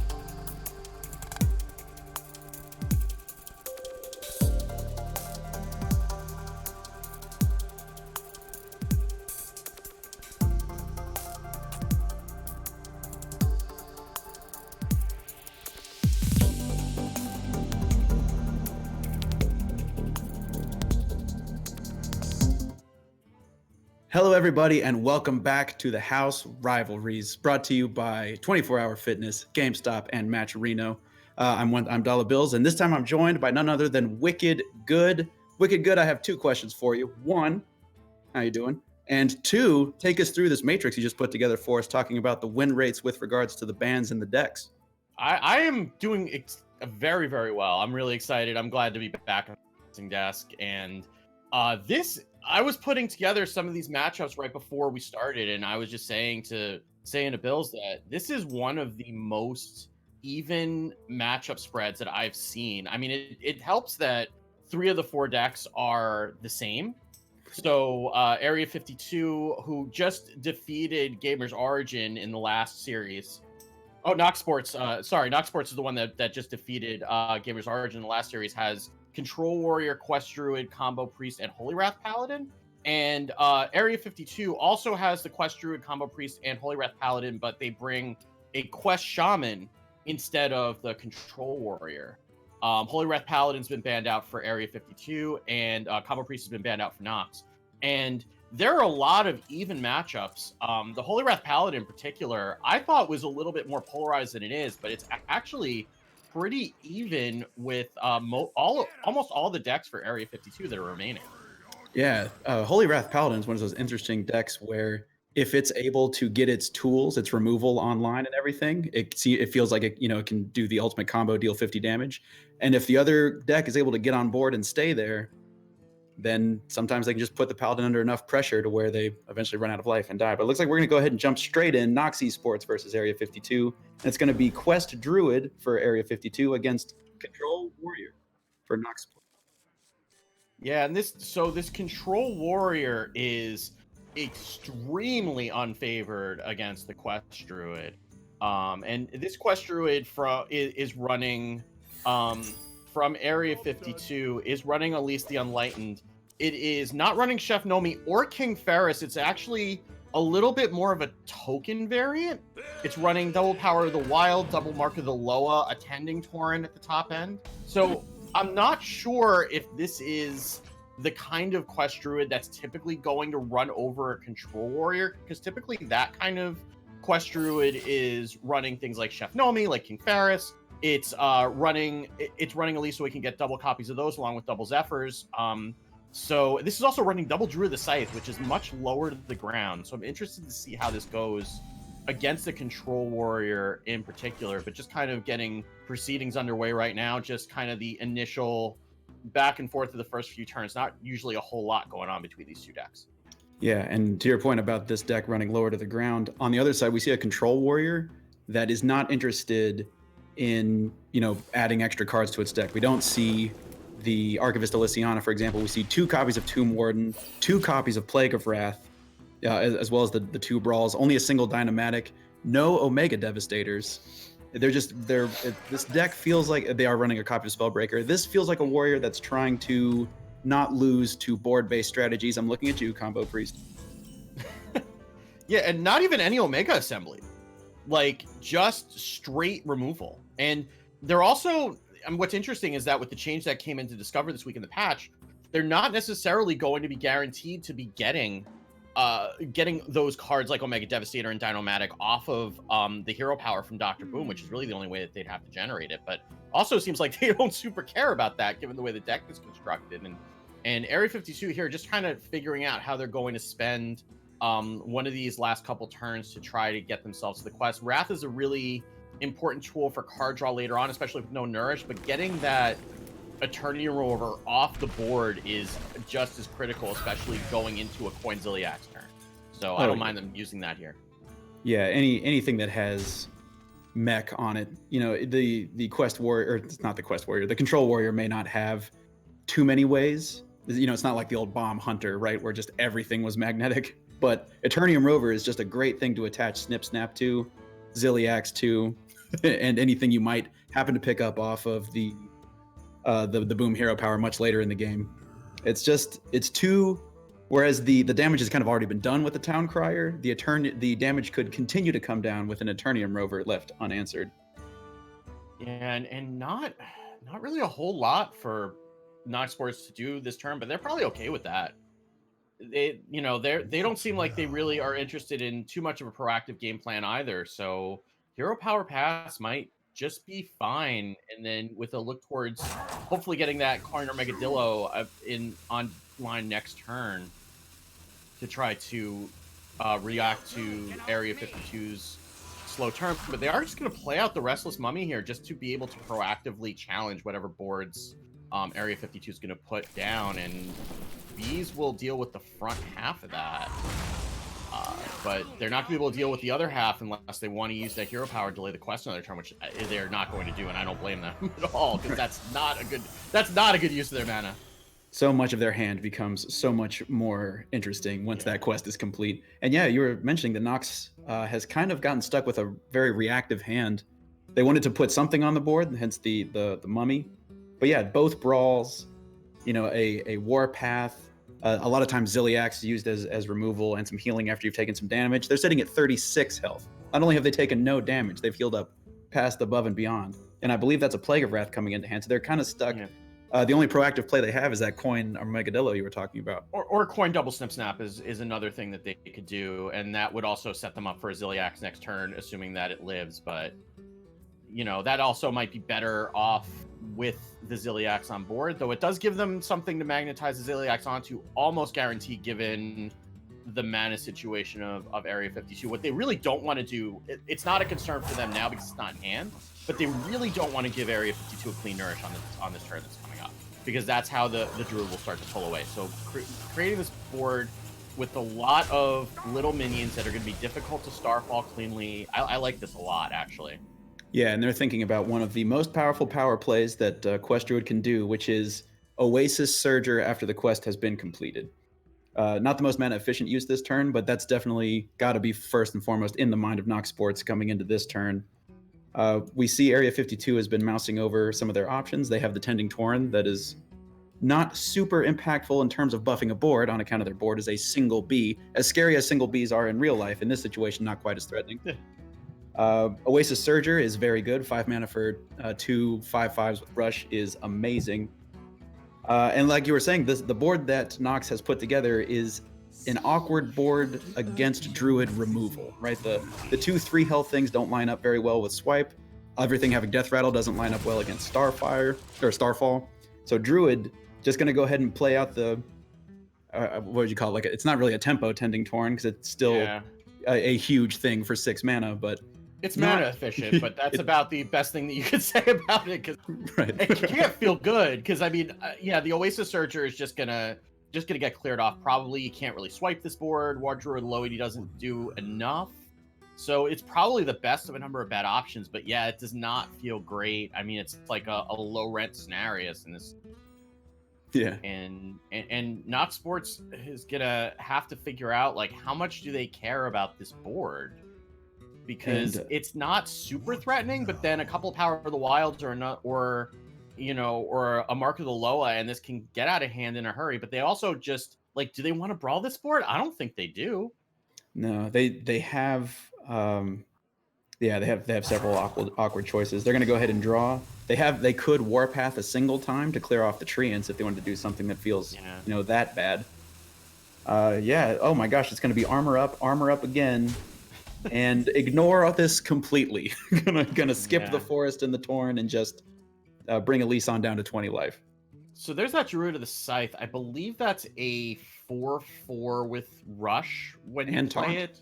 Yeah. And Taunt, yeah. That's it's the kind of thing you'll often only see off of Untapped Potential. But they're running that in the deck, but it's not going to be really fantastic for them. They could pair that with a swipe, bump into a couple of these, get some face damage in, swipe face to clear out all the 1/1s. That's kind of a plan you could go to. You could also use the War Druid Lodi to do that if you want to, though that might be more valuable getting rid of like a Tomb Warden or an Megadilla later on. So I kind of like that from them here. And I would assume that they have their Cenarius very much on their mind right now. If there's a way that they can set up, take away all of the magnetic options and set up for Cenarius, which granted isn't for 2 turns, but if they can figure out a way to keep a relatively threatening board, but not so threatening that Nox brawls it away, or maybe they actually feel good to pull a brawl out, and then they can just scenarios to make another board instantly. Yeah, I'm wondering about the way that they did that. I guess it preserves some of the health on the minions, but you would have pushed like 8 more face damage, I think, if I'm doing my math right, by hitting him with one of the minions and then going face with the other 2 and swiping face. Oh, you're rather talking about... rather than swiping the snip snap and then bumping him with 2 of the 3/3s.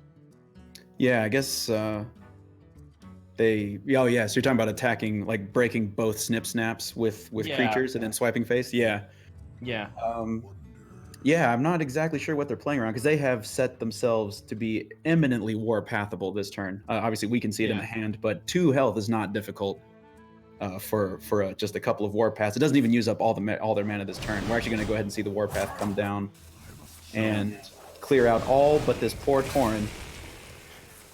And I mean, it doesn't even really play around like something like Dynamatic because health off your minions way. I don't know. There's Zephyrus the Great, but he's not going to be active for quite a while.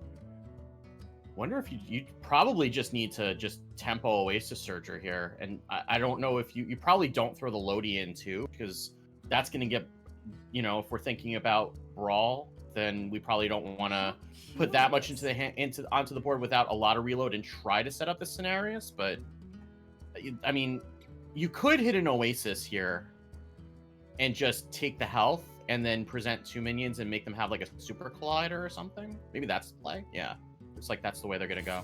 Yeah, and actually it looks like Nox has not included a super collider in their list. Yeah, so they know not that they don't have to play around that too, so this makes that play even better. Yeah. And Nox with a whole hand of options, and none of them really super fantastic. Once again, just stuck with a really reactive. I mean, we're really seeing one of the effects of the Dr. Boom nerf.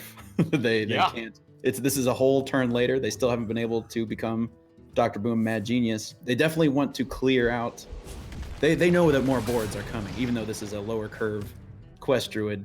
We haven't seen any Oasis Surgers yet. There's the Cenarius is still on their mind. Yeah, there's a Nourish. Oh my gosh, so that's really tempting. They're gonna go ahead and just rip this Nourish. Yeah, I mean, they think they have to. They just need to get more stuff to do. The Cenarius was not going to be high impact. There's Worthy Expedition, Crystal Merchant, and Druid of the Scythe.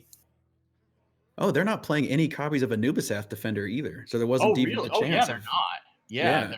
This is a very interesting, like a really down to the ground list. Extra Cenarius, or that I mean, it doesn't matter what the other 2 options were. You had me at Extra Cenarius. Yeah.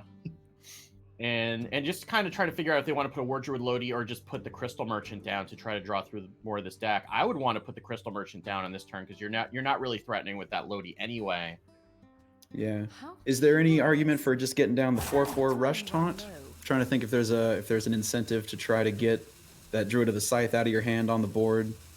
I mean, you do kind of want to put together some sort of board that makes Nox Sports not want to play Dr. Boom, but I don't think you have any options with the hand that you have that's going to, like, I don't think there's any combination of cards that they could have played that's going to, I mean, they might, but I don't see why you wouldn't just rip Dr. Boom here on this board. Like, if you're not playing it here, when are you playing it? Yeah, this is your chance. Only 4 damage looking at you across the way there. And now, all of a sudden, all of especially your Tomb Wardens, right? Being Dr. Boom makes your Tomb Wardens so much better. Yeah, especially with that Armadillo in hand to buff them up. But here comes Cenarius. That's going to turn that 4 damage into 8. And it's going to give Area 52 another card, which is the other potential argument for holding it, but... Oh yeah, and actually the double Cenarius. Actually, if Nox, I assume this is going to pull either a Brawl or a Plague of. Actually, they don't have a way to activate their Plague of Wrath, do they? So this will probably end up causing a Brawl, unless something magical comes off this shield block. No, here comes the Brawl. And because if they didn't Brawl this board, the second Cenarius, which obviously you don't account for, but that would have been so much damage. Yeah. All right, so the Zap Cannon is going to go ahead and bring this down to a 4-1, and that's going to use up all of the mana on the side of Nox Sports. And now Area 52 needs to figure out how they would like to resupply. They still have this Oasis Surger. Oh, there's that one of those token cards you were talking about, Mark of the Loa. Yeah, so Mark of the Loa, they could play Mark of the Loa and Power of the Wild right after that if they want to. They could even fit in a War Druid Lodi. I mean, that's going to play hard into the second brawl, but they're probably not playing around the second brawl, having just seen one. Yeah, that's one of those where it's not like Warrior has been drawing very aggressively. They haven't drawn their Acolyte of Pain. I think they've shield blocked twice, if I'm not mistaken, but it's not like they're holding half their deck in their hand right now. Right. As a result of card draw, they've just not been playing that many cards. So here we go. Mark of the Loa and Power of the Wild going to come down. Yeah, I mean, I like this having just seen the brawl. Like, okay, you need to have the second one. Now, we can see they do. It's also going to be a question of... I mean, I don't think you can really get away without brawling here. Yeah. I mean, I guess if you wanted to Spellbreaker and live dangerously, you could probably get away one more turn. Those are not great options from the hero power. This is that Discover change in action where the neutrals are going to show up more often, and the neutral mechs, a lot of them are not good at all. Right. Not nearly as spicy as a second Tomb Warden or a third Eternium Rover. I do like this, though. Use the Restless Mummy, clear up a couple of 3 health minions, take the big taunt back down to a 2/2, and make them build up another board, but they get the reload. Yeah. Can I interest you in another series of Raptors? So I wouldn't be surprised to see that Druid of the Scythe come down, because now we can actually get some value off that rush potentially. Because it is a 4/4 rush, and it can be buffed out of range if they choose to commit the Mark of the Loa to the Druid of the Scythe. Probably not necessary, but it is an option available to them. But we're going to discover first what is on this worthy expedition. I think I don't know if we can draw that many more cards with another Nourish. That's a little bit much. Keeper of the Grove is actually pretty interesting out of these 3. Like, you're not really going to... I don't know that you're going to get Starfall value necessarily, and being able to silence something, especially something magnetized, is pretty appealing. Yeah, because we haven't seen that Ziliax come out yet, and Keeper of the Grove. If Ziliax gets something magnetized to it, Keeper of the Grove is particularly delicious. But it'll also just remove and attach Ziliax. And here we go again. We go again. Yeah, I wonder if there's any merit to just playing that Druid of the Scythe just to take this 4/3 out. But they're going to pass on it. And we're back where we started with Nox Sports. They're going to play a Frightened... Looks like that Frightened Flunky that they picked up. I guess there's an argument even just to drop the Armageddillo, depending on what you get out of here. Oh, we're going infinite, Wicked. It's time to go. Let's go. I mean, Flunkies for days. Let's do it. Yeah, they only actually run 1 copy of Frightened Flunky in their deck, so this is their chance to change their mind if they want to. Okay, Rusty Recycler is actually really interesting with the Armageddillo buff, though, because it's going to be a 4/8 with Rush and Lifesteal, so that could help out a lot, actually, especially if you wanted to... I mean, if you wanted to magnetize something else onto it, the Ziliax or otherwise, like, that could be a really big deal. And now they're just trying to figure out if it's worth running the Spellbreaker into the 4/6 taunt or not. Yeah, and we see Area 52 just started mousing over their Keeper of the Grove they picked up off that worthy expedition. There's about to be a lot of pressure. Starfall is better. That Starfall is a way better way to clean that up. It's going to take out both of the taunts, let them push a lot of face damage. Oh, they're going to use a War Druid Lodi to clear off the taunt, looks like. Or are they going to just getting that on board? The additional spell power will actually clear off the Spellbreaker as well. So they are free and clear. Yeah, to free and clear to send this whole board into Nox's face. And that was like the last duplicate as well. That's the one part of the of War Druid Lodi I always forget. Even when I'm playing this deck, I forget about the spell damage. So yeah, that's a full clear, and then that paves the way for this to become a really scary board if it sticks. But Nox Sports has plenty of options to choose from. They've got 3 buff taunts. They do have the Brawl. They could Brawl and then just play that Rusty Recycler that they picked up to clean up whatever comes off. See what lives. And yeah, that seems like they have their choice of things that they can rush into it now. Oh my gosh, they could just hero power if they want. They could just zap it and And I'm not exactly Yeah. sure what you do with the rest of your mana, but you know, it doesn't cost you a card, and you get I mean, there's some argument for getting that on that framebot on board just as a magnetized target you can go face. Oh yeah, good. That'll give all of a sudden it gives your Ziliax charge instead of just rush if you can get it out this turn. Yeah, I like that a lot. And all right, there's the Zap Cannon. Here it comes. As foretold, the upgradable framebot hits the board, and they're going to pass the turn over to Area 52. Area 52 has now seen both brawls, and so now they have a little bit more of a sort of a go-ahead to build up a board a little bit more, like commit more resources into a board. But that said, like you were saying at the top of the match, they don't have Nomi, they don't have Feoris, they have Elise. Yeah, and that might be what they're digging for right now. Like I don't see them using the Zephyrs. That may be why they've been holding on to the Oasis Surger too, because they want to copy those things. And they are going to commit an Oasis Surger here, but I think they're trying to, now that they have all the duplicates out of their deck, they just want to find Elise so that they can get value out of that effect. But it looks like we're going to build up a pretty big board. I like this in terms of getting almost everything except for maybe the Nourish out of hand. This sets them up to be able to Nourish next turn regardless. Draw out Elise and get that out of hand, and you may even want to hold on to the Keeper of the Grove. You know, and duplicate that. I'm not sure. It's not the worst thing in the world to have, for sure. And here we actually see one of the technology, or one of the tech cards in for the Control Warrior is a copy of OG Whirlwind. They're actually playing they have both copies of Warpath as well as a copy of Whirlwind to activate their 2 copies of Plague of Wrath. So even though we saw Area 52 play around, you know, any kind of rush shenanigans to set off a Plague of Wrath, Nox has taken that into account and has decided to just play 3 Whirlwind effects in their deck to make sure to maximize the chances of their Plague of Wraths being applicable. Because this is a lot of stats, right? Like this is a big old board. Both brawls are gone. If only King Mosh was alive to see this. Right, King Mosh would be very proud. Wait, you took my effect off and now you don't get a dinosaur? You just get the effect? And wow, Nox is not... dinosaur, literally unplayable. Yeah. Yeah. Nox is going to decide to hang on to their... You know, they're down to 2 pieces of like ultra premium stat agnostic removal at this point in the form of the 2 Plague of Wrath. So they're going to go ahead and utilize that rush mechanic and the buffs from the Armagadillo to get these Tomb Wardens. And this is also...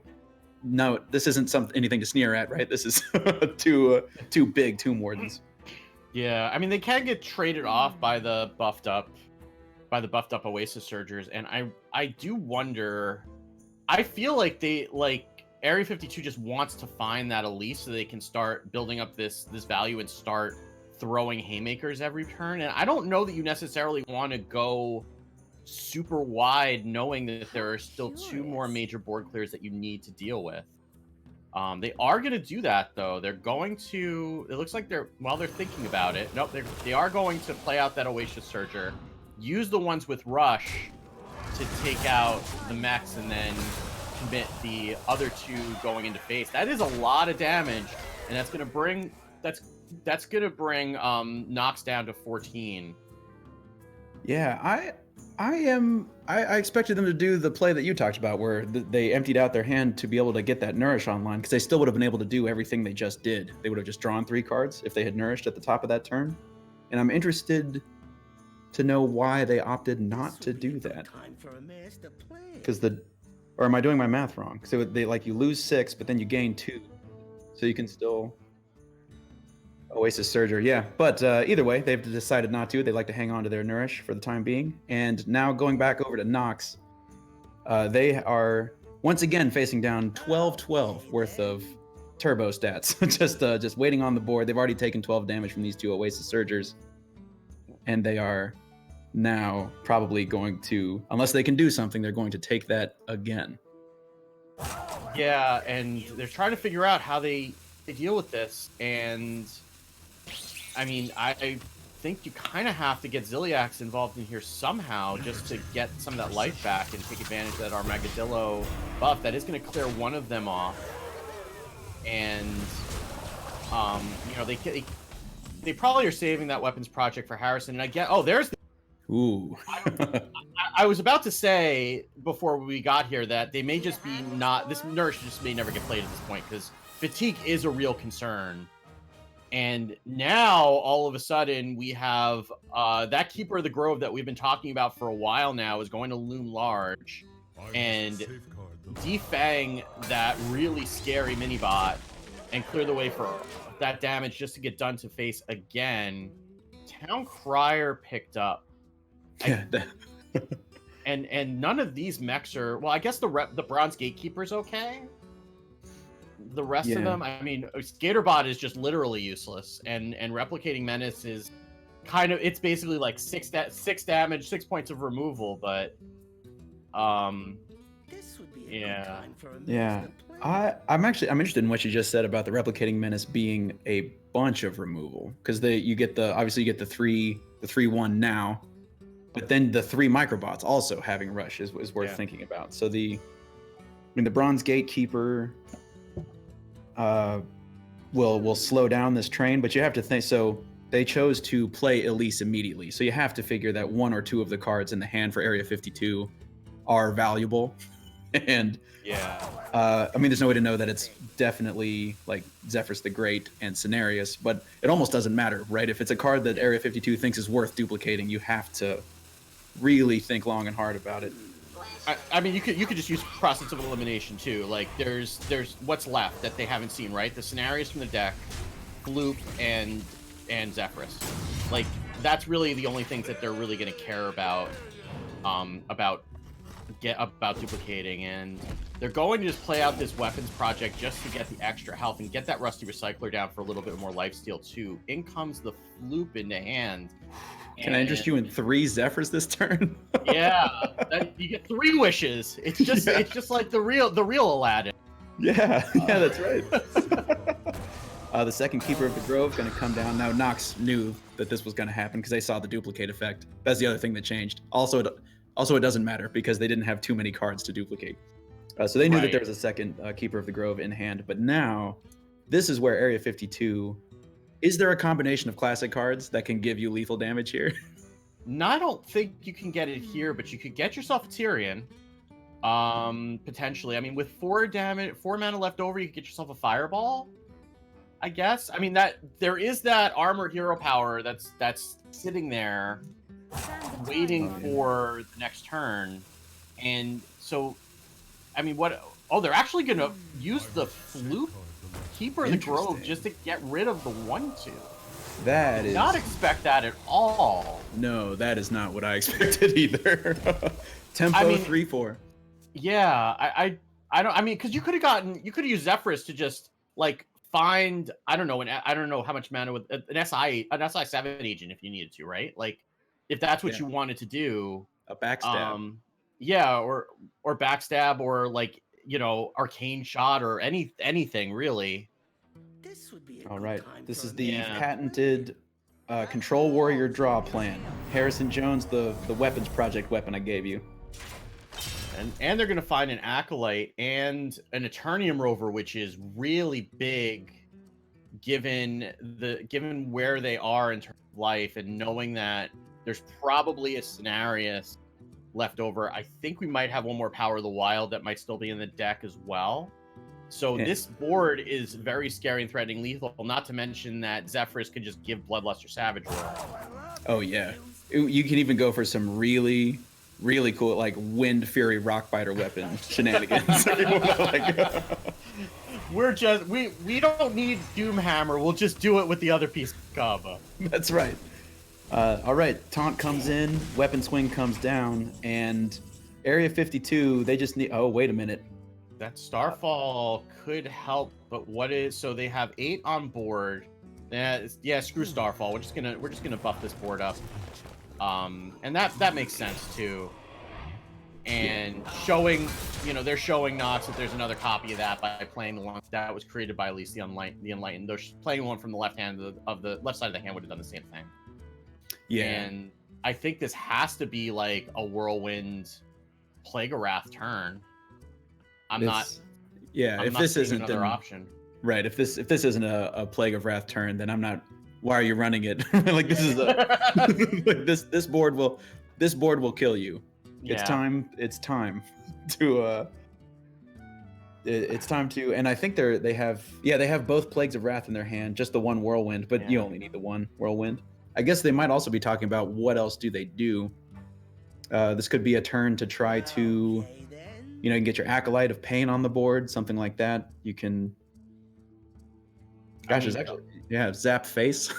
I mean, you can even do that after. Like, they may be figuring out what you're going to do after that. But I don't see anything that would steer you away from, Whirlwind and Plague of Wrath. Like, there's no answer other than that. Like, you could try Dinomatic, but if it doesn't hit all the minions, then you're pretty out of luck, and you cannot leave a board like this up knowing that Zephyrs hasn't been played yet, because that just leaves you open to Bloodlust and Savage Roar. And he may not give Mass Dispel all the time, but he's pretty good at giving those two cards when you have a board against a low life total. All right, and Hidden Oasis, the draw, Area 52, with a clean slate for how they would like to develop now. You mentioned earlier that in this situation, Zephyrs will give you Tyrion every time. Yep. They're not opting for that, and instead opting for the Cenarius double Treant. Oh, And that Tomb Roaring is big though. That's a draw. That is a draw. So Tomb Warden and Hero Power will clear up everything but the 5/8 if they want to do that. And at this point, obviously all these players are they're talking to each other right now. They might actually be going through. Is there a combination of two classic and basic cards that kill us? And if so, what would that combination be? But Tomb Warden right now just seems too. I mean, I don't see. I'm trying to think of a reason why you would Dinomatic instead. Dinomatic Hero Power, but I can't think of a good reason off the top of my head right now. So what would kill you from here if they played both Zephyrus, Fireball, and Frostbolt? I think if it would give you the Frostbolt, would do it, right? Because that's 10 mana, that's 9 damage plus the 5 from the Cenarius. Also, Wind Fury is an option, which is probably more likely for it to give you. So you 100% can die here if you don't deal with the Cenarius. Oh, they're actually going for the Dinomatic. They're going to go ahead and use their second. Wow, look at this Neo from the Matrix Treant. Wow.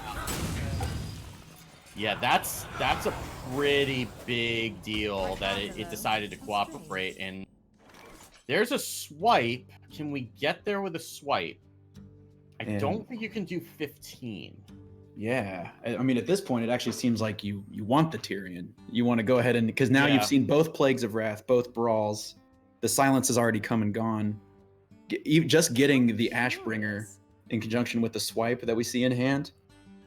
They're almost there, but they need just a little bit more chip damage and the combination of spells like you were talking about. And they're actually just going to go ahead and tempo a 6/6 out here, play the swipe to face.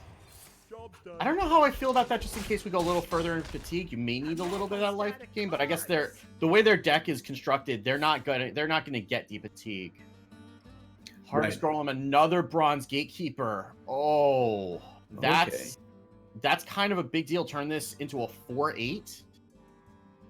Yeah, and then they can Weapons Project Shield Slam to deal with the 6/6. I mean, the problem with that is that you're not saving that for Tyrion, but it also removes one of the main threats left on the board. What other options would we have? I mean, I guess you could just play the Tomb Warden and run them both in, but then you're losing both the Tomb Wardens. Yeah, it looks like we're going to go ahead and see...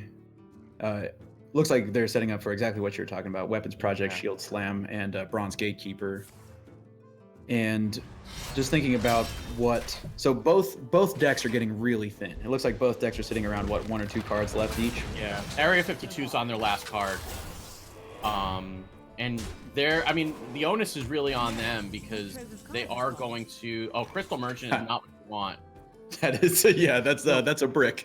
So these two Zephyruses need to do a lot of work. And that's, again, why I was a little bit worried about them using the Floop on that Keeper of the Grove earlier on. Because it just felt like that was using up a really key resource that they were probably going to need. Like, Control Warrior always seems to get there. So we could use a Black Knight to get through that taunt. Oh, yeah. Or we could just drop Tyrion. And, I mean, I do like dropping Tyrion you've seen all the weapon removals used. You've seen the Harrison. You've seen both copies of the weapons project. So that Tyrion represents 15 damage to face eventually. Hopefully. Yeah. They also had the option if they wanted to of starfalling this 4/8 and then using one of the weapon charges on their little whirling gear blade to get through this 4/8. And just one of the considerations for that is, so Zephyrus can only see stuff that is public information, and that's one of the ways you can force Zephyrus to give you some of that burn, like you were talking about, the fireballs and frostbolts, is if you don't let him see how much, if you don't let him see 10 mana, he might offer you some other situational card. And so Starfall to remove this guy it's I'm sure they talked about it though, and they decided that, I mean, how do you argue with Tyrion, right? It's a 6/6 Divine Shield and then taunt, eventually deal 15 damage to their face, hopefully. It's just yeah. Yeah. And I mean, it's worth noting, like, without Archivist Elysiana, Nox is really at the mercy of the Dr. Boom hero power, because they need to get armor and they need to get delivery drone like a lot to be able to deal with whatever else is coming out. I mean, another Zephyrus, we talked about Mass Dispel a lot. They can try to do that. It looks like they're going to use that Starfall to at least clear up 2 of these taunts. And I mean, because the Warpath is fine. That'll help clean up a little bit. That Acolyte of Pain is not really a card at this point. Yeah, that Acolyte of Pain. Yeah, he's a little late to the party, and now their entire game is this one Warpath and whatever comes out of the hero power. Yeah, and there's the delivery drone. So they are going to get the delivery drone. There's one more Zephyrus, and it's a matter of like when Area 52 is going to decide that it's time to use that. Those 2 charges of the weapon could actually be relevant here too, as we're getting into fatigue again without that Archivist Elysiana in the list for Nox. Yeah, it's interesting. Damage matters.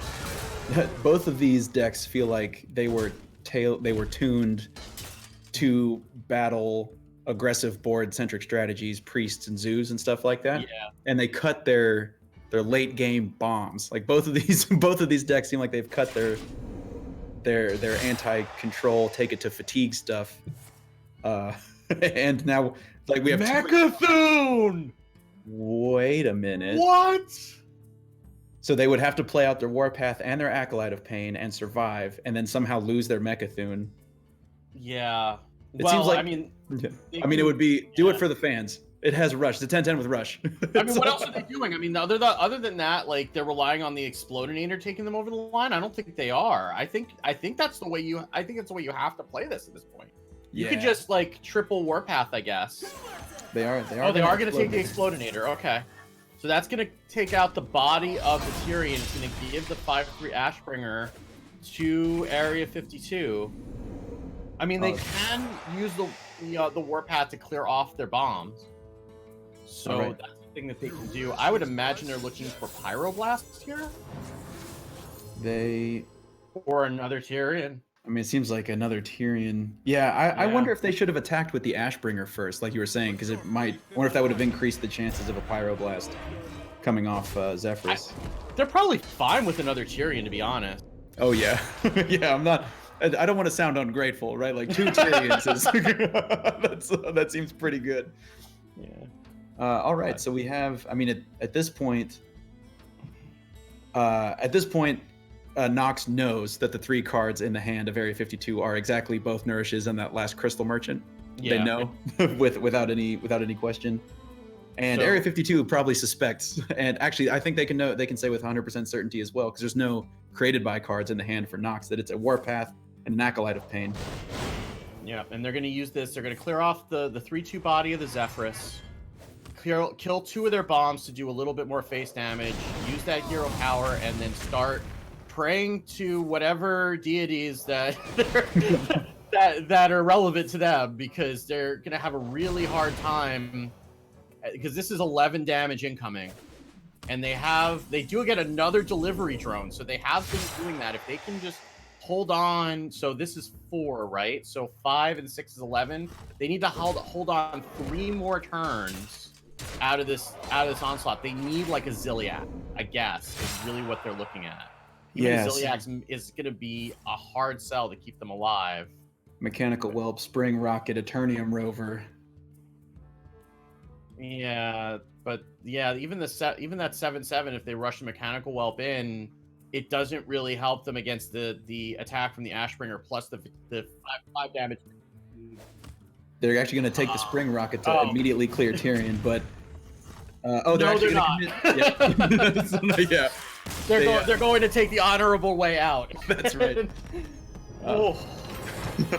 Wow. What a game one. That was a little bit longer than the last series. Yeah, I think that one game was longer than the entire last series.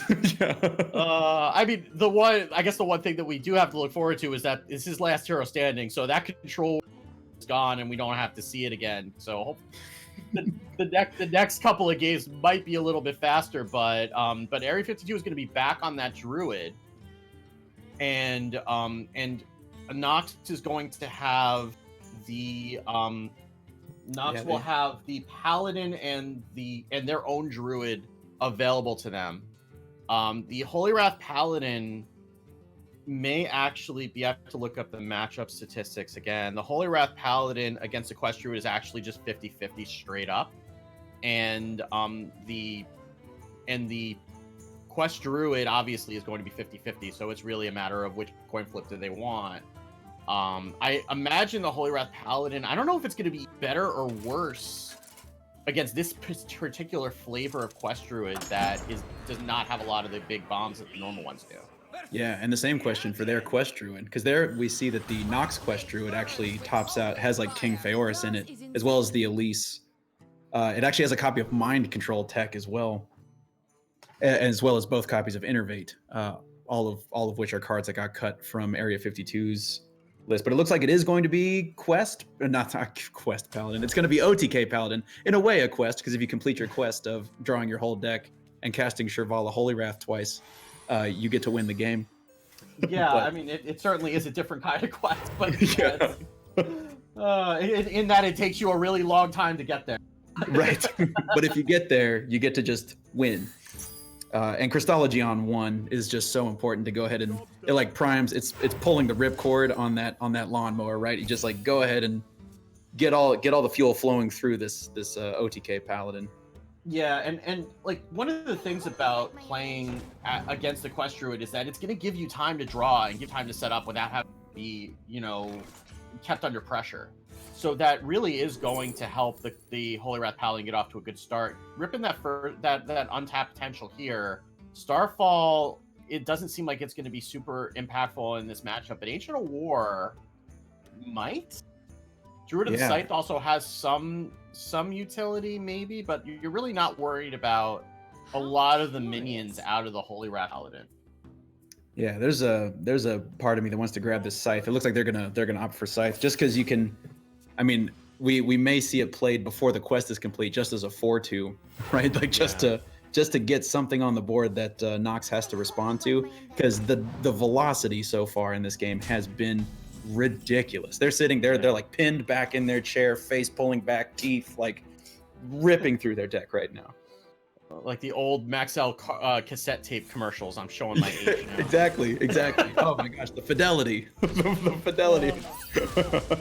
So, and then just using a Wrath pre-quest just to draw one, but look at all these cards that Nox has already accumulated in the hand. And just like a wealth of options for them right now. And it's just a matter of like, what do they do on an empty board right now? It looks like they picked up a timeout all the way on the left, I believe. Yeah, looks like And- they have one of their Pyromancers Yes. in hand as well. Yeah, so they've got a lot of stuff for the late game, but not really, and not really anything to do right now. They can just rip the call. I was wondering if that's what that was, and they're mousing over it. I don't know. I mean, there's certainly not going to be a better time to use it.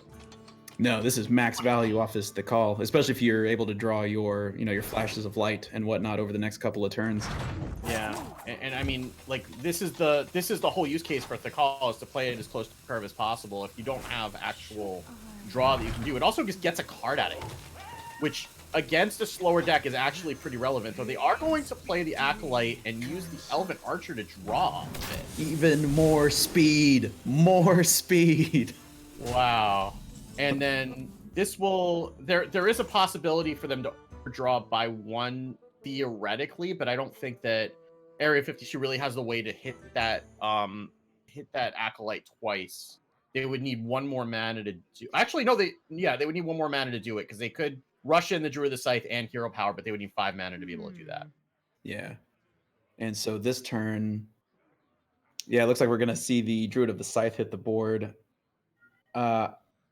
Just sort of on paper, I would assume this comes down as a 4/2 for maximum offensive stats, but maybe the 2/4 just to bonk some of these 1/1s, right? Like just clean up some of these 1/1s, knowing that later on, you can drop your Tending Torrents and Arius and stuff, and continue leveraging the body that this provides. Yeah, we're gonna see a 2/4 hit the board. Untapped potential is now complete. The quest has concluded, and now Elise has figured out how to use both halves of every card in her deck. Yeah, so now we have a bunch of interesting options. You could use the Pyro and one of the spells to get max value off this Acolyte. Looks like they're not going to do that. I would imagine Thakal plus Flash of Light is probably on the menu now that they've drawn that and they can heal up immediately. Yeah, looks like it's going to be High Priest Thakal, just like you said. I was about to put forward a possibility of Hammer of Wrath on this 2/4, but not interested. They're going to go ahead and get the maximum value off this Thakal, and they're going to develop the Thalnos. Interesting. Yeah, so they're just gonna run these 1/1s into the 2/4. This is the last turn. Oh, that Bees is a really Bees or Swipe are both good answers to this board. A Swipe would allow them to preserve the health or preserve the minion on board. They could also just Mark of the Loa, and that will is it +2/+4 on the minion Mark of the Loa? I forget what the stats are. I believe, 2/3/2 Raptors and it's +2/+4. Yeah. So that'll build a board and then let them be able to take out the call and then still preserve the minion. So that's another way to do that. It does leave the Thalnos up. Yeah, that's not really a super big threat, and it's denying some card draw anyway. So that's probably a better option than the Swipe. Do you just ignore this Thakal and just hit him in the face? Is it? Oh, okay. Yeah. So second time out into hand for Nox now, and they just need to just keep the gas going. I'm not really sure what you do here, though. I mean, I guess you could start with a Flash of Light and try to draw a little bit more. You could use the Hammer of Wrath on the 4/5 and then trade in the Thalnos to clear it. Actually, it has. Oh, that's right, because of the spell power. You'll actually just need to trade in the. Yeah.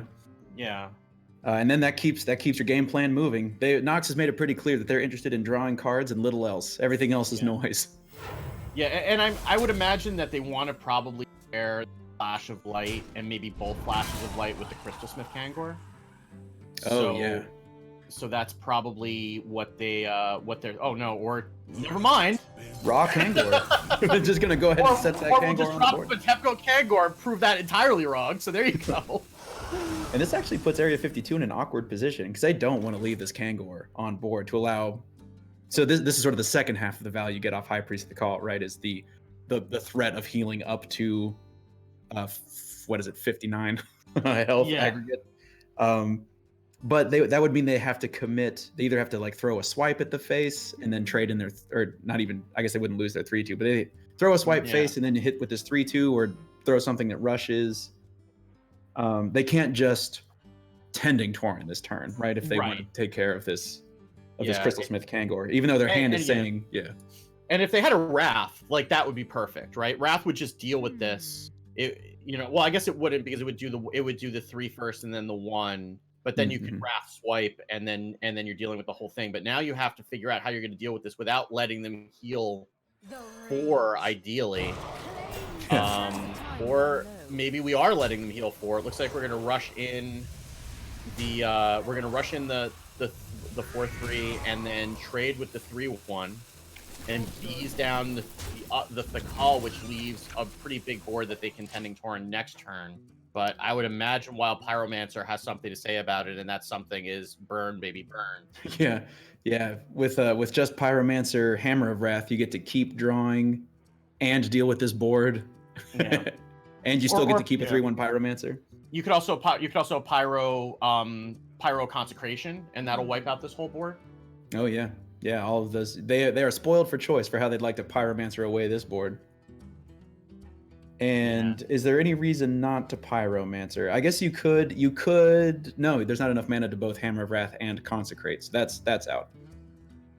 Yeah. I mean, I guess you could Pyro. You could like time out Pyro Flash of Light and leave up a 4/2, and challenge by your Pyro, and then you're timeouted. But it doesn't seem as good as just getting a full clear. Yeah.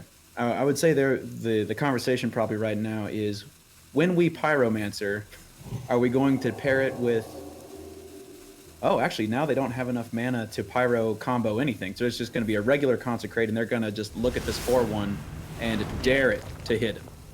4/1 isn't that scary. I think the threat of that huge board up against, with a Tending Torrent or well, I guess it's a little bit too early for Cenarius, or like a Power of the Wild or something. Ancient of Lore, Hidden Oasis, Crystal Power. Hidden Oasis actually is really big. Crystal Power might also be good because, again, being able to burst heal out of range of the second Shrivala, because sometimes you may not have enough time to be able to heal up enough to get out of the range of the first, and there's no... the other thing that's not... Well, there is one copy... No, not in this list. They've actually cut both copies of Ferocious Howl. That's the other thing that's not in this list that we haven't talked about. And Ferocious Howl is how you can get up above 30 in this Druid deck. So they have no way to get themselves up above 30. And even the 17, it would only get them up to 22. So they don't really have a way to heal out of range out of this Shrivala combo, which is generally, as a Quest Druid, why this is such a 50-50 matchup, because sometimes a Quest Druid can just heal out of range and run the Paladin out of options. They don't have that ability by cutting the Ferocious Howl. Yeah, they're depending on board presence to like take control of games, take control of matches, and just not take that damage that you would heal away with Ferocious Howl, like you're saying. Doesn't matter when it's coming over the top. It doesn't. 6/6 taunts, 4/4 taunts aren't going to save you from when it's time to test your mettle. Yeah, Shrivala does not care about your taunts at all, and especially because she gets to remove 1 and heal for 7. So we're going to start with a timeout, and then what else are we doing this turn is an interesting question. Looks like just timeout, Hero Power, and timeout, make a 1/1. I mean, I guess they're just trying to get Area 50 to develop a little bit more, because the Pyro in conjunction with like a Subdue, maybe try to pick up like a Shrink Ray or something like that. Is that actually what they picked up on all the way on the left? It's hard to see. Yeah, that's a Shrink Ray right next to Subdue. Mm-hmm. So they may just be trying to get Area 52 to develop a little more Starfall on a Silverhand recruit, ladies and gentlemen. Dang. Welcome to Hearthstone in 2019. This is Hearthstone. That is amazing. I'm trying to imagine the last moment of that Silverhand recruit's life, where he's like, "Is the sky falling?" Where's everybody? Wait, where is everybody else? Oh man.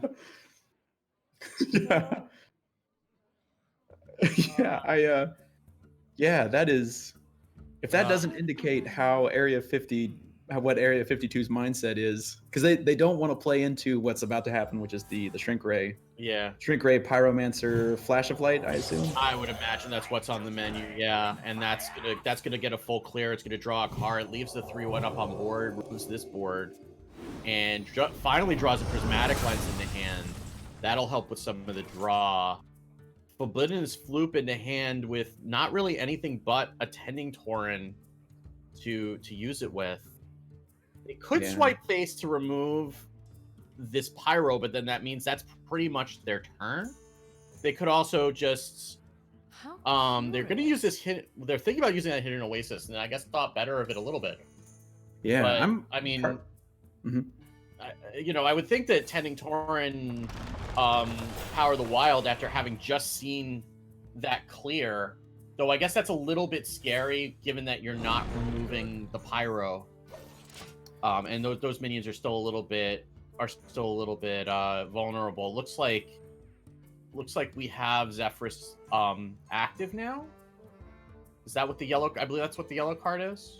Yeah, that's right. Paladin Zephyrus, Noxus Zephyrus is now live. So we're actually going to see a subdue come down to clear the 7/7.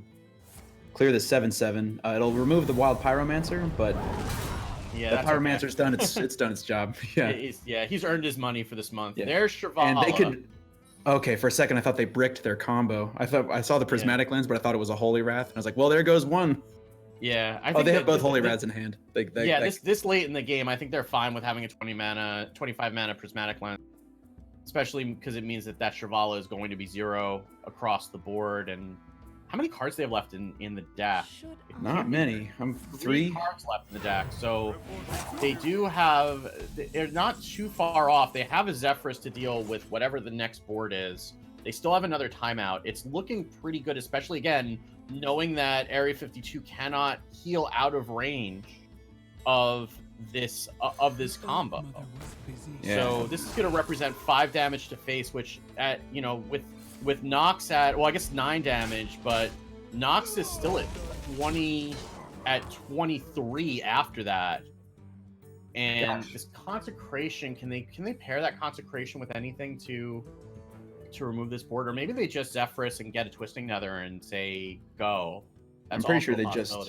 Yeah, I think they just drew equality. So if they want to, they can equality consecrate this turn. I thought that was a consecration. Oh, is it? Maybe it is. I need more golden cards, clearly, so I can tell. Actually, yeah, I think you're right. That's the glow coming off his upraised right hand. But Wild Pyro Consecration. It is an equality. Oh, it is equality. Never mind. I should have. And I think, is it safe to say that Nox has won this game? Because they're going to draw, they can become invincible. Yeah. They have 2 cards left in hand. One of those they can use as Zephyrus and Twisting Nether. The other one they can use Timeout, and then, well, they have to get through 3 more turns, right? Because they need to be able to do the combo. So Zephyrus will deal with this board. They're going to use the Oasis Searcher and the Fluke to put max power on the board, but Zephyrus Twisting Nether will handle that pretty cleanly. Yeah, and so here it comes. Zephyrus is going to offer Tyrion, of course, always, but then the Brawl and Twisting Nether.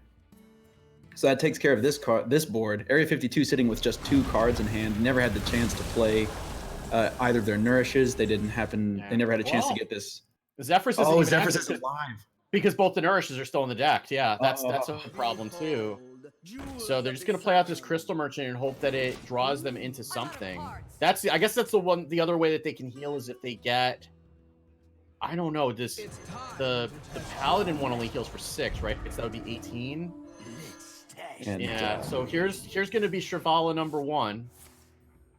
And that's going to bring Area 52 down to 5 health and heal them for a whole lot. And Area 52 needs a miracle, and Druid of the Scythe is not a miracle. No, that's a swing and a miss if I've ever seen one. They're going to go ahead and heal not enough. And the second Shrivala combo is going to come down. Yeah. Take this game home for Nox Sports, and that's going to tie the series up 1-1. It's all over but the crying, as they say. Yeah, and it's interesting. I mean, this game was kind of foretold pretty early on because it's hard to get enough minion pressure against the Holy Wrath Paladin to be able to win on your own terms. And a lot of the time with this deck, you're just kind of hoping to outlive them. And without the Ferocious House being able to get you to armor up to the point where you can at least use the Hidden Oasis to get yourself out of range of the second Shrivala, it's really, really hard. And they just not getting the Nourishes won't help either. Without getting that reload, without getting that ramp, it's just so hard to get enough momentum going to be able to overwhelm the Paladin. And that draw that they had early on was pretty enormous too, along with the call. Yeah, that's what I was gonna say. But the Paladin had the exact opposite situation, right? Both Christologies played early. The only card draw that they were missing from their whole suite of card draw was those prismatic lenses. And by that point they had already drawn all of their card draw, and they hadn't been forced to use any of their their super premium removal, shrink rays, and equalities in conjunction with Wild Pyromancer. They could hang on to it till the very end, and then Zephyr's Twisting Nether is just sort of that fifth piece that allows them to clear the last gasp from Druid. Yeah, so we're gonna move on to this this Quest Shaman from Area 52, and this is like the opposite of the Quest Druid. This is a very heavy list. We're running double Giggling Inventor, double Former Champ. Wow, And both of them. Yeah. Oh yeah. Yeah, and I've run this version of the list of the Quest Shaman, and it's very fickle, because if you pull a lot of those big drops early, it is misery. But it looks like they've avoided that by getting a Novice Engineer and a Sludge Slurper in the opening hand alongside that Former Champ. Still running the 2 copies of Mind Control Tech, double Bog Slosher as well. And we're starting to see some of that fickleness that you were just talking about, where a Former Champ and a Giggling Inventor both already in hand. You really don't want to draw those till your quest is complete. Yeah, and even long after, like, you really want to hit like Giggling Inventor, and it's when you can get 4 Annoyotrons out of it, and holding it this early is just not great. Christology going to be played for Nox, start getting some of that card draw online. And they pick up an Acolyte and a Novice Engineer. So draw begets draw. Yeah. Yeah, that's a nice. If you're able to start with Christology, that really helps you just keep your deck velocity nice and smooth over the course. But this deck is going to put the pressure on much faster. Whereas we saw the Druid not do a whole lot for the first 4 or 5 turns. Quest Shaman, obviously, it's still waiting to get its quest online. But while it's getting its quest online, 2-1, 1-1, and a 2-3 are all sitting here waiting to just start pressuring that life total much sooner than the Druid was able to. Yeah, and they also just have access to just a lot more stuff in general. Like, they can, if depending on how many like ethereal lackeys they generate, they can also just do the whole Mogu Flesh Shaper mutate combo early on. Even without the Paladin playing anything, they can just generate enough stuff on board. They can get the Flesh Shaper out early and start pressuring what they ain't dropping. They're going to just play this Cable Rat out, just get some more guaranteed battle cries, and they can complete the quest over the next 2 turns with Novice Engineer, Kobold Lackey into Former Champ on 5 if necessary. Obviously, they'd rather do that with the battle cry, but they'd rather use any of these with the hero power. So Right. They all get a lot better, and there's an argument for just playing out the Acolyte here. It's probably going to draw 2 cards. The only problem is that you probably have to coin out the Elven Archer too, just to make sure you don't overdraw. Yeah, and you can remove, if you're thinking about stuff like the weaponized Wasp, for example, you can actually go ahead and use that Elven Archer to clear off this lackey. So the weaponized Wasp, you can't just play the weaponized Wasp next turn and have it be live. Yeah. So it's not even like the Elven Archer would be totally without value. Well, they know that there's another lackey in hand, so they can, and they're gonna be clearing over their overload. So if there is a weaponized Wasp, they can still just lackey weaponized Wasp. That's not gonna get them around that. But even then, if you're hitting it with the Elven Archer, you're both making the room in your hand. You're also clearing out, You're also clearing out so you don't get overdrawn. But they are just gonna use the Novice Engineer here just to draw 1, which is also fine. Another Giggling Inventor. So yeah, again, there's that heavy list coming. But I mean, at least they're getting card draw and they're getting lackey generation. There's the Shutterwalk as well. So like the entire late game almost in their hand right now, like -1 Former Champ. 4 of their 5 heavy cards in their hand, because Mogu Flesh Shaper would cost 1 right now. So it's not. Mogu Flesh Shaper is like a 2-drop or a 3-drop. It's not a 7-drop. Right. And here's another board. And what's an interesting sort of challenge for Nox right now is, this board is just one ethereal lackey away from being much more threatening. You know, whether it's with Bloodlust, Stormbringer is obviously very cool if you have a big board. You're actually going to see a board of stuff get consecrated, but like Sludge Slurper replaced itself. The Lackey was a generated card. The Novice Engineer replaced itself. The Totem is a totem, right? This Amani Berserker was free. That's not the kind of, it kind of looks like, oh yeah, Consecrate just blew up 6 things. Kind of, but it didn't slow down Area 52 that much. Yeah. It's not like their hand is empty right now. I mean, their hand is their hand is awkward. Don't get me wrong. Like, this is still a pretty awkward hand. And I wonder if they're just going to totem up and not... Yeah, well, it looks like it. If they're even going to use this Kobold Lackey this turn. Looks like they are going to clear out that Elven Archer and just get it loaded up for next turn. But they don't... I guess they can get the Faceless Lackey, and they can get the value off of that. But other than that, they don't really have a play for next turn because... They'd rather that former champ go off twice. Yeah, and they can play it on 6 mana and just float the 1 mana, but I'm sure they'd rather wait on that. Yeah, actually, I wonder, because the former champ. Well, yeah. So, just looking at Nox right now, they drew a Blood Mage Thalanos off the top there, and so they're sitting on, again, several reactive cards, and they have a couple of combo pieces kind of stuck in their hand right now as well, in the form of both of those Holy Wraths.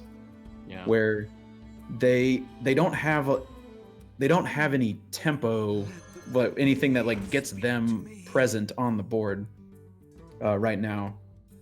I'm thinking about like a High Priest of the Call. This might be an okay turn to go ahead and do something like that. They have the Crystalsmith Kangor in their hand, so if they can find some stuff to maybe a True Silver Champion, for example, something.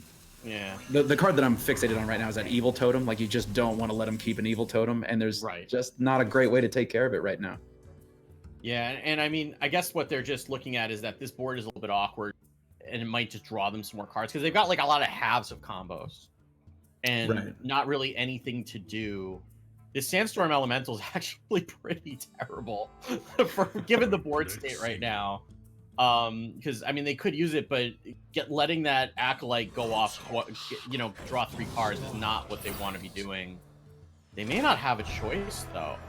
Yeah, I'm leaning towards just throwing this champ on the board. Just go ahead and get the 5/5 out there.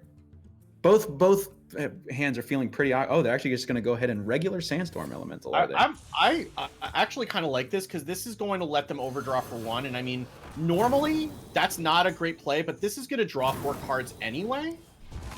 Or draw the Acolyte in particular is going to draw 3 cards anyway. If you burn a Shivala, it's just game over. Oh, it's very true. Missed it by 1. Missed it. Just missed it. So now it'd have to burn both Baleful Bankers. Yeah. That would be. Oh, okay. Burning Crystology at this point is not. That's probably one of the best things they could have burned. All things considered. Yeah, I don't hate that play. I was thinking about that as I was seeing, like, if we're gonna let them draw cards anyway, then let's at least burn 1 because there's no way we're gonna stop them from drawing. Yeah, very true. And so Nox is now once again faced with just an awkward. There's really only 3 cards on this table. Well, they do have a Consecration though, and they want to get rid of that Evil Totem. Yeah, they absolutely want to get rid of that Evil Totem, but nothing else on the board is really worth their time and energy. Yeah. And that Evil Totem already got 3 draws. Yeah, it's done its work for sure. I guess they're just trying to figure out if they want to drop this Crystalsmith Kangor or they want a Hero Power. Yeah, or what do you think about a tempo Wild Pyromancer?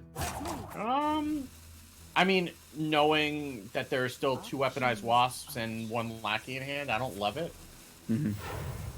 There's so many ways that can get punished, and the Overload still locks out the former champ again this turn, but at least they do pick up the Novice Engineer so they can start drawing. Yeah, and now all of a sudden 2 mana draw 2. That's actually just good. That's actually just better than Arcane Intellect. I guess it's 4 mana draw 2, so it's not. But you get a 1/1. Yeah, and you can throw a Kobold Lackey at face if you want to. I don't super hate that. I don't really think that the Sandstorm Elemental is really worth playing here, especially because you can use that to clear off at least the Divine Shield of the Crystalsmith Kangor. Yeah, and actually this list is not playing the Barista Lynchen. That's one of the cards that was cut in order to fit both former champs and both Giggling Inventors. Because there is the opportunity for this deck to potentially turn to a burn strategy, just between double lackeys and then stuff generated off ethereal lackeys, the kobold lackey, the rush lackey. Yeah, and they also don't run Earthshock, which would be a really great way to deal with the Crystal Kangor also, which is some lists are running specifically to deal with priests. But Right. I mean, their strategy is ban priests, so that's why they don't need to run that. And we're gonna go ahead and see the True Silver come down in conjunction with the Crystal Smith Kangor, which is this represents a lot of healing between removing threats, the double healing. The Kangor right now, all that's available on board for Area 52 is to just pop this Divine Shield. Yeah, another heavy draw for Area 52 here. Like again, this is I hate harping on, but this really is kind of the one of the downfalls of this strategy of lists is you just keep drawing these big things, but you're able to use the 2 hits from the lackey to clear off the Divine Shield, and Bog Slosher present a 5/5 and go face. That's a pretty good way to turn around a bad situation, I'd say.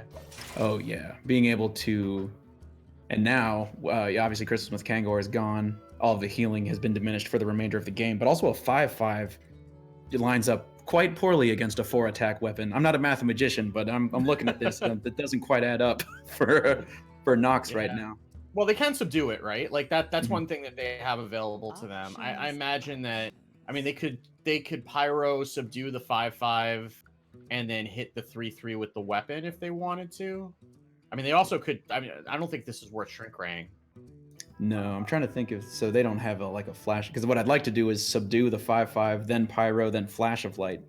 But I don't actually see a flash of light in the hand right now, so that's tough to execute if you don't have the flash of light. Yeah, it is. And I mean, there's also an argument that they need to start playing some of these spells just so that they can get Shrivala down in case they need to emergency play it. Because right now it costs 16, and they may need that healing in a hurry. I mean, especially from their perspective, they've seen a lot of burn being thrown at face, and they're still, this rope is burning, and they have not got what they're going to do. So they are going to go with the Pyro Subdue. That's going to clear out most of the board, and they are going to take out that Bog Slosher with the face. That brings them down to 16. But now, so we've seen some of the awkward stuff that can happen with this heavy list. Now we're going to see some of the payoff. Oh, there's a Sludge Slurper too. So now we have the opportunity to hero power, double Sludge Slurper, double former champ, or just straight up instant. It's like a board in a box. Just hey, here's a board. Yeah, and then that brings the Flesh Shaper down as value trade off the Pyro. Seems good. Yeah, that seems pretty all right for Area 52.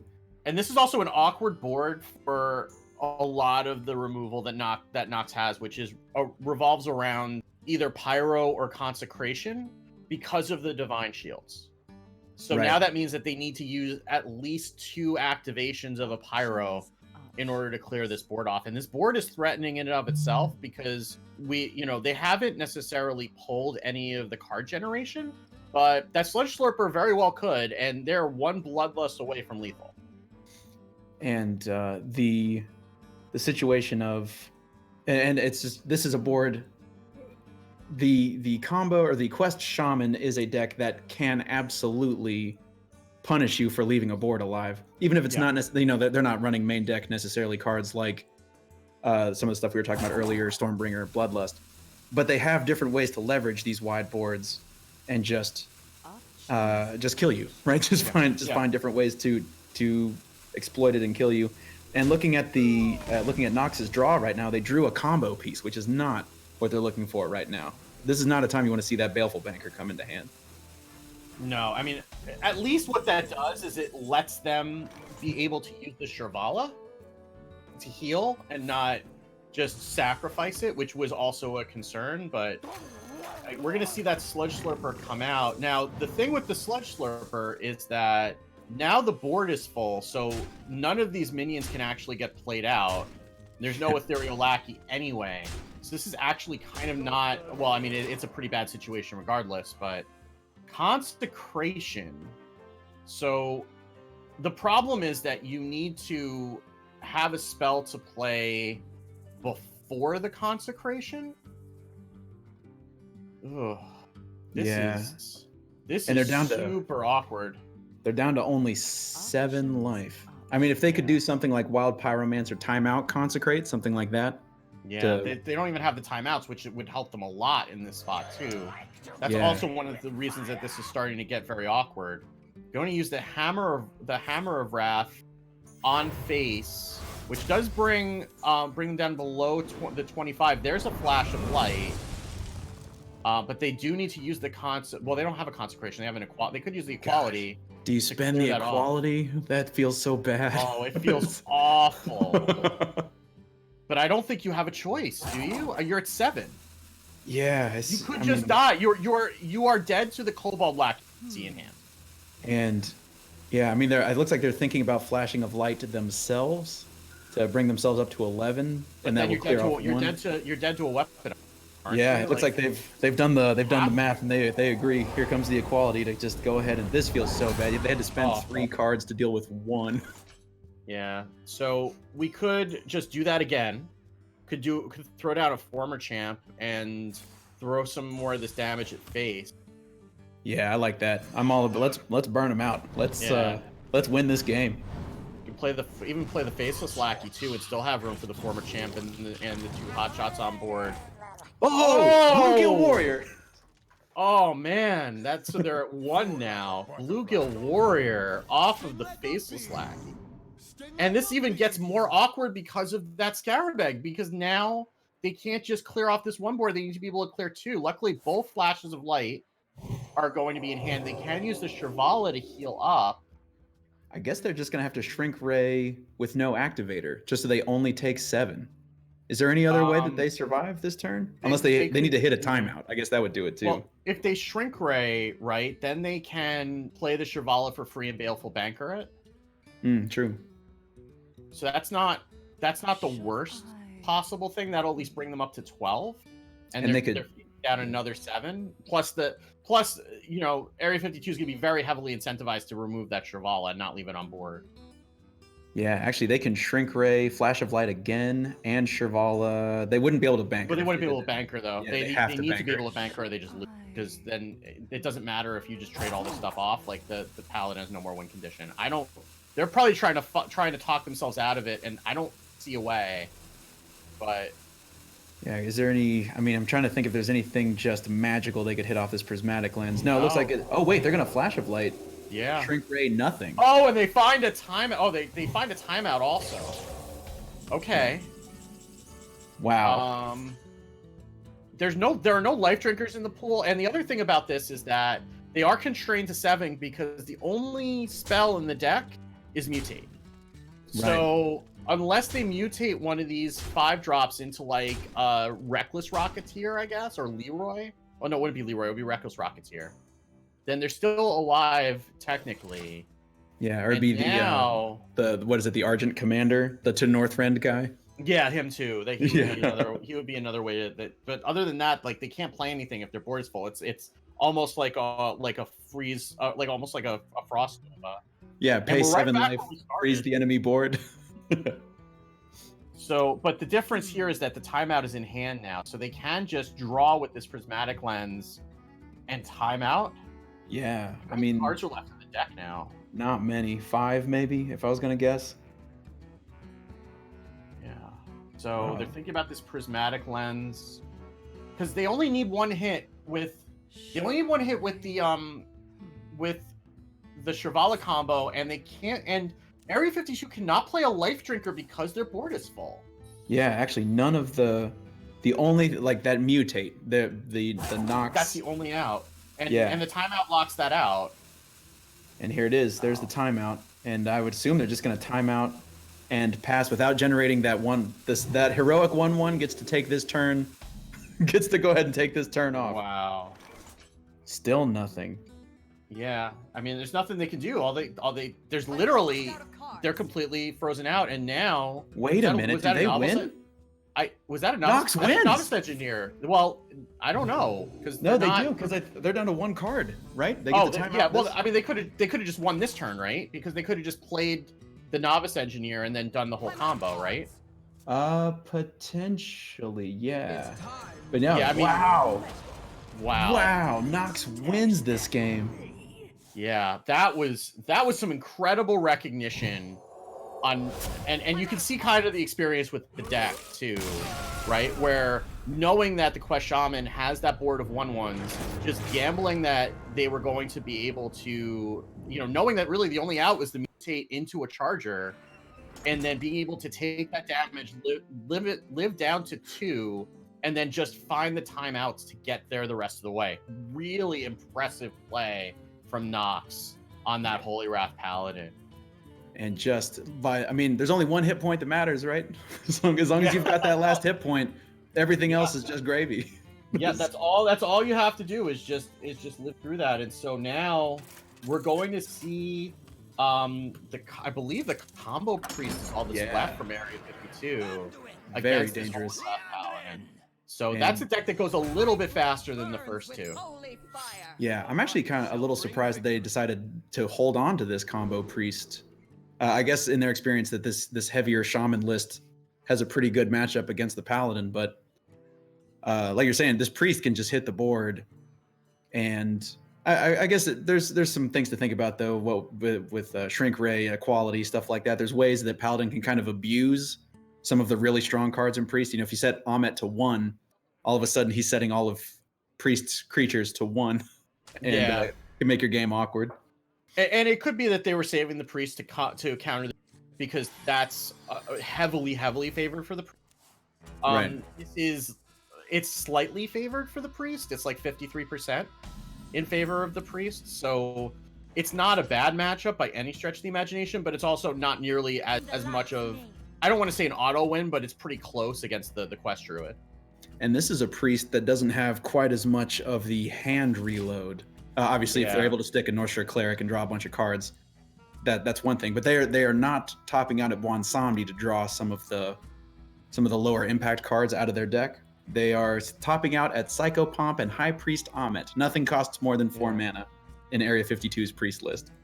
Yeah, and it's weird because like they're running Holy Ripple, which is typically an anti-aggro tech, but then the rest of their lists are not anti-aggro like at all. I guess the Druid kind of is.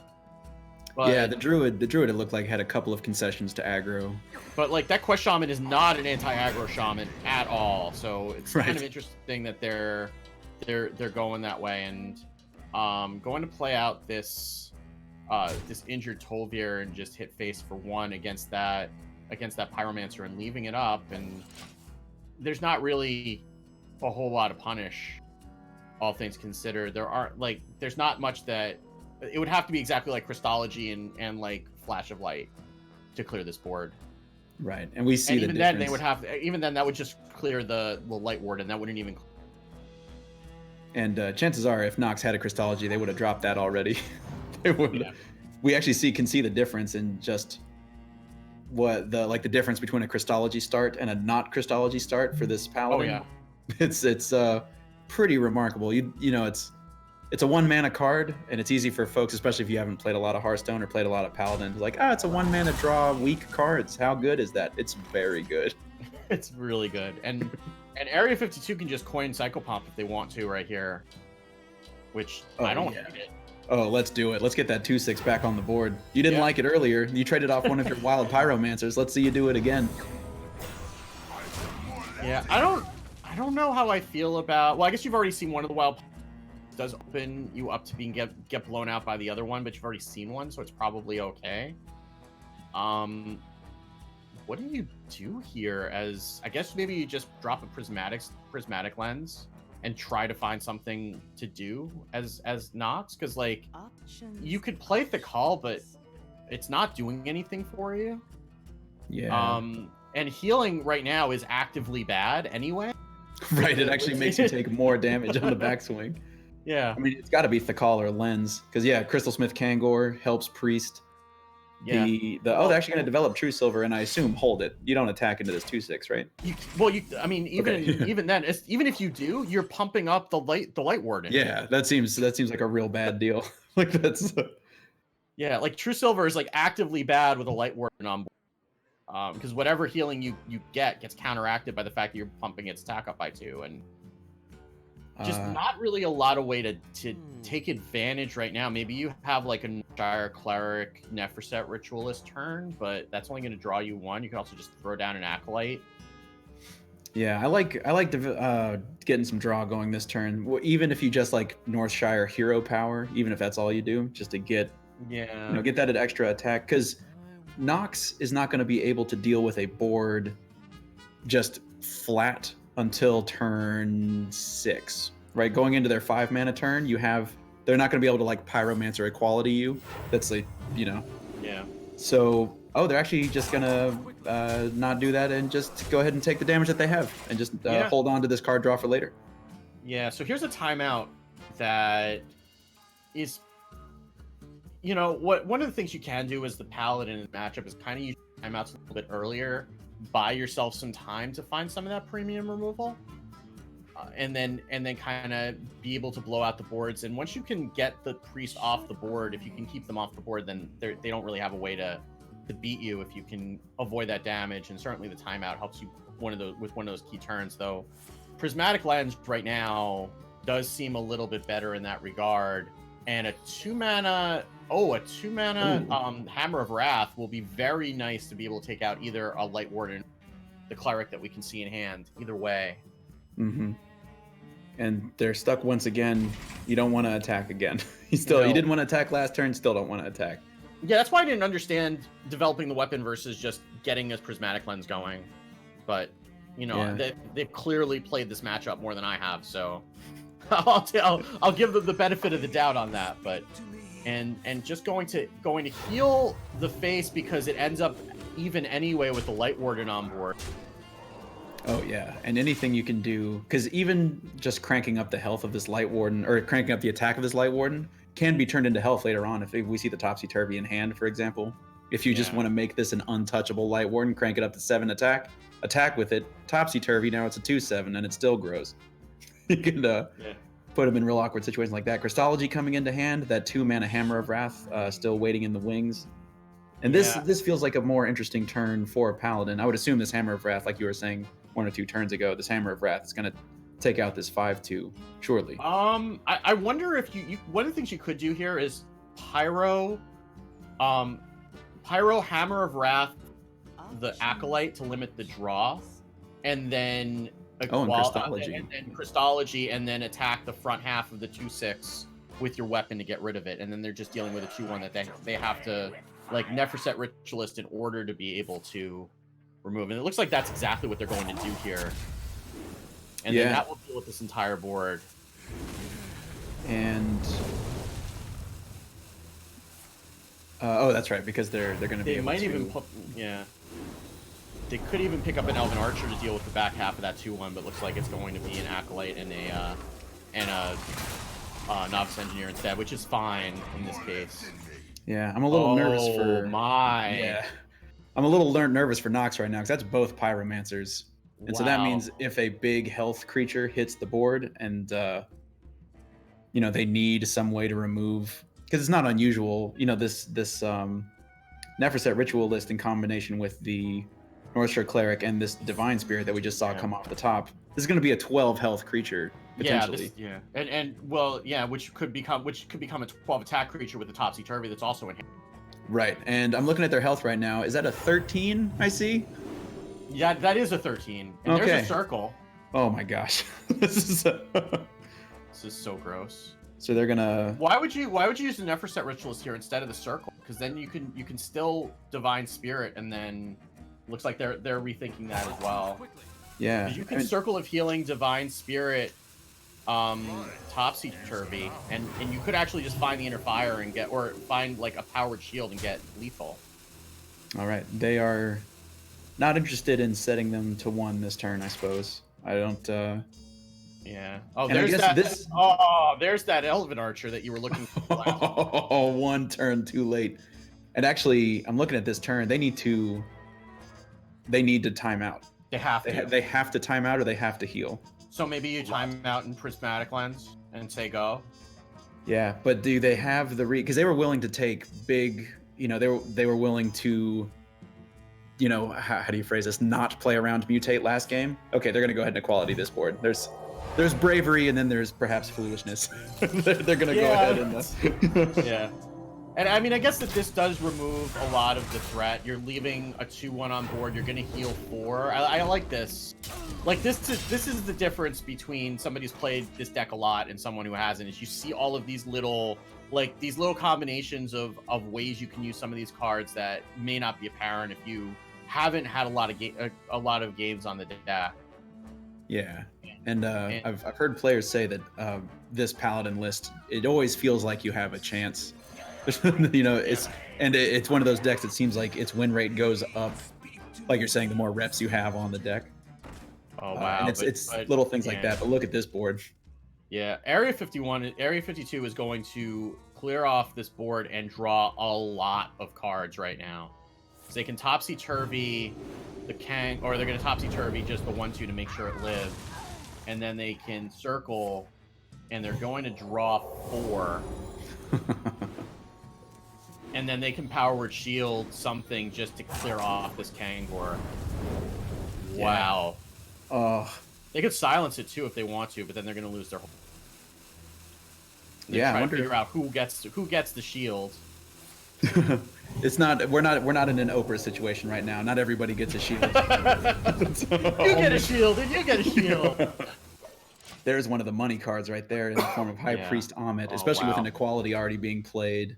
Yeah. And both Wild Pyromancers committed as well from Nox. There's only a Shrink Ray to prevent this Amit from becoming absolutely obnoxious. And there's also a Powered Shield in the hand for Area 52 as well. Mm-hmm. So Nox is right back. They're a little bit safer than they were last turn, but they're still kind of in an awkward spot, and they need to figure out if they're committing this timeout or not. And you can actually see Area 52 right now. They're doing the math in their hand. It's like if we use both Holy Ripples and Power Word Shield, Divine Spirit, is that enough damage? Actually, is that enough damage? 3, 4, 5, double it to 10. 6. Actually, no, they can go to 5 and then Power Word Shield up to 7. Yeah, and then double it. Oh, yeah, that's. Do they have an inner fire? They don't have any. They don't have an activator. Is the thing. Okay, that's what they do. Okay, yeah. So they can get there if they heal enough, they're very likely to run up. And it looks like Nox is going to just use that timeout and put the Acolyte on the board and try to draw. Psycho Pump going away is probably not the worst thing in the world at this point. I think Area 52 has enough minions to work with. They don't need to resurrect anything at this point. Especially with that, I mean, it would have been nice with the Amet, just be able to Amet Psycho Pump, but, I mean, it's not necessary. And going to use that silence just to disable a lot of that draw. Yeah, and this also enables them to use the Holy Ripples like you were talking about and not allow Nox to get any of those draws off their Acolyte of Pain. Plus, what else are you silencing, right, from Paladin? It's not like they're playing Aziliacs. It's not like they're playing Tomb Wardens, right? You're not going to have to deal with the snips now. The Kangor's already gone. Right. Oh, yeah, that's right. Yeah. So that's like probably one of the only silence, targets that's left in the deck, and just trying to figure out what of this bounty of riches they want to commit right now. Yeah, no matter what they do, like if they play, so they're going to play both injured creatures, the Tolvir and the Blade Master, heal them, draw another 2 cards, and then if they want to, they can draw again off this Power Word Shield. Though I imagine that's probably going to be reserved for Amit.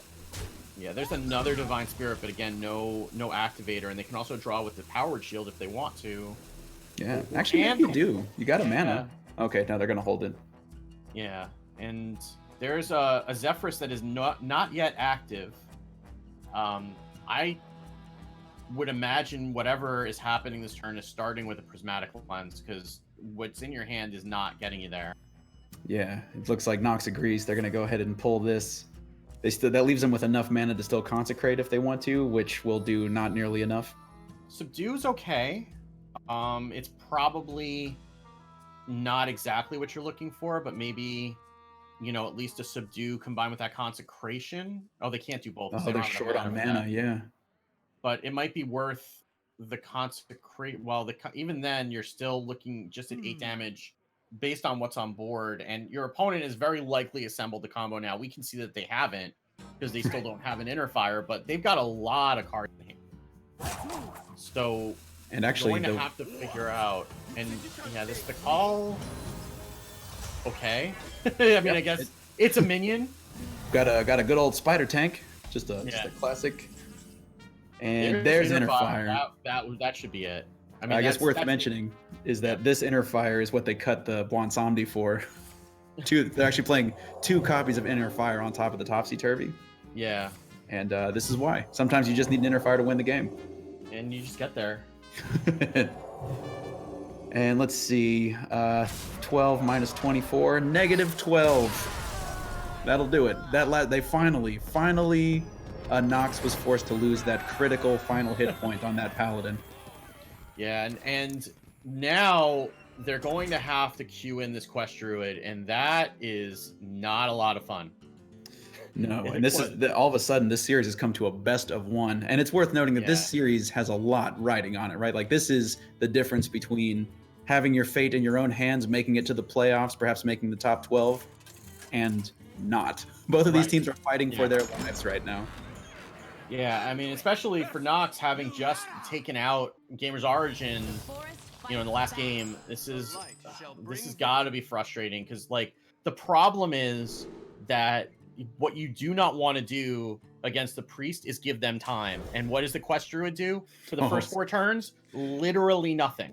Not very much. Yeah. So, I mean, they are on the coin. That helps. That at least lets them be able to quest and coin to get the quest going on 4, which means that they can play the Oasis Searcher that's in hand on 5 along with the Starfall. But they need to get there. Luckily for them, Area 52's hand is kind of slow. No 1-drops at all. Just the injured Tolvir and a lot of Divine Spirits. Yeah. So that may give them enough of an opportunity to get there. And I wouldn't even necessarily. I don't think you wrap this. I don't know. I was about to say I think you do. I think you defer the quest to get this Tolvir off the board. I feel like you're saving that for either a Light Warden Cleric, though. I think this is that's true. Kind of the lesser of 2 evils, and I mean, yeah, this is your only opportunity to kill it because it's gonna die. It's gonna get healed out of range next turn, but I think you might be okay with that because it is going to be critical to be able to get rid of that Cleric or get rid of that Lightbringer and Light Warden, and they are going to just let that go and let their quest tick up. And Powered Shield is going to make that an even more robust Tolvir along with the Circle of Healing. Well, I'm not sure that's not for now. No, but yeah, this, like you were talking about how the quest druids openings tend to be low tempo, and it's such a miserable matchup, right? That it's kind of tough to know what the results of all the lines are. But now we're still doing the Wrath. Obviously the quest will continue, so that's not nothing. Yeah. But now it's deal 3 damage. It's still a 2/4. Extra arms coming into hand also. This is rough. This can become a gigantic injured Tolvir, and this list, there's no let's see, the Nox Druid is running a mind control tech, which that can help. which can help later on, but for right now, this might just get too tall over the course of the next couple of turns between Circle of Healing, extra arms. I mean, it's still a 4/10, so if they can, and there hasn't been anything else happening, I could certainly see like a Ferocious Howl this turn, because like at this point, like we know obviously they know the more arms is coming and probably the Divine Spirit. Mm-hmm. I also wouldn't hate them using the untapped potential to look for a Keeper of the Grove, because then they could just neutralize that. Oh yeah, the Worthy Expedition. Yeah. Mm-hmm. Because like right now it's going to grow, but it's not out of the range of just being able to Oasis Surger it next turn. But it's not going to stay there. Right, and like you're saying, that the even more arms is just waiting in the wings for Area 52. What's crazy is that right now, if this game continues to the next turn and Area 52 draws a Topsy-Turvy or an Inner Fire, they just win the game. Right. And those are not great choices. Ancient of Lore, Power of the Wild, Scenarius. Like 5 health is not going to be enough. And the Scenarius is a long ways away, especially with no Nourish in hand. Gosh, do you assume you take the Power of the Wild, Ferocious Howl, and then Innervate just to? I mean, they've shown a commitment to continuing their quest, so I would assume that this is consistent with what they've been doing. But that's the reason you put the Innervates in the deck, but it's they're gonna have to do a lot of work with what they have in hand now. And there's another Power Word Shield. They can keep digging for that Inner Fire. Now they can't necessarily get lethal now, but they can. Oh, they can't. That had to be a topsy-turvy. But they can make a 24-24, and that's good enough. Yeah. Well, they make it a 48-48. They'll just make it a 24-24 and jam that face. And Nox only has the 1 untap potential. That's the only opportunity for them to get a Keeper of the Grove. Untap potential is the quest. They have 2 Worthy Expeditions. 2 Worthy Expeditions, sorry. So they can Starfall and play 2 taunts in the way and just try to chip away at this thing. Oh yeah, two taunts definitely help slow it down. There's only the 1 copy of Silence. I mean, even like whatchamacallit, even Hidden Oasis doesn't really. I mean, I guess it gets a taunt in the way, but and Area 52 knows there's no way to deal with it. Just going in with another Divine Spirit, just saying good luck. Yeah, the Area 52 feeling pretty confident since the Worthy Expedition card did not come out. It's probably not Keeper of the Grove. So they don't know necessarily what the card is, but they feel pretty good about it not being a Silence. And so now Nox. What do you do? I mean, both. I guess you just have to play an Oasis Surge or run in, and then hope that you get find enough other damage. Yeah, there's not. I'm trying. Is there any reason to double Power of the Wild instead? I can't think of anything. No. So it looks like, if they don't Oasis Surger, then they're Power of the Wilding. But if they're Power of the Wilding, what does that do for them? It doesn't do anything. It just makes it a slightly bigger speed bump. That's all that it does. Yeah. The injured Tolvir has huge shocks. It's not worried about the size of the speed bump. And they're not even going to bother attacking. They're just gonna put those out and hope to be able to land the other Oasis and the Power of the Wild next turn. And more arms on the Acolyte, going to try to find some sort of. I mean, if they can find the Silence, they just win. Both ripples will clear the board. Oh, they will. Yeah. That's lethal. That's it. That is terminal damage. Dang. Ooh. I mean, it's turn 7, Wicked. It's turn 7 right now. That's late. 24-33. That's pretty late for a combo. That was just a lazy priest. We had to wait all the way to turn 7 for that. Like, come on, get your act together. Got time for that? We got places to be. We can't be waiting all the way till turn 7 for a 24-32. That's right. It's just we got places to go and people to kill, and that's gonna do it. Area 52 stays alive, moving later on into this bracket. This is round 9 of the Swiss for House Rivalries, and it's worth talking about, since we're talking about House Rivalries right now, who makes House Rivalries possible. And I'd like to just illustrate and highlight 3 people in particular. 24-Hour Fitness comes to mind initially. They bring friends. You can bring your friends to 24-Hour Fitness. They have 12 different states, 436 locations. Bring your friends. Free fit plan, studio classes, pools, cardio equipment, network of clubs, all included in the membership. So you just get a membership. Try it for free with a 3-day pass when you complete one of the sponsor quests, and you receive a free 3-day pass just for doing the quest. And the quest is like, following stuff, all the social media stuff you're doing anyway. Get a free 3-day pass to 24-Hour Fitness and get some cardio in.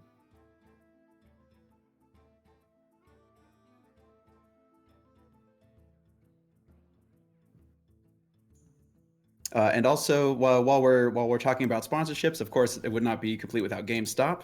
Always giving power to the players, and now they're bringing in specifically to esports players. They're offering coaching from some of the world's most prominent teams and players. Grab the rewards program. It's only $16 a year, and you gain points for dollars spent. You get 10% off pre-owned games and accessories, 10% extra trade credit when you trade in your stuff that you're not using anymore. And then, of course, on the Pro Day sale, there's a potential upper level of like $4,000 worth of annual savings. And then, of course, Matcherino. They're the ones who make crowdfunding all of your different tournament stuff possible. It's very efficient. You're doing social stuff anyway. Use Matcherino to crowdfund some prize pools for your grassroots tournaments. I love grassroots tournaments. I love this tournament. And if you love this tournament as well, ! Donate to use your money if you'd like to add that to the prize pool. Or if you want to just do Matcherino quests, that helps us out as well. I would greatly appreciate all that. And of course, throw us a follow if you enjoy Hearthstone. I'm also going to bring in Bemi here real quick, the technical director, organizer, and maestro extraordinaire, to tell us a little bit about how the brackets are shaping up. Bemi, welcome. Hello there. Okay, so hey, I just wanted to just come in here and just kind of give you a recap real quick of all the like people who made top 12, and also who are the people that are going to be playing in the tiebreaker game. So I just want to let the top 9 that have automatically made it. Funny enough, because of the way that other games went throughout the Swiss, the top 9, both Area 52 and Nox, get the last spot that automatically bring them into the playoffs. Oh, wow. So number 1 was Epic Esports, followed by Swagoi Gaming. Corax Gaming got rank 3. Nordavind rank 4. For the Win Esports gets rank 5. Attack Mode gets rank 6. And 7 is going to be TKA and TTW, a collaboration esports organization. Area 52 Gaming will get the 8th, and 9th spot will be Nox Sports automatically going in. So that means the bottom 6 of the top 15 is going to be Dortmund versus 7 Force Club. And then followed by that, it's going to be Stage 5 versus Flowens. And then Gamers Origin versus Project Aversio. So, with that being said, I wish those guys the best of luck. They're going to be playing today, right after this, as we sign off. So, I wish those the best of luck. And, yeah, thank you to Bills and Wicked for casting and being wonderful casters today. What a great series that was. And, I'm going to go ahead and close this out so that way we can start getting to the tiebreakers and save some people some food. So, we're going to go ahead and do that. So, we'll talk to you guys later. Bye-bye. Have a great weekend. Come back and see us. Yep.